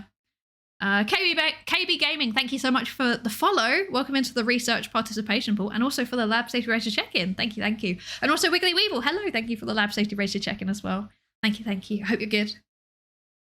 Yeah. Are we 2 hours into a 13-minute video? Yes. What can I say? I'm built different. Remember when I was like, I wanna watch a video, like I wanna do like analyzing the videos that you send me, because my throat hurts and I don't want to talk too much. Do you remember when I said that? And yeah, we are yeah, 2 hours and we're 5 minutes into the video. So make of that what you will. I drove home, by the way. That's so funny. Hi, Raxing. Hello, hello. Thank you for the lab safety register check-in and for the 10 stream streak. What the heck? Thank you so much. I really appreciate it. I hope you're good. I hope you're good. Neuro might be the only AI project that actually earns money. This is also true. This is very true. Yeah. Okay. Now that I've been reminded, should we actually watch this video again? So for anyone that's like newer into the stream, this video is about paper mills, which are basically like people sell authorship on a scientific paper, basically. That's the summary of it. So yeah, he's looking into some examples. We went off on a whole tangent about academia as a sector, and then somehow ended up talking about AI apparently. Anyway, no, that's relevant because some of these papers are sometimes AI generated, but not always. Normally paper mills are legit papers that are then sold. Yeah, like puppy mills, but for school. Yes, but also that's horrible. Ugh, what a horrible thought. I feel it's really telling that professors will be so against AI essays, but then turn around to use it for the art in their presentations. It doesn't send a good message, does it? Yeah. Yeah, basically it's okay unless it's in my field. Yeah, it doesn't send a good message. It doesn't send a good message. Yeah. I agree. And I have actually pointed this out to people. Yeah, I have pointed this out to people. Yeah. My university, where I did my PhD, the policy was like, you're not allowed to have the AI structure your entire essay for you, but you can use it in bits, but you have to declare in like an author note exactly what you used it for. But then likewise, we were allowed to use AI. We weren't allowed to use it to mark the paper, like to grade the paper, or to like, we had to come up with our own feedback, but it could be like bullet pointy, and then we were allowed to put it into AI to then make it make more sense, as long as we checked what the output was. So I guess that's again like using it as a tool instead of using it to generate entire things, like using it to pick up on mistakes, for example. Yeah, I don't know. Anyway, should we get back to the paper? I'm struggling a bit. I'm having a cold moment and I need to blow my nose and stuff. So let's get back to the paper. Not the paper. Oh my God, I've done so many paper reading streams where I'm yapping instead of reading the paper that I just said, let's get back to the paper. That's so funny. Let's get back to the video. Oh dear, okay.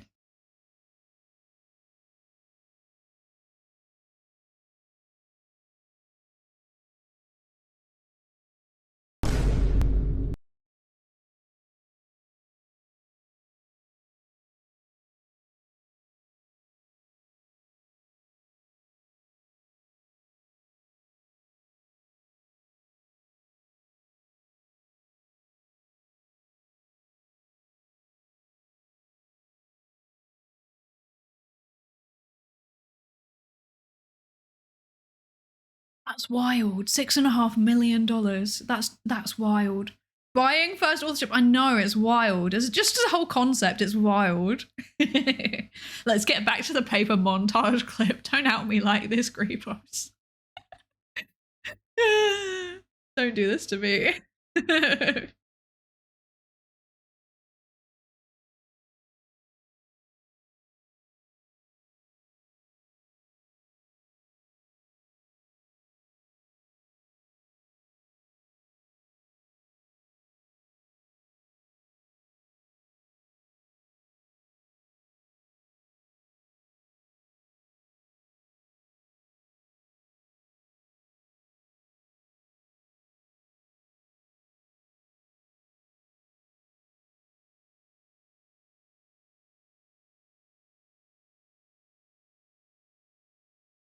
Okay, it's after they've been accepted. Okay, this is making a little bit more sense. I thought at first that it was like they thought that they might be accepted. Now I understand that they have been accepted into the paper. That makes a lot more sense. Okay. This makes sense. But also like still selling that off, that's kind of wacky. And also as a journal, would you not be really suspicious if the authorship list changes between submission and publication? Like, I've only ever been on one paper where the list of authors changed. I didn't actually know it had happened because I wasn't part of the email exchange where it happened. I only found out after it was published. But like, basically a few people like dropped off the author list for reasons. Like they wanted to opt out of it. So yeah. So like I've been on a paper where that's happened, but I've never heard of like adding another person on. That's kind of wacky.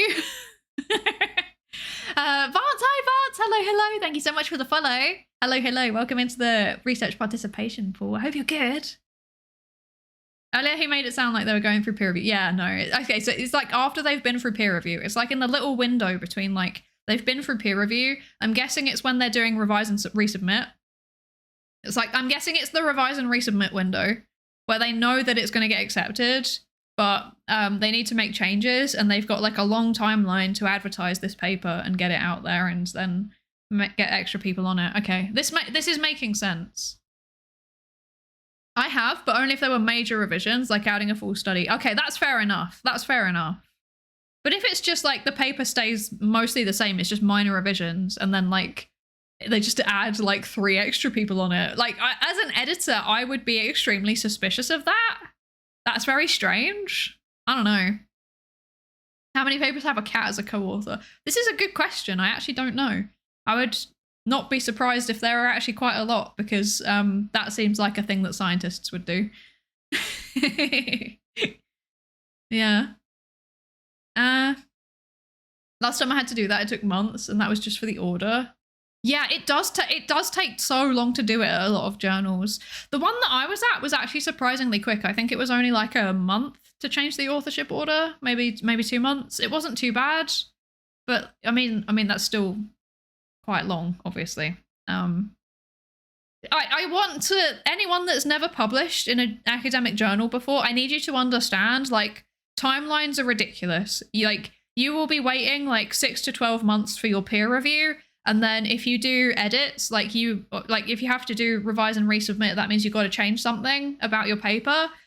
So it might be like adding a new study, or like, you know, adding in a new theory section or something like that. I don't know. It varies depending on what the suggestions are. But yeah, or like doing new analyses that they've recommended.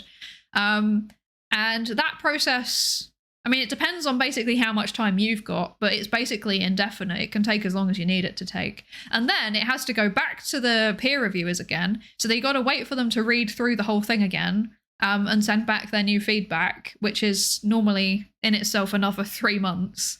Yeah, I've had one paper that took 18 months to get published, basically, is what I'm saying. So yeah. And I've got like a book chapter. I've got a book chapter that's like been sat in, this is getting published, but we don't know when limbo for over a year as well now. I think that we submitted the chapter in like 2024. So yeah. Yeah. That's the thing. I've had one processed for a year. I feel like a year is like pretty, a year seems to be standard for the journals that I've published in, actually. Like, I think I've had like maybe 2 that were under 6 months, and then the rest of them all took like a year or more. So yeah, I don't know. Yeah. I haven't had that happen. I did have the journal send our paper to our co-author to review it. I've also heard of that happening. No, I've heard of that happening too. But then normally journals will have like a list of people that's like, don't send it to these people. But then you shouldn't have to put the author list on it. I mean, I don't know. If it was dealt with by an associate editor and it's like double blind, then I can kind of see how that could happen. But yeah. Yeah. Okay.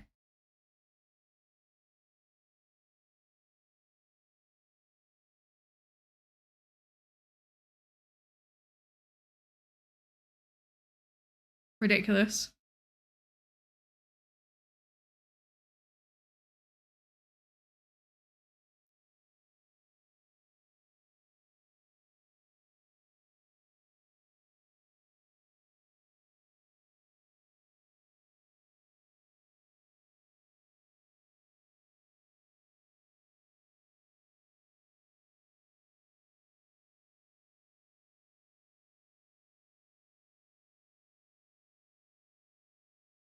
That's horrifying.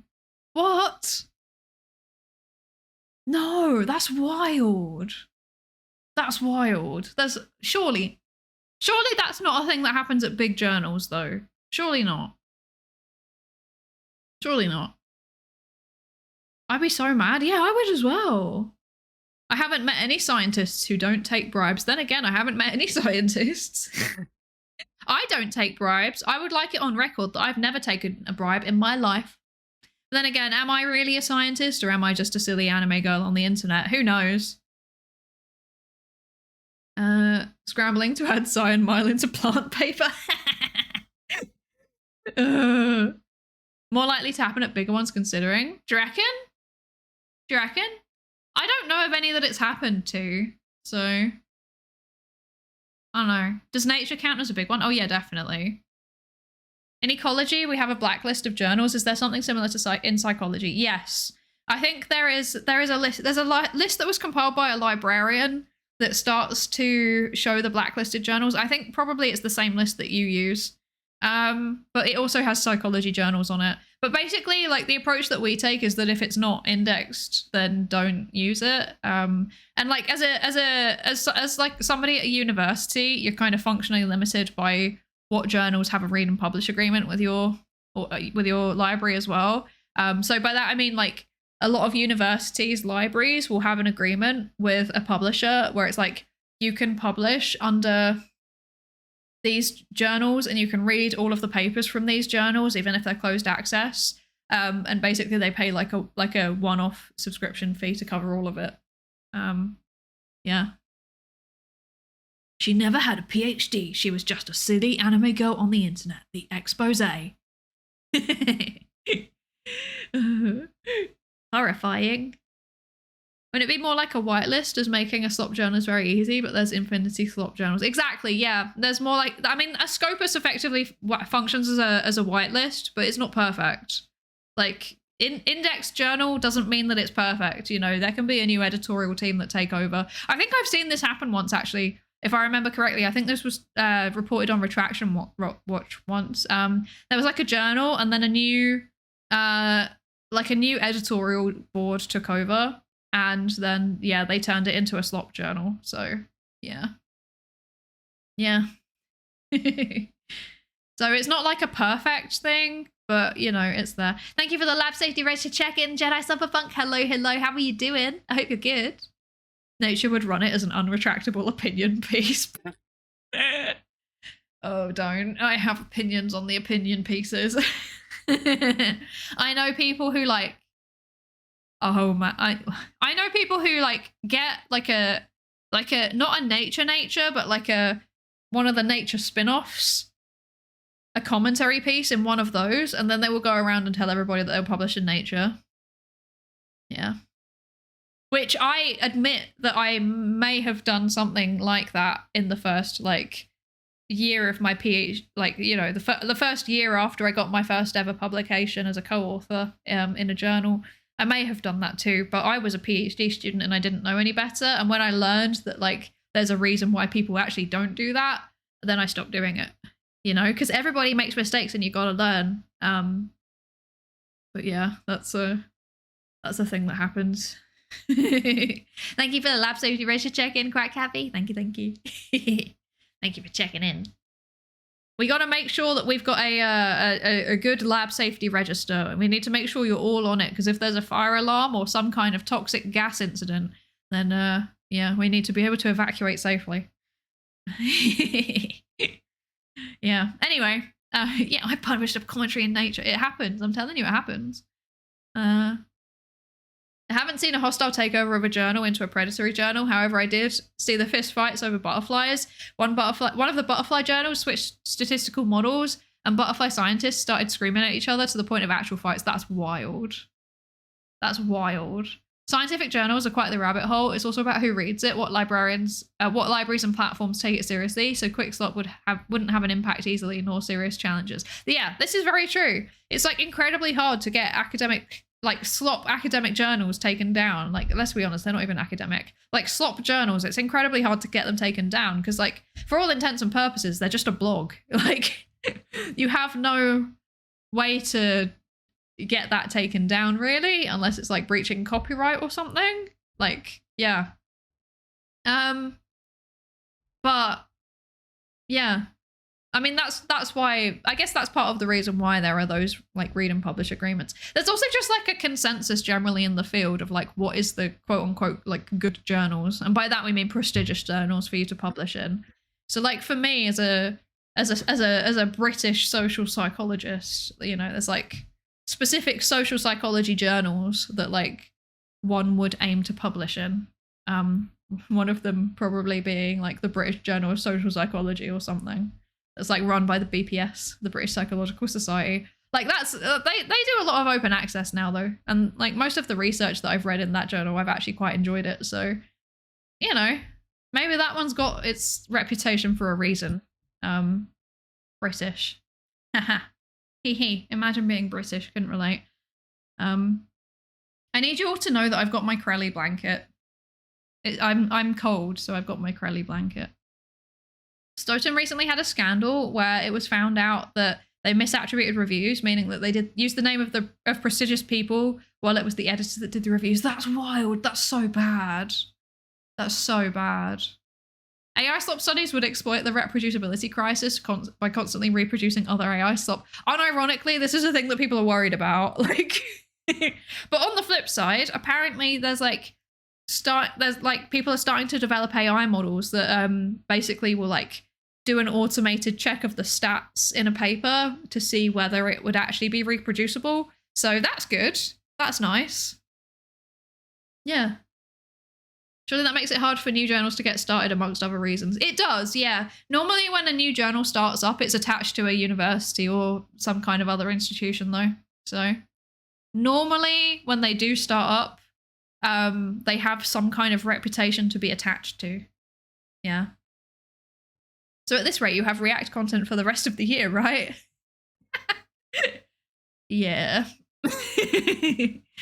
Yeah. I feel like this is not a React stream. This is me using someone else's YouTube video as a framework to structure my yapping. What is going on? How have I managed to make 7 minutes of a 13-minute video take 3 hours? That's ridiculous. Why am I like this? I mean, it's not necessarily bad. I like to think of this as like, look at this cool creator. I do actually really enjoy Pete Judo's videos, you know. They're good for like if you want a quick overview of like an academic scandal. He makes really good summary videos. So unironically enjoy his videos. So I'm glad that you all get exposed to him a bit, I guess. But also, yeah, this is it's testing the definition of React content, but then maybe that's for the best given my ethical concerns with it. I don't know. This is what React content should be. Never should be a replacement for the original, but transformative. I'm being so incredibly transformative right now. There is like so much transformative happening right now. Oh dear. Me using another guy's video to structure my yapping is the best kind of React videos. This is true. Those are the ones that I watch too. If I'm being honest, the main React content that I watch, I do in fact watch pretty much one single React content creator, which is Dr. Mike. I love watching his videos where he like actually no, there's 2 of them. Sorry. There's also Minute Man. So I love watching Dr. Mike's videos where he like basically he watches like a TikTok of something medical and then like breaks it down into like what's wrong or like what's good, and then like gives more information about the disease that's being referenced and stuff. Like I really enjoy those. I feel like I learn a lot from them. And then yeah, the other one's Minute Man, who is like arguably in the same niche as me in a way, because he also specializes in conspiracy theories and misinformation. Maybe one day we could do some kind of collab. That would be cool. It won't happen, but you never know. A girl can dream. Yeah. But he also sometimes does react. I mean, he does other content too, obviously, but sometimes he does reactions to weird misinformation TikToks and stuff. So, yeah. Yeah. Maybe that's what I should market myself as occasionally. Maybe I should start reacting to conspiracy theories and then be like, I am the VTuber Minute Man. So come and suffer with me. So how has extracted quite a conversation. Oh, it's true. You're gonna head out, Zio. Thank you so much for the follow and thank you so much for sticking around. I really, really appreciate it. Thank you. Hopefully I'll see you another time. And whatever you're up to, I hope it goes well. Yeah, thank you for dropping by. Thank you. Yeah. That'd be a pretty cool collab. Oh, that'd be goals. That'd be collab goals. Okay, so we keep going. We keep going. Mini Minute Man doesn't have an employer to dox. Please don't. What? Huh? I feel like this is a reference to something and I don't know what it's a reference to. It's going over my head. Okay, play. Okay.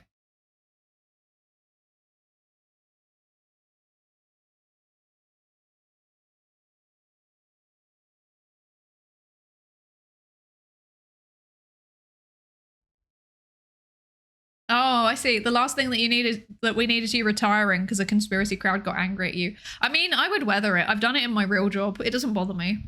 And I'm also like, if I got doxxed, like I wouldn't, that's not graduation worthy for me, you know? You know? Those parts of the internet are a bit uncouth. I know. I've researched them as a job. I know. I like in my, like when I was a PhD student, I put out something which was picked up by the mainstream media. And many people saw it.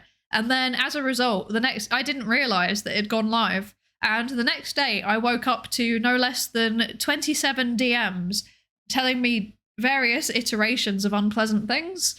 And like they were like, "Oh, look at who she is. This is who she is. Look at her. She looks weird, and she thinks she's cool, but she's weird." And they were like, I had like a whole like weird podcast like made about me. It was very strange. They didn't really find anything because I'm not like, there's nothing to find. Like, and like the weird DMs I was getting on Twitter, I was like, that's really funny. So they didn't work. And if it happened like to me as a VTuber, same thing again. Like they want to dox me, okay, I don't care. Great, now I've got an excuse to put it on my CV. Now I've got a Psycom portfolio. You know, I give out my business cards at academic conferences. I don't care. Like I would prefer for us to not dox me. That would be much appreciated. But you know, I also, whatever. Like if they worked out my real identity, I don't care. You know. Yeah. You're a strong person. I admire that. I think it's less that I'm a strong person and more that like I just don't care, you know? Like I don't know. I feel like there's things in life that are worth being upset over, and a bunch of like weird people saying rude things about me is not worth getting upset over, because there's like, you know, there's like people dying of famine and disease. So like, why would I get upset about people DMing me weird names on Twitter? Like, I don't know. I kind of try to keep it in perspective like that, I guess. I don't know. Yeah. Could you put Psydere as a co-author? I mean, no. I actually think I couldn't, because you have to only list yourself once.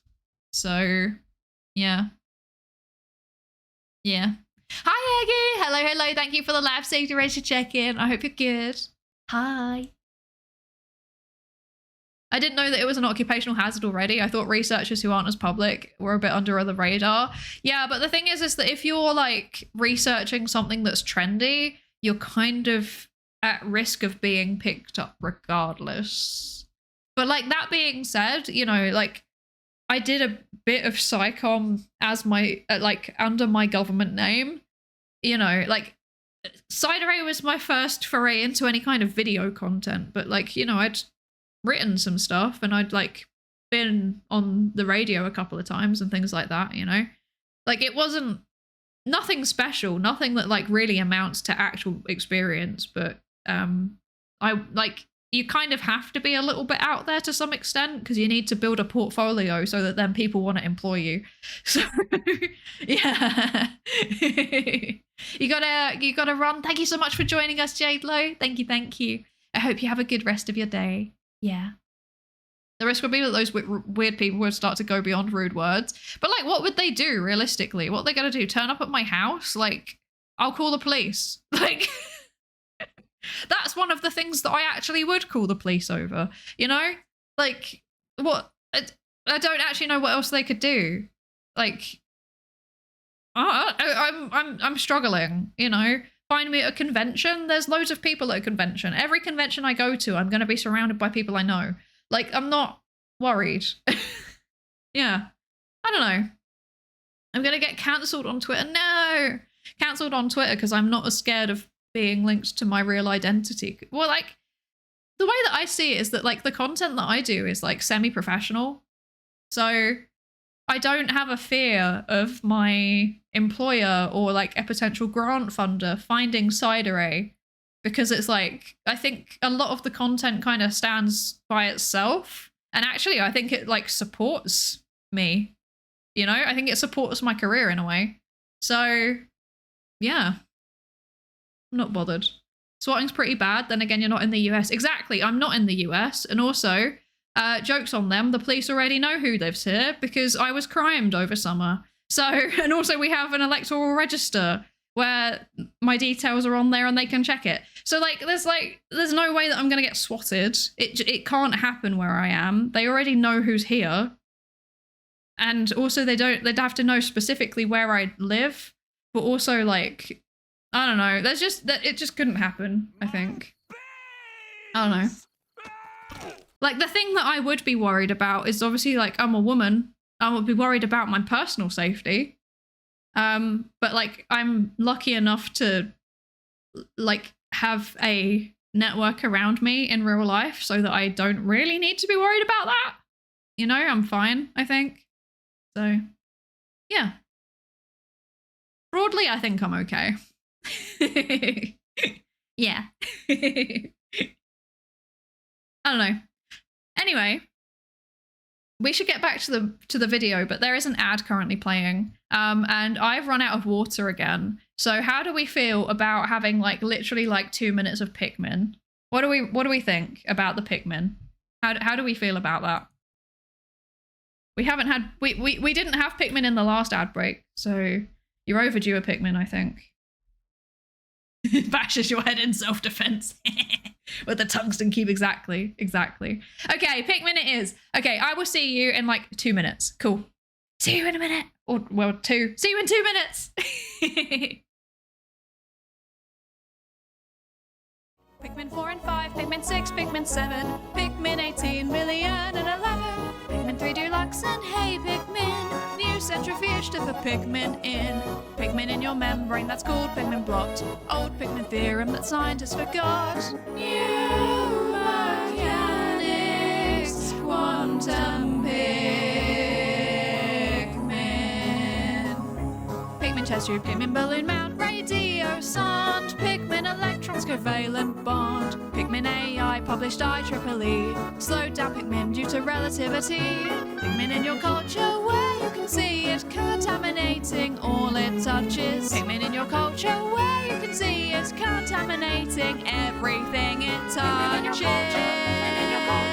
Pikmin in your culture. Pikmin in your fucking culture. Pikmin 1 and 2 and Pikmin 3. Pikmin you play control for the Wii. Pikmin 4 and 5, Pikmin 6, Pikmin 7, Pikmin 18 million and 11, Pikmin 3 Deluxe and hey Pikmin, new centrifuge to put Pikmin in. Pikmin in your membrane, that's called Pikmin blot. Old Pikmin theorem that scientists forgot. New mechanics, quantum Pikmin. Pikmin chest tube, Pikmin balloon mount, radio sound, Pikmin electrons covalent bond, Pikmin AI published IEEE, slowed down Pikmin due to relativity. Pikmin in your culture where you can see it contaminating all it touches. Pikmin in your culture where you can see it contaminating everything it touches. Pikmin in your culture. Pikmin in your fucking culture. Pikmin 1 and 2 and Pikmin 3. Pikmin you play control for the Wii. Pikmin 4 and 5, Pikmin 6, Pikmin 7, Pikmin 18 million and 11, Pikmin 3 Deluxe and hey Pikmin, new centrifuge to put Pikmin in. Pikmin in your membrane, that's called Pikmin blot. Old Pikmin theorem that scientists forgot. New mechanics, quantum Pikmin. Okay. We're back. Hello, welcome back. Thank you for putting up with that. So let's finish this video. Hi, that red panda. Hello. I hope you're good. Anyway, pigment is something that you could put on a portfolio. Yes, and I need you all to know that my employer has seen that. My employer has seen the scientific Pikmin song and approves of it. So that's good. Anyway, where do we get to before I started talking to myself? Anyway, here, let's go from here. Okay.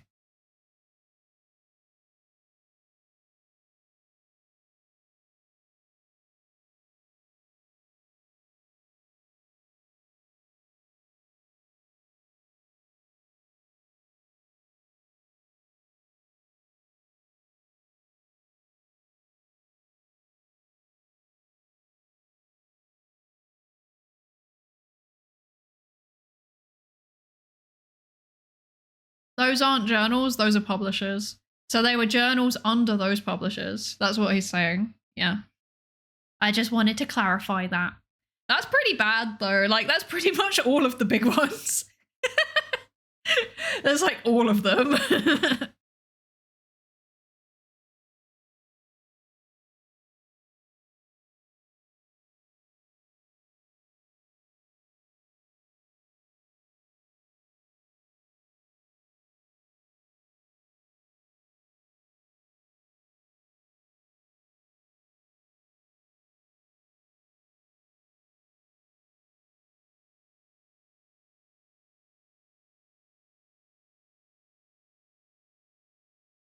Is this like research fraud or is this like AI generated papers? Take your bets. Which one do you think it is, or is it both?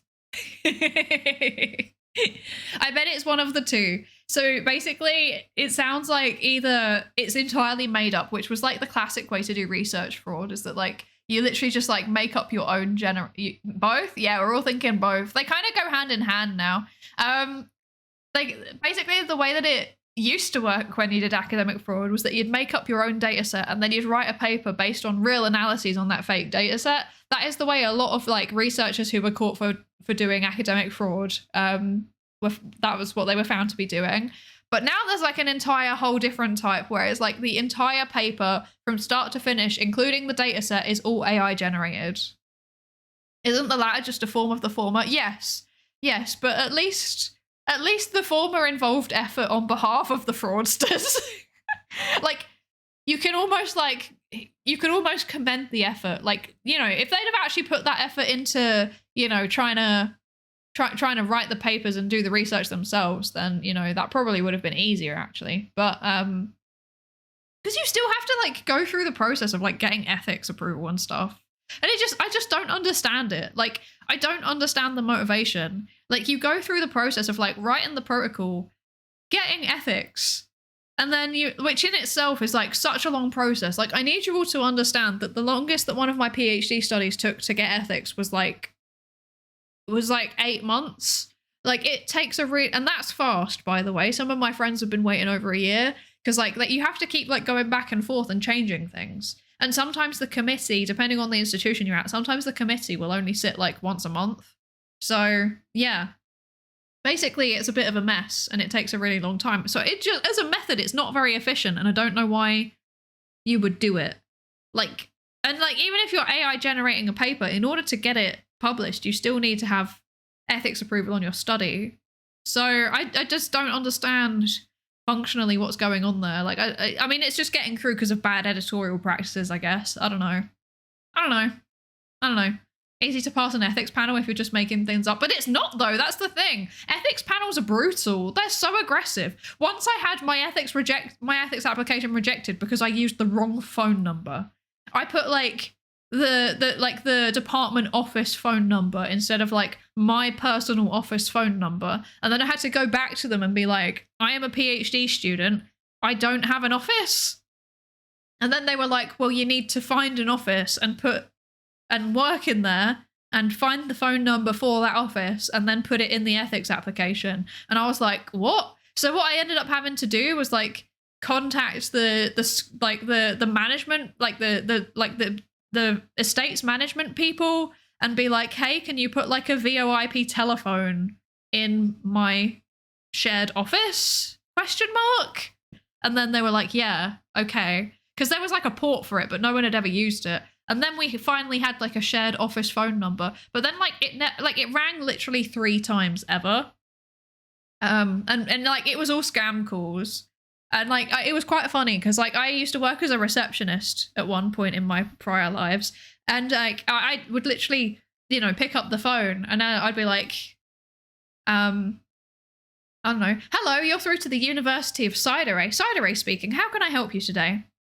And then they would be like go off on their scam call, like, you know, their script. They'd be like, oh, you know, we've heard that you've had a accident that wasn't your fault. How can we help you? And I'd be like, sorry, just to pause. Are you asking the Department of Psychology at the University of Psydere if we have ever had a car crash? Yeah. So that would get to them. Hi, Zakia. Hello, hi. Thank you so much for the raid. What the heck? Thank you. Welcome in, raiders. Hi. Hello. Hi, welcome in. I am Psydere. Hello, I'm a research psychologist. We're watching a video about the spooky, scary, dark market of research papers, which apparently that's a thing. No, that is a thing. They're called paper mills, and they just churn through papers, and it's not very good. It means bad science happens in the in science, and then we cite it, and then it's bad.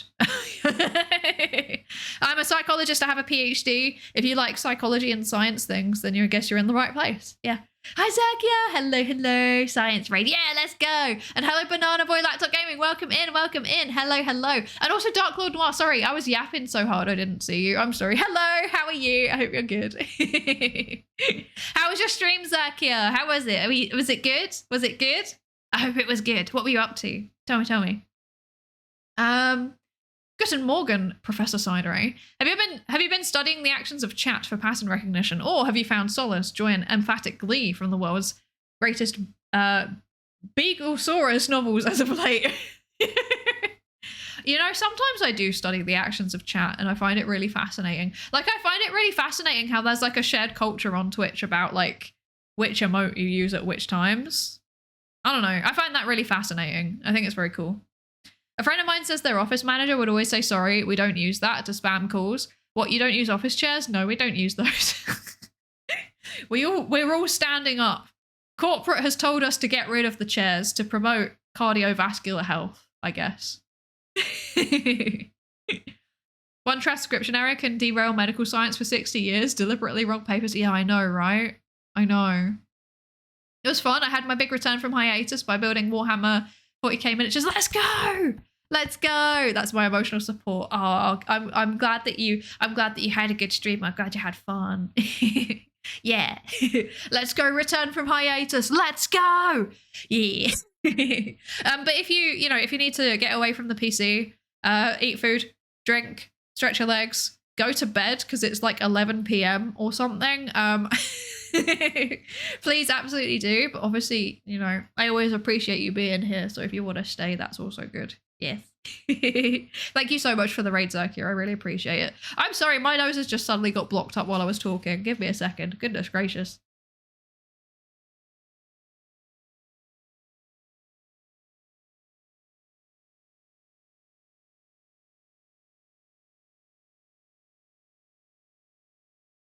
I didn't mean to toggle that.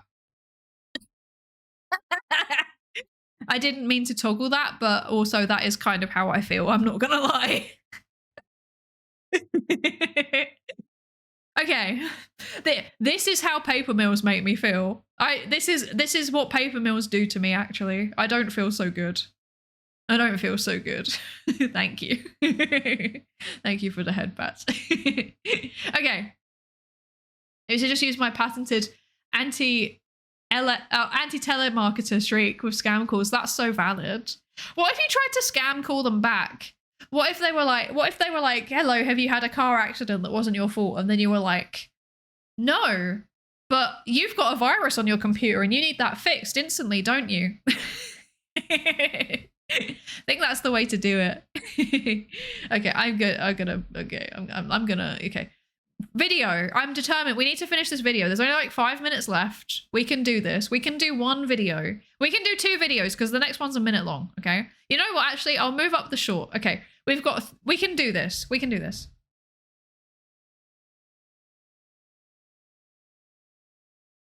Okay. Tadpole's kind of cute though. That's kind of a cute name. That's kind of a cute name.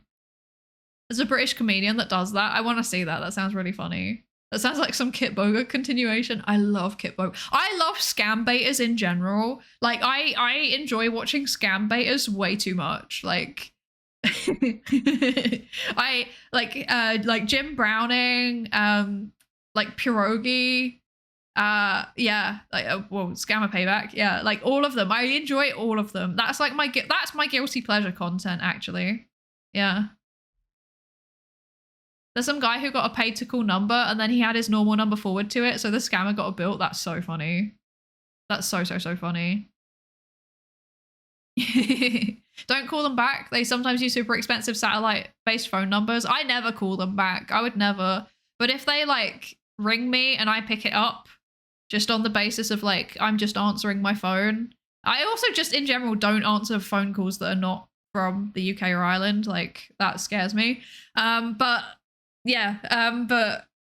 I never ring them back. But sometimes if I pick it up because it's like a UK or Ireland number, and then I'm like, hello, and then it's like, hello, this is HMRC. You owe us a tax bill of £2,000, and I'm like, I see. Sometimes I say something weird to them to try and freak them out. Or every time that I get one about like, were you in a car accident that wasn't your fault? I respond like, yeah, it was really, really awful. I ended up in a coma and now I'm actually dead. Like I died 3 weeks ago. And then sometimes they're not paying attention and they start talking to you and you can like run with it. It's quite funny. That's what I recommend doing if you get a call from a number in your country. It's quite fun to do that, to kind of mess with them. If you're feeling social, obviously. I'm, as I've said before, I'm autistic, but I'm also fairly extroverted. So I quite enjoy the chance to just like talk to someone and mess with them a bit. I meant to say, I could imagine a bunch of reasons to do research fraud. There's the obvious anti-vax guy who wanted to sell his own alternative. It could be wanting to get the prestige of the next big breakthrough or manufacturing facts to support your nonsense worldview. But this is the thing though, right? Is that a lot of these papers, they're like, then there's no big breakthrough. There is no big breakthrough. I think honestly what it boils down to, my personal opinion based on the fraud cases I've seen, I think it is partially like manufacturing facts to support your worldview. I think it is partially that. Sometimes it does seem to be people that come up with a theory and then like they get really attached to it and then maybe their actual data doesn't support it and so they kind of like heavily tweak it or come up with new stuff to like keep to keep the illusion going effectively. But I think the other thing is like, I don't think it's the prestige of the next big breakthrough. I think it's the prestige of having a reputation for being productive. Because like productivity in academia is like massively glamorized. Like if you can imagine, because like Teo, you're also like a VTuber, right? If you think about how it is in the content creation space, where like loads of people are just always like, yeah, man, like I'm constantly grinding. I'm doing like 60 hours a week of like shorts editing and streams and, you know, scripting videos and recording videos and editing and stuff like that. Like academia is worse.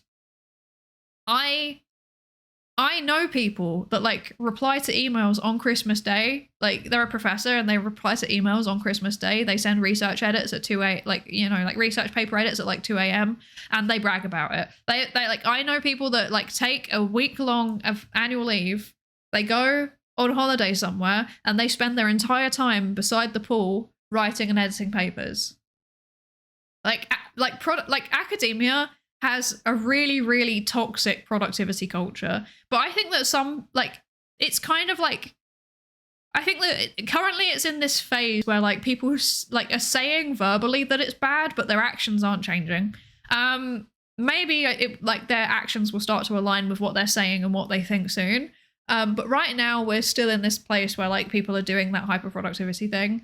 And as a result, like, it's kind of like driven by the incentives of the sector. Because if you want to get if you want to get like a permanent job position, which by the way, I don't know how many people know this, like in most countries, when you have a PhD, you graduate from your PhD, you go into what's called a postdoc position. So postdoctoral research fellow, that's normally what it stands for.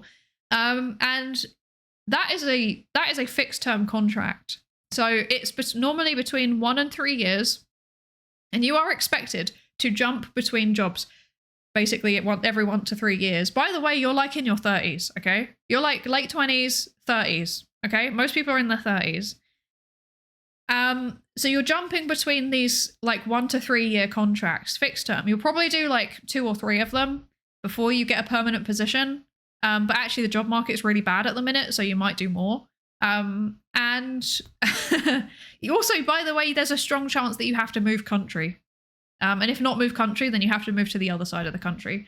So like I know people that like didn't want to leave Ireland, but they had to go and get a postdoc, like, I don't know, in like Switzerland or in the US or something like that. And then they plan to eventually get a permanent job back in Ireland, but they're basically like hopping between temporary contracts until they can find one. And it's not like a set thing of like, you know, there is a time and place where these contracts will come up. Like it's basically just like when the university happens to be able to afford it. So yeah, it's not great. And I think that's what drives a lot of this kind of like hyper productivity for some people. And I think that some people feel like they can't keep up with what's needed of them to be in the sector, so they do fraud as a result. And possibly some people are engaging in things like paper mills because they actually enjoy the thrill of being perceived as hyper productive. Like they enjoy basically the clout that it gives them in academia. So people like that guy that was mentioned at the beginning, the guy who was publishing one paper every 2 to 3 days, like people like that, often it's like they, for lack of a better word, they like get off on the prestige of like being hyper productive. I don't know if that makes any sense. Yeah. Like normally they will brag about their like number of outputs and their H index. Cause like if you get a lot of if you publish a lot of papers, people cite you, like, because you have more papers to cite, and also you can cite yourself within the papers, and then your H index goes up, and then you can be like, look at me, I've got a H index of 200 or whatever. So yeah, man, I'm so surprised that most talented and self-respecting graduates don't move into industry. Oh wait, they do. No comment. I'm just gonna say, you know, I've got pretty good self-esteem. I've got a pretty robust sense of self, and I also left as soon as I could. So developing egos was a mistake. As a species, we are sometimes a mistake. That's how it is. Yeah. Welcome back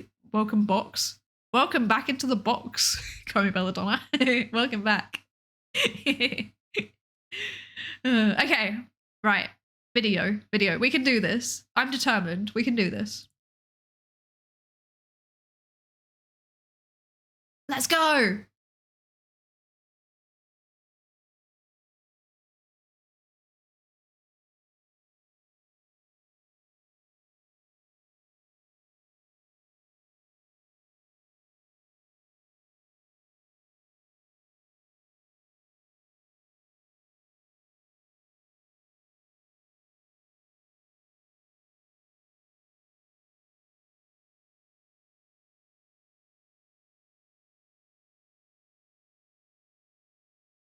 A lot of PhD programs also require you to have a set number of papers in order to graduate. And then also sometimes, like, if you're doing like career progression at a university, in order to get a certain promotion, you might need a set number of papers as well. So that could also be what kind of feeds into that. Yeah. Sorry if the docs message came off as condescending. I try not to be too silly, but sometimes I am. No, not at all. Not at all. Not at all. I mean, it's something that people genuinely ask me. So, you know.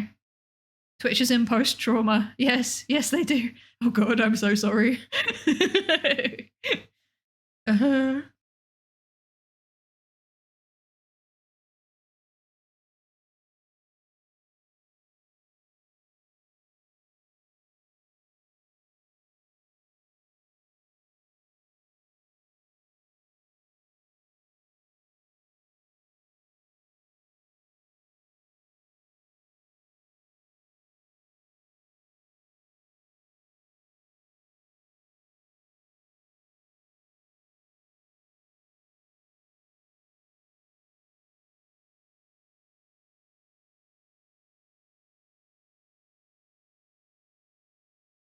Okay. Yes, Pikmin blot. Okay, Bobo, your reaction's making me think that there was something about that image that wasn't great. I don't know what it is because I am not a I'm not in anything biology related, but I don't know. Or was that in reaction to the image, or was it in reaction to something that he said? Hi, Gianluca, welcome in. Thank you for the follow. Welcome into the research participation pool. Oh, it was in regards to 600 papers. Oh yeah, that's fair. Honestly, that was the least surprising bit for me. Like, I'm not surprised at that at all.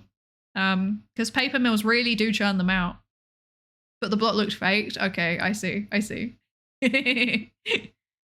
Yeah. Hi, McCullard. Hello.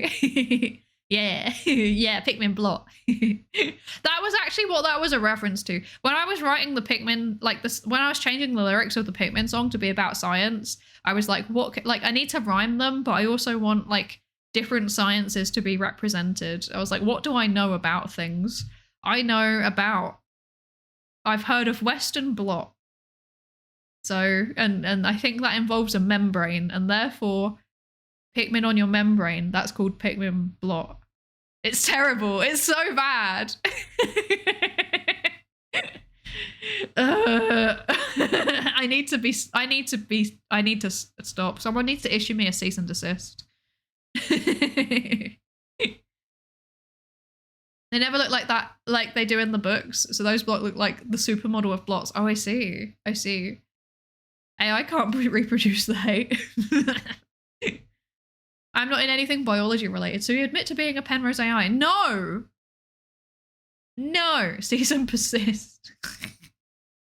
Okay, I'll keep doing science parodies of songs if you really want me to. I've realized, like, I don't think that I'm capable of making actual, like, nice art. I think I'm only capable of making ironic art. And I don't know what that says about me as a person. I'm not sure if I like it. Anyway.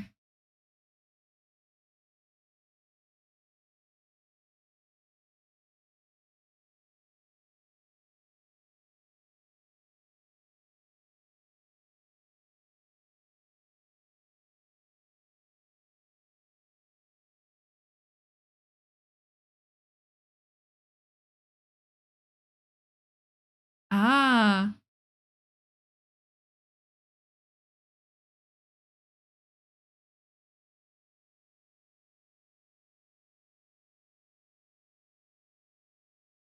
Does anyone know what that is? I don't know what that is.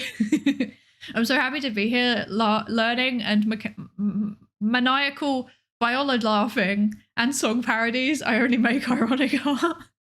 Please don't change. Thank you.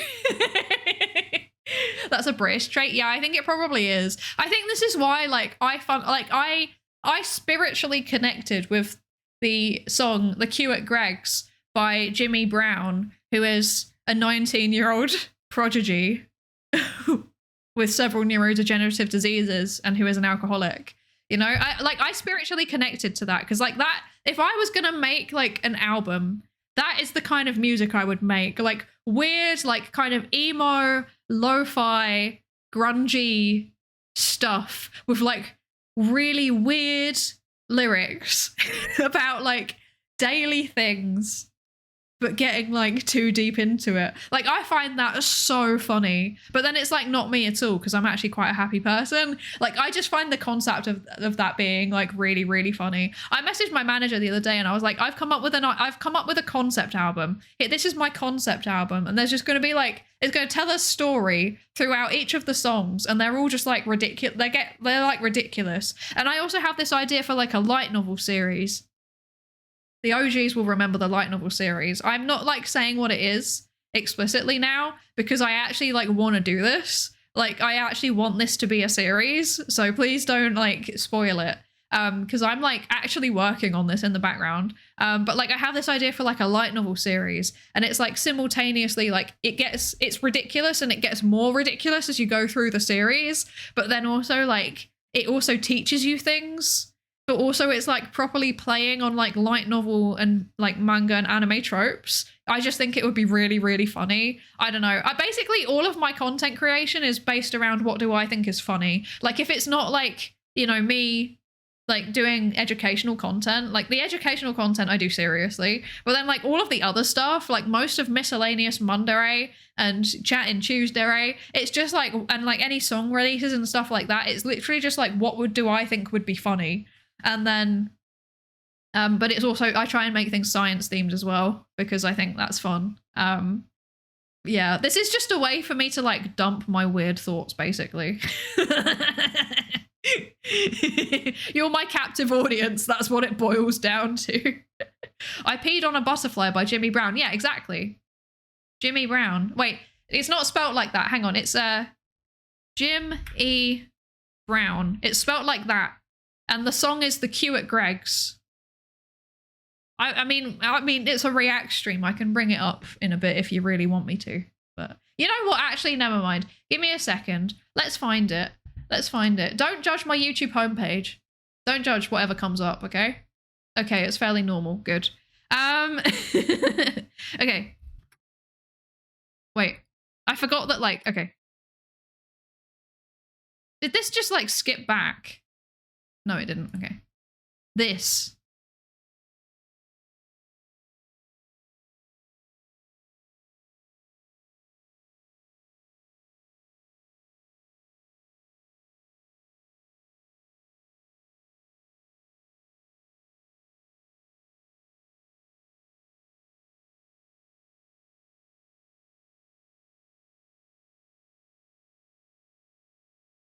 And cut off my arms and cut off my face because I want the taste of sausage roll on my face. Dee dee dee dee dee dee. But okay, but like there's a bit in this song further through where he's like, the Q at Greg's. The Q at Greg's. It's disgusting and upsetting. I want it to end, but it's only the beginning. So it's like, it starts off as literally just being about the Q of Greg's, and then it progresses into some really weird, like, philosophical musings on the pointlessness of life. Like, this is literally my favorite thing that's come out. It's not even got enough views. It's only got like 43k views. This needs more views. This is my favorite song that has been released in the past like 6 months. I can't get enough of it. Like, it's so good. There are a few exceptions. The exceptions being every song released by Ellie Minibot. They're also all of my favorite songs that have been released. But like, you know, this is also one of my favorite songs that has been released in the past 6 months. I have a problem, like, I'm unironically, like, I have listened to this probably about 50 times because it just keeps getting stuck in my head. Have you listened to any Russian post-punk? Not Russian, but Molchat Doma. They're not Russian, they're Belarusian. But I have, yes, I know that one song that's like, well, no, I actually have listened to that, to like all of pretty much their whole discography. Yeah, there's like that one song that like everyone was using on TikTok, and then it turns out that it's about like a poet that like, yeah, did something that is not good and probably shouldn't be the background of a TikTok vibe compilation, actually. Yeah. Also, hi Nalf, hello. Yeah. The cute Nero under your arm. Anyway, that Q at Greg's digression aside, I meant in that general direction, I should have said post-Soviet, post-punk. Yeah, I like that kind of vibe. Like, what I listen to, the reason why I use like Horse Speech as the intro music is because like that's the type of music I mostly listen to. That's like my favorite type of music, is like kind of lo-fi, emo, post-punk, indie kind of intersection. So like the idea of like an emo band, not like emo as in like My Chemical Romance and Paramore type of emo. Emo as in like, you know, like American football type of emo. Like the idea of like that kind of emo band, and it's like deep philosophical lyrics, but it's like based on like daily things, is really funny. And then like this idea that I sent to my manager is like there's a twist on it that like It's a social commentary, guys. I don't know. I think I've come up with a fun idea. Yeah. It's also like that song, that Sippers song that was paired with the dancing cow, but the lyrics about drug use. Yeah. Yeah. Tylko jedno w głowie mam, koksu 5 gram, odlecieć sam w krainę zapomnienia. That one. Yeah. Yeah. It's about well, it's literally called The White Eel, actually. That's what the title of the song translates to. Yeah, where's the white eel? Yeah. So yeah. Thank you. I'm here. Well, I'm probably only here for another hour at the most, to be honest. I was gonna say I'm here all week. I guess I technically am here all week. I'm also here on Saturday and Sunday, guys. Like, I'm here all week. I'm glad that my Duolingo's paying off.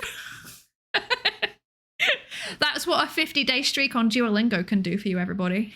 It's a different vibe from regular post-punk, but I've only heard it referred to as Russian post-punk, which nowadays is weird since one of the most popular ones aren't actually Russian. Yeah, I agree. I always call it post-Soviet.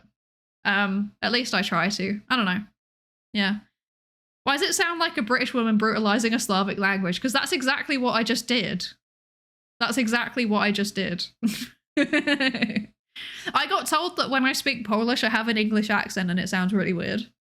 I can't verify that, but I have had multiple native speakers tell me this. But a lot of the time it's not like in a rude way. It's just like in a, oh, that's kind of cute kind of way. Yeah. Oh well. I will never be multilingual. I am aggressively monolingual, unfortunately. Yeah. Oh well. Yeah.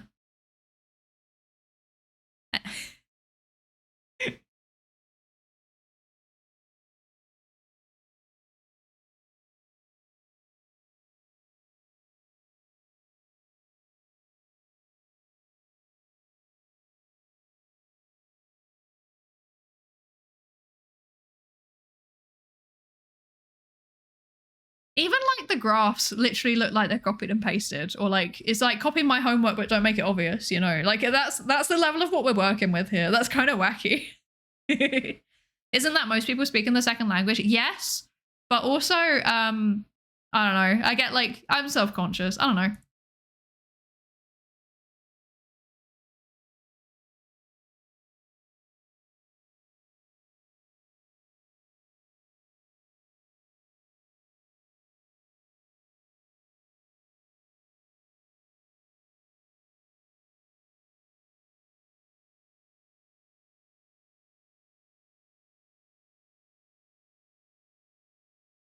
Wait, that's wild. There's literally a formula.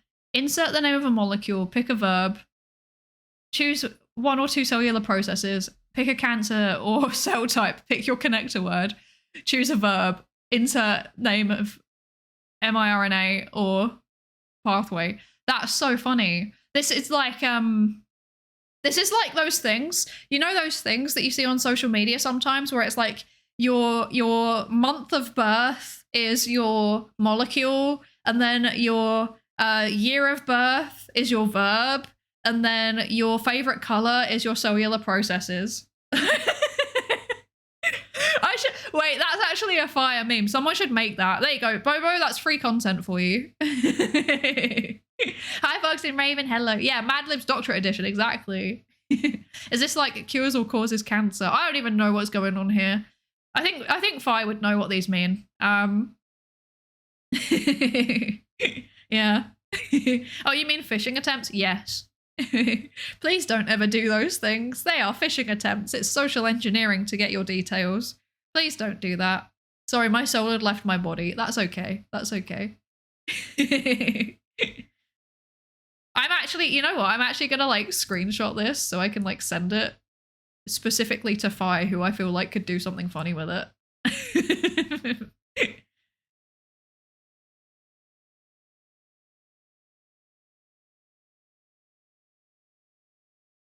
I feel bad because he's just saying what I've just said instead. I feel bad. I'm sorry for stealing your video, Pete. I'm sorry. Can somebody repeat that? Your month is your element. Yeah, like your month of birth is the molecule. Your favorite color is the verb. The first 2 lines of your address is your cellular process.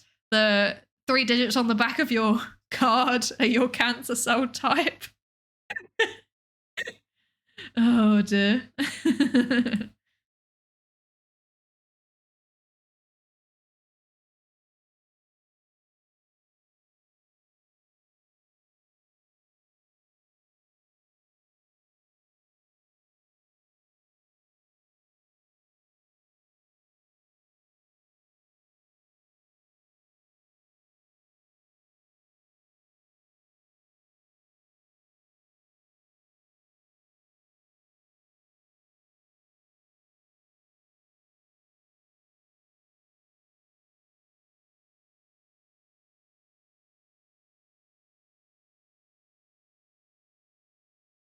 Yeah, that's the thing. You know, it floods the literature, and it means that actual good science is harder to find. Because like if I do say for example, I don't know, what was one of those, like medulloblastoma, okay? Say if I want to do like a literature review as a scientist about medulloblastoma so that I can work out what I want my next experiments to be, because I want to help cure cancer, right?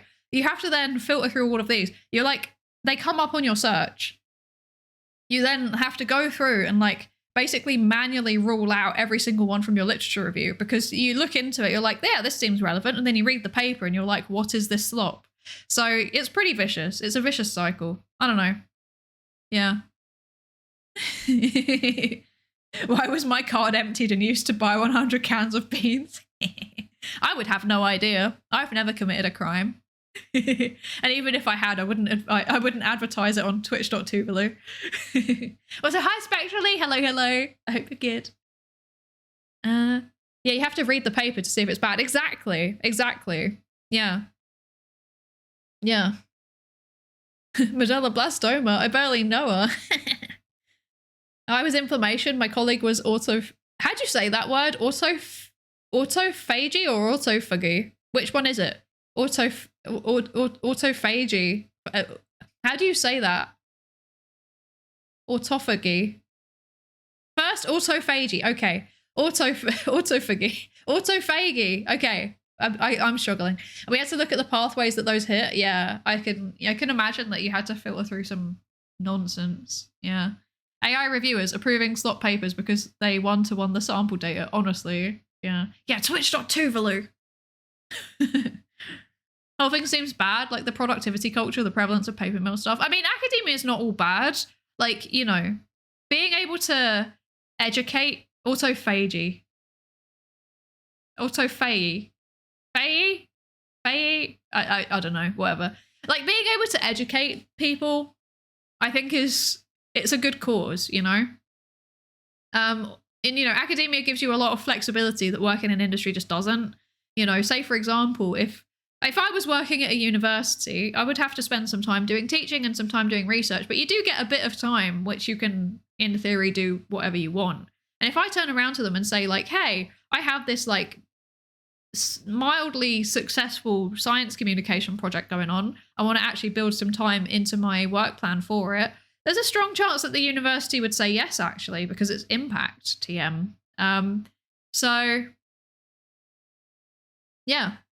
It's like, it has its benefits. It's like fairly flexible on paper. But then again, I have seen a tweet doing the rounds that's like, being in academia means that you have the flexibility to work on Christmas Day, which also is true. So yeah. Yeah. Phagy, okay. Autophagy. Okay, autophagy. There we go. How bad things are also varies from field to field. Yeah, that's very true.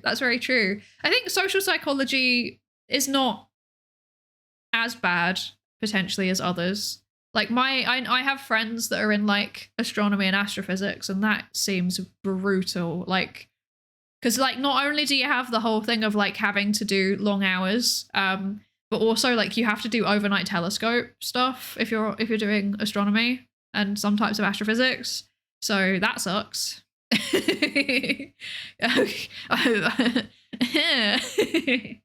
And then like also there's fields like computer science where conferences are a much bigger part of your publication record. So you have to travel regularly whether you want to or not.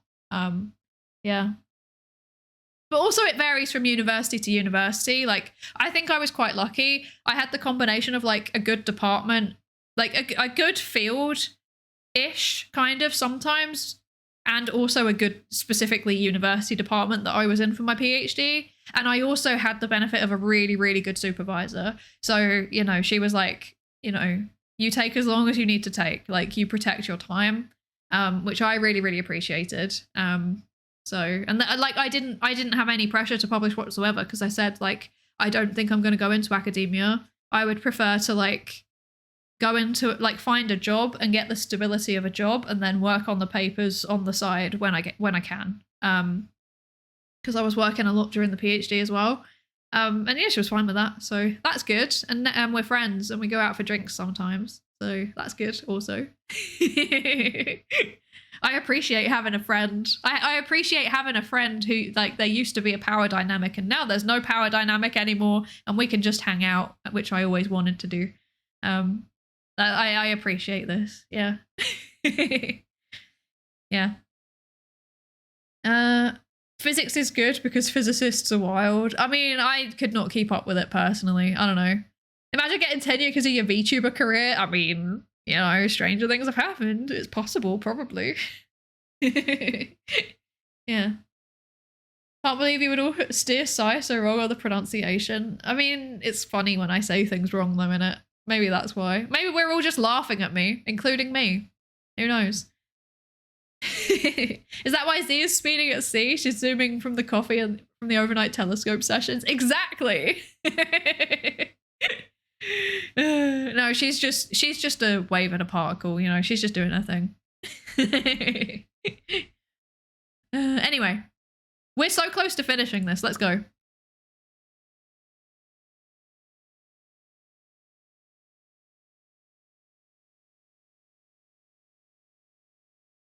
Ooh, name drop.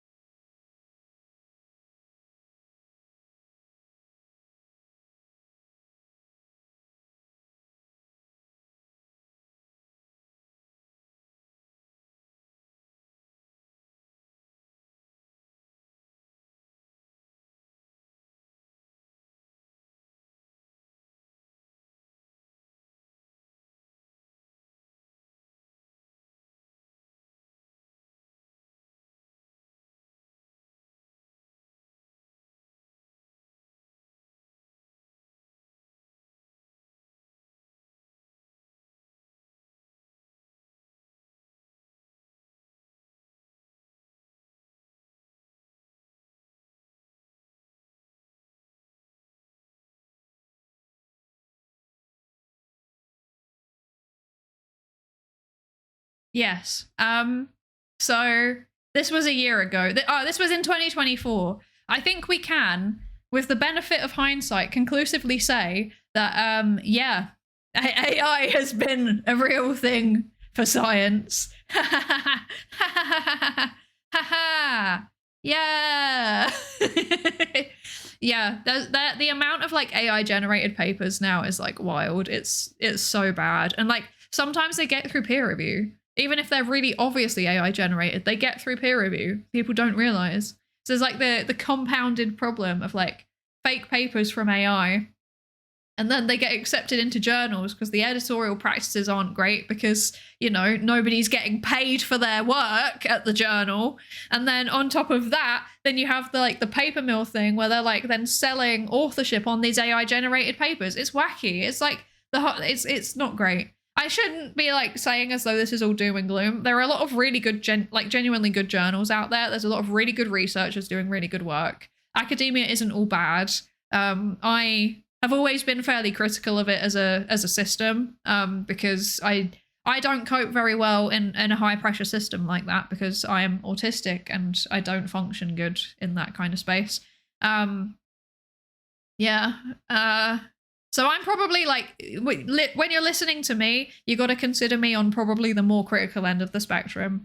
There's benefits of being in academia. I'm not an academic, so I don't know off the top of my head what they are. I mean, you get a fair amount of like flexibility with your time. You get like you get like a fair amount of freedom in terms of what you research. Yeah, I don't know.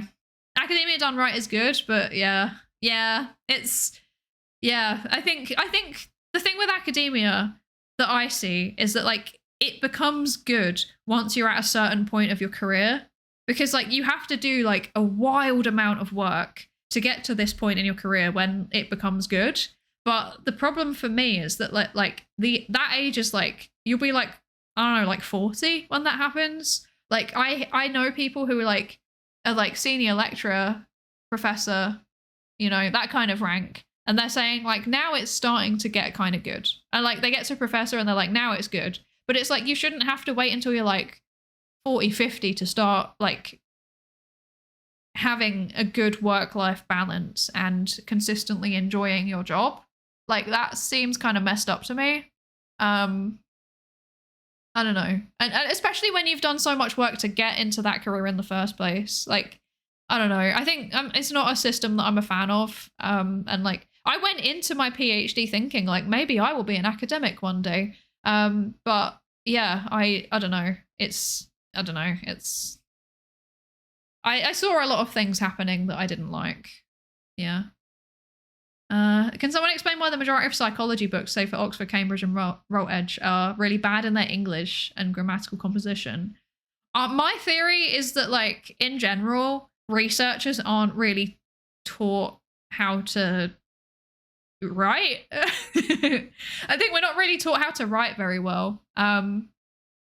So yeah, I think that's part of the reason why, to be honest. Yeah. You got to go to bed. Thank you so much for joining us, Tayu, and for the lab safety racer check-in as well. Thank you. Yeah, in case there's an accident on your way to bed, exactly. Yeah, you know what's up. Yeah, I hope you sleep well. Thank you so much for joining, and yeah, I will hopefully see you soon. Sleep well.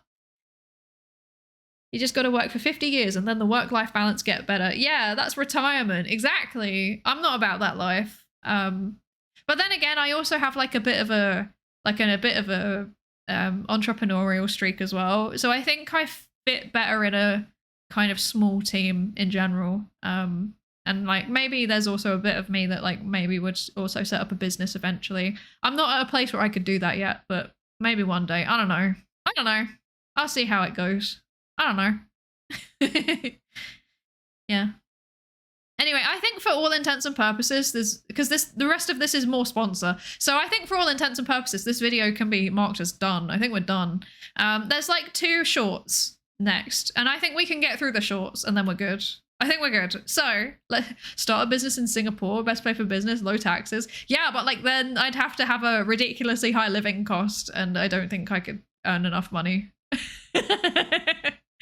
I live somewhere that's like all of Ireland is kind of expensive, but like if it's not like, you know, like the main part of Dublin, then you're okay, I think, if you're on like a postdoc equivalent salary.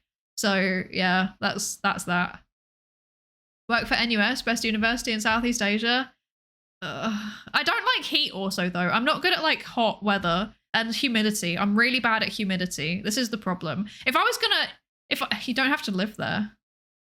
I can't be bothered with the taxes. I'm going to be so real with you all. If I was going to move to a low tax location, I would move to the Isle of Man. We already know this. We already know this. Where is my sponsorship, Isle of Man Tourism Board? I'm waiting. Hello? Who'd want to live in Dublin? You know, I have mixed feelings about Dublin as a place. My mixed feelings about Dublin as a place are as follows. I feel like Dublin is very uncanny valley because like the reality of Dublin is that it's like students and tech bros, like, and also like artists, like those, like, you know, like artists from rich backgrounds. Like those are the people that work in like that live in Dublin. It's like people that work in like tech and consultancy firms largely. And then like the people that exist to support people that work in tech and consultancy firms. So like the coffee shops and that. Okay. That is like, and then like students and I guess people that are like that have family homes also in the area and they're trying to resist the gentrification. Like that is Dublin basically. And also like, yeah, people from rich families that like are just like artists and writers and stuff. So I think that's like the bulk of Dublin as a population. However, Dublin is also like a massive tourism hub. So if you go to certain parts of Dublin, like you will walk, I don't know, you'll walk down like let's say you walk down a 10-meter stretch of road and you will pass by 100 people and I swear 60 of them will be American or Canadian. Like there are so many Americans and Canadians in Dublin. So like it's a big part of the tourism. So it's got this really weird thing where like the reality of Dublin is like, you know, big chunks of it are like high-rise buildings. And then you like turn a corner and suddenly you're in like this place that like feels like it's a facade of what Ireland is, if that makes sense. Like it feels like they're putting on a performance of Irishness to appease the tourists. And then like if you go literally anywhere else on the island, it's not like that. Like living here is not like that. If you've been to Dublin, you like that's not what Ireland is like. So yeah. That's how I feel about Dublin. Like it's cool in terms of like there's stuff to do. There's like really good food places. Like I have a whole list of like favorite like food and coffee shops. Like, you know, restaurants and cafes and stuff like in Dublin. Like I have a whole list of places that I love. But there's also like a cafe, a small chain of cafes called Pog, which I find really funny. It means kiss in Irish. Like it's meant to be cute and sweet, but like I'm too much of a terminally online streamer. So I see Pog and I'm like, haha, that's funny. That's a meme in it. Yeah. Yeah. Yeah. So what you're saying, it's London but quirky. No, I'm saying it's like London. Yeah, I'm saying it's like London but without the diversity. That's what I'm saying. Like it's like I think that the benefit of London is that there's like a lot of people and it's a lot of different people. The thing about Dublin is that it's like young people move there from other bits of Ireland and like there's a little bit of diversity, but like there's more compared to the rest of the island for certain, but not really. So you have like all of the negatives of having lots of people and none of the benefits of having a diverse mix of people. But it's like trying to kind of be like a European capital hub. But it's just kind of like missing a bunch of the core features. They do have trams though. I love the Luas. It's great. I love the trams. Yeah. I'll be in Ireland either late this year or early next year. Dublin's on my list of places not to go. That's so valid. I support this decision. Like, I would say go there, like, because it's an interesting experience to wander around it. But I think if you've seen like, you know, like Cork or Galway, you know, it's like it's not really comparable. Yeah, I don't know. This is my opinion. This is my opinion. This is my hot Ireland take. I'm also obviously not Irish. I didn't grow up here, so like I grew up in England, so it's kind of like my perspective as an outsider. But I've lived here long enough that I think I'm allowed a take. What would be the best spot for pastry in Dublin? Okay, so actually there is this like Portuguese bakery. It's like oh my god, it's like on the I think it's on the walk between Trinity and Dublin Connolly train station. I remember doing that walk at some point and getting the pastry on the way. So that means that it's probably oh man, wait, hang on. Give me a second. Okay. I will tell you where this place is. But it's like a Portuguese bakery. And they do like pastel de nata. But they do vegan ones. And it's like, I don't know, it just makes me so happy. It makes me so happy. I love those pastel de nata. It is, where is this?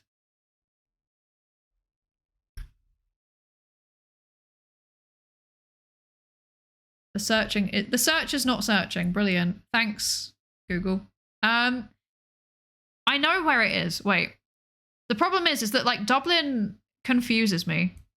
Like every time that I'm like in the tour, like in the like the quote unquote like main touristy bits of Dublin, I forget where it is. I forget where everything is. I know that I think it's around like what's the market called? There's like market streets. I can't believe I'm blanking on the name of it. This is so embarrassing. I've literally been there so many times. Here, Drury Street. It's around Drury Street, I think. I feel like it's around there somewhere.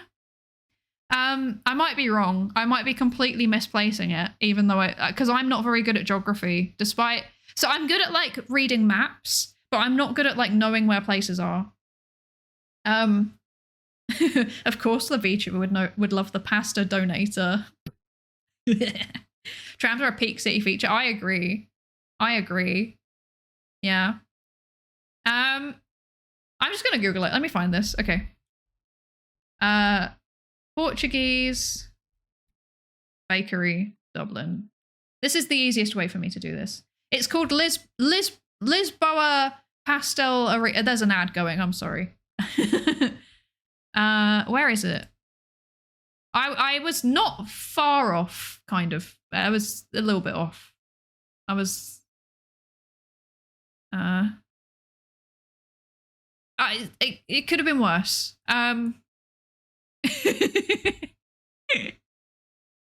Where was I looking? Wait. I was looking around. Yeah, I was looking around the Georgia Street arcade. That's where I thought it was. Where actually is it? In reality, it is. Oh no, it is actually near the Georgia Street arcade. Okay, I'm not. Okay. I'm not stupid. Yeah, I'll say it again after the ad's done so that everyone can hear it. So it's on St. Andrews. It's on the intersection between St. Andrews Street and Wicklow Street. But yeah, it's like this pastry shop. I love it so much. It's so good. It's like a bakery. They do sandwiches and stuff as well, but I go there for the pastel de nata. Yeah. St. Andrews and Wicklow. Wicklow, like the town. Yeah. Hang on. I'll just put the name in chat.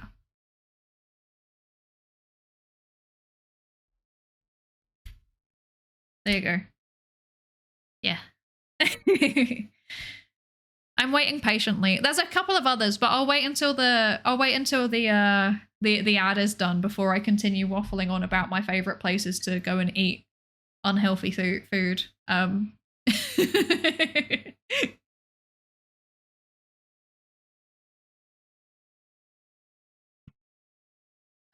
Excuse me drinking my water and making weird noises. Okay, so this place is called Lisboa Pastelaria. It's a sandwich shop, but also a bakery. And they do really, really good vegan pastel de nata, but they also do normal pastel de nata. And it's actually run by Portuguese people, so I really enjoy it. It's on the intersection of St. Andrews Street and Wicklow Street. Yeah, it's very, very good. It's by the Molly Malone statue. So if you're doing like a tourism thing in Dublin, like you'll probably go to the Molly Malone statue. Please don't touch her. But you'll probably go see her. It's literally around the corner. And then like just a little bit further down the road is my other favorite place, which is Cornucopia Whole Foods restaurant. It's like a vegetarian restaurant, but I really like it in there. It's a bit expensive though. But if you want good vegetarian food while you're in Dublin, definitely recommend Cornucopia. And then my third favorite place that I've been to is a cookie shop. It's called Cookie Boy. I think it's also in this same general area. Like it's kind of around there somewhere, like somewhere around the general St. George's Arcade or Georgia Street Arcade area. Like it's somewhere around there, somewhere around Drury Street. I don't know. I can't remember exactly where. Let me see if I can find it. Wait, Cookie Boy. Yeah, Cookie Boy. There you go. It's on Stephen Street Lower, which is not showing up on my brilliant. Okay. Cookie Boy. It's very, very good cookies. Yeah, it's really, really close. So recommend. Very good. Yeah. These are my 3 recommendations for eating food in Dublin. So let's see, Cookie Boy and Cornucopia. Yeah, these are my 3 recommendations. Yeah. Is this the one with the polish? Huh? The polish? But yeah, these are all like kind of vaguely in the same area. So you can do something really cursed, which is what I do whenever I have to go to Trinity, which is that I go and get breakfast at Cornucopia, and then I get lunch and a pastel de nata at Lisboa, and then I get dessert at Cookie Boy. Yeah. Oh no, yeah. Oh, the one with the polish. Yeah, no, that is the right statue. You're thinking of the right statue. Yeah, that's the right statue. Yeah. That they've like put like flower beds around her now, so you can't polish her anymore. Or at least it's hard to. And then they're thinking about like raising her up on a plinth as well. So but yeah, well, I don't know, we'll see. I promise if I visit her, I'll be respectful. Good. I have recommendations for like Irish cities often, so if you have opinions, if you need further recommendations, I will provide. Yeah. But I haven't been everywhere, so I can't promise it. Yeah. Yeah. I've actually been wondering, like, there's a little like weird gremlin part of me that's like, sometimes I want to do like YouTube shorts and like about weird things, and there's like part of me that's like, I kind of want to do a little series aside from like reviewing Greg's. I kind of want to do like a little series of like videos about like, these are my top 3 favorite places to eat vegan food in various cities, because I am vegan and I like food. But I don't know if I feel like that's like really, really random compared to what I normally do. But then I also feel like it's kind of fun. And like, imagine if you subscribed to a YouTube channel for vegan food recommendations and then got hit by psychology. I feel like people that are interested in vegan food are probably also interested in psychology. And then if like, you know, people who are interested in psychology then also watch the vegan food recommendations, then I don't know. That would be fun. I don't know. Yeah. Yeah. I kind of love it when the monuments have places polished off them by touching. I do too if it's cute, but like the one on Molly Malone is not cute.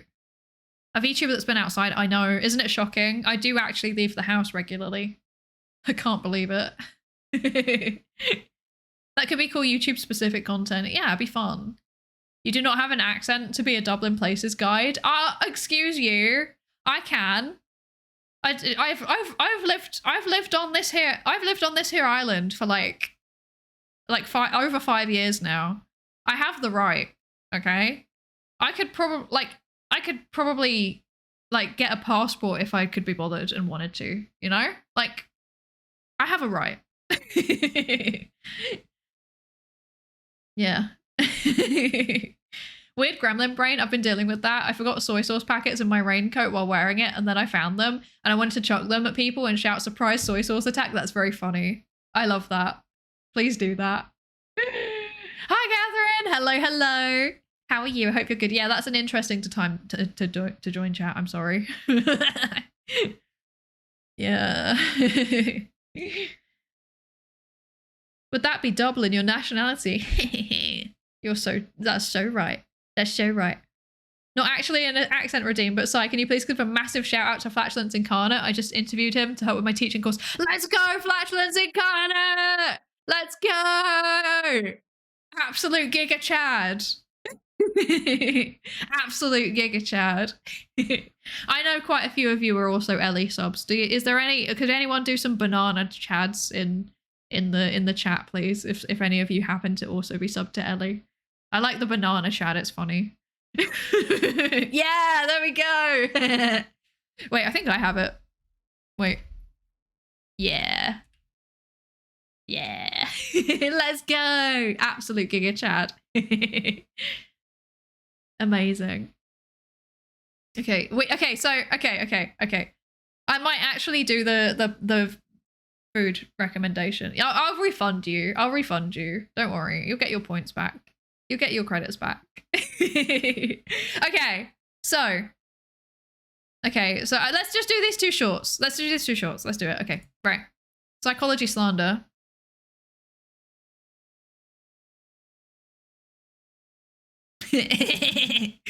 That's pretty good.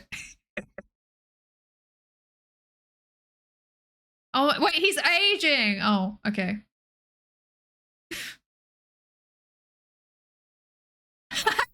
Yes! Yes! Good meme! Wait. Good meme! Good meme. Heck yeah. Hi, Commander Caleb. Well, welcome in. Hello, hello. I hope you're good. Thank you for the lab safety register check-in. And for the 3-stream streak. What the heck? Let's go. Let's go. Oh, what was the black market? It was basically paper mills. Google paper mills if you don't know what they are. Yeah, but you probably do know what they are. I have some stuff about Harlow's monkeys. One of my professors was one of the Harlow's grad students. Oh, that's interesting. Wait, I would love to talk to you about that sometime. I'm a Giga Chad though. I'm living for this moment. What? Wait, what?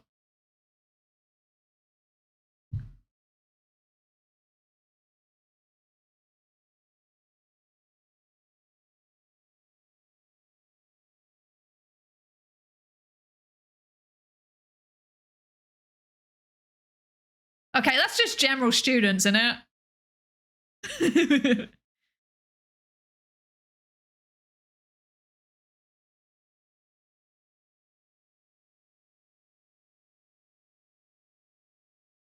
Okay, wait, no. I'm calling out misinformation on this one, actually.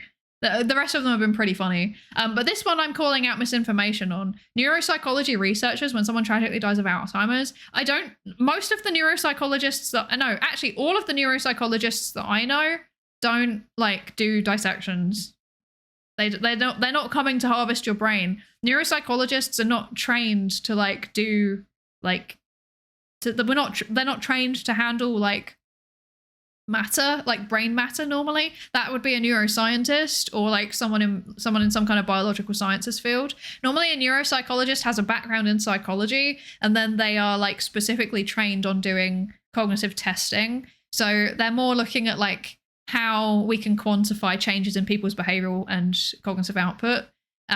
So I'm calling misinformation on this one, actually. I think that's wrong.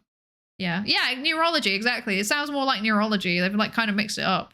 So yeah, but you know, the rest of it has been pretty funny so far, actually. But they would be neuroscientists. No, I actually think you're right. I don't think it would be. I think it would be neurology, like Yuri said. Yeah, I mean, although saying that, I do know some neuroscientists that do like. No, actually, no. I have met some neuroscientists that do like dissection stuff. Yeah, normally they do like imaging really more than anything else, but I do know some neuroscientists that do like dissection related things, and I also know some that do like tissue culture. Yeah. So I'd rate talking about places of Dublin at the end of the short breaking out perfect Gaelic would be cool. I can't do that. I can't do that. Yeah, I can't speak. I know that goodbye is like slan. That I know. And that's pretty much it. Vulture is welcome. Yeah. And then hello is like dear ditch. That's like the maximum I can do. And that took like 5 years. So yeah. Yeah. I thought those guys are theoretical. I mean, you can get theoretical neuroscientists and like, you know, lab neuroscientists. It doesn't make them less depending on what they do. Yeah. Imaging is Pog created a pretty pic. Publish in Nature. My work here is done. I shall leave my home planet. That's so real. How long are you streaming for, boss? Not for much longer because my throat hurts because I'm sick.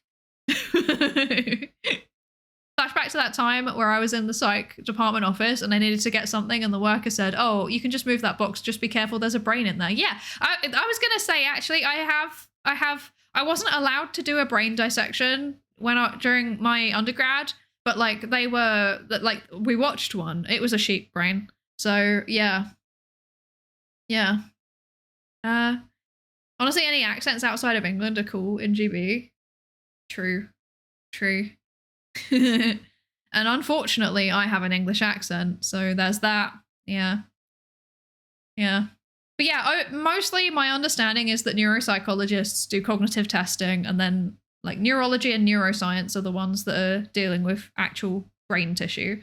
So I'm still calling misinformation on this. I think is wrong.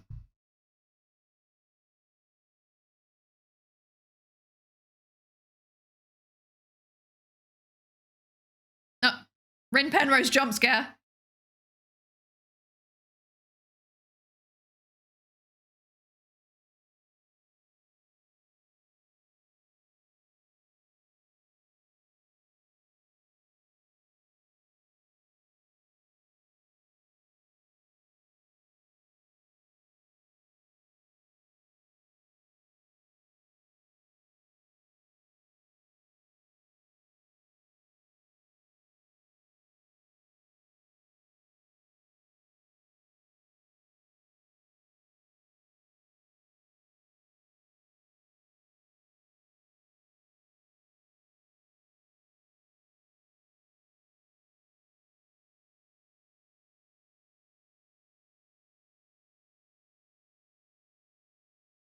That's me. I know about psychology. That's me. I know about psychology. Okay. Many things to unpack there, and also it went very fast. Okay, so to summarize, intrusive thoughts about doxing oneself on stream, but on top of that, then also that those thoughts appear in nightmares. So I guess my thinking around this is like, our current understanding of dreams is that it's kind of like a bit of like, hang on, let me bring up the right short again, actually. Okay. Rin Penrose. Look, that's not me. I would like to have it on record. That's not me. That's not me. So my thinking around this is that basically like dreams are, our current understanding of dreams is that it's kind of like the things that appear in the dreams are kind of what we've encountered throughout the day, and it might be like a form of processing. I'm a little bit out of date. Like when I say I'm a little bit out of date, I mean I haven't touched this topic since I was an undergrad. But that's my understanding of like what the current like theory is that it's like basically it's like connections kind of being solidified, neural pathways being solidified, because that's what creates memories and creates knowledge in your brain, is like pathways between your neurons. So my thinking is like, if you're thinking a lot about like, okay, let's say for like, we've got a streamer, they're a VTuber, they stream for like, I don't know, 4 hours a day, 5 days a week. So that means that they are spending 20 hours a week being careful that they don't dox themselves. And then they're also potentially catching small things that they have said that could potentially dox themselves. So I'm thinking that this is basically like processing, basically like intrusive thoughts that have happened over the course of a stream. This is my thinking. I'm not sure though, because like I said, this isn't my area of expertise, but like this is definitely linked to like, that's your job. That's what you spend a big chunk of your time doing. And therefore this is a real anxiety. And then it's like being processed in your dreams. I don't know. That's my thinking as somebody who does in fact have expertise in psychology, but not specifically in dream psychology. I am a social psychologist. I know about identity and stuff like that, and conspiracy theories. God, ask me about conspiracy theories. I don't know anything else specifically about dreams. Yeah. I don't know. That's my thinking on it. Yeah. Very rare that the call to action is very explicitly aimed at me, actually. Especially when it's allegedly me. I don't think we sound anything alike, but you know. I don't know who that VTuber is, but I like her voice. Not me. Tell us about the Tetris effect. Sounds a bit related if tangential. Is that the thing where like if you play Tetris after a traumatic event, it kind of like prevents you from replaying it again and again and again in your mind, and then because it's a cognitive thing that like interrupts your processing because you have to focus, so it interrupts your processing, and then you don't get traumatized as bad, allegedly, according to the literature, which actually seems to be quite robust from what I've seen. Is that the thing that you're referring to? It's very good for like interrupting like the progression of like trauma into like long-term PTSD symptoms. From what I've seen in the literature, and there also seems to be some emerging evidence that it's also quite good for interrupting rumination in things like depression and anxiety. But again, not my area, not super confident on that statement, but I gotta say, I have personal experience with the Tetris thing, and it works. It works. I don't know. Oh, the effect that I meant was when you do a lot of the thing and you start projecting the experience onto the real world. Oh, apparently psychologists love Tetris. Okay. Okay. Yes, also that. Because like you process information coming in through what you know, right? So if you play a lot of Tetris, then you process information whilst you're not playing Tetris in relation to Tetris. And likewise, if you're a VTuber, if you're not VTubing, you start to process information in a way that's related to VTubing. Like, I can quite consistently say that I do go through my everyday life and I process things both in relation to being a scientist and a VTuber now. So, like, I will, I'll see a paper and I'll be like, oh, I'm interested in the science. And I'll also be like, would this be good stream content? Because that's my frame of reference now, apparently. I have a problem. I have an issue. Yeah.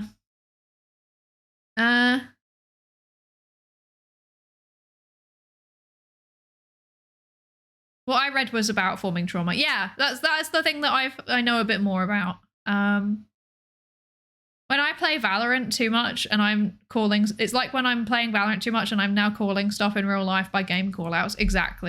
Exactly. Or it's like when people accidentally say like oh my god, wait, I have a really, really good example.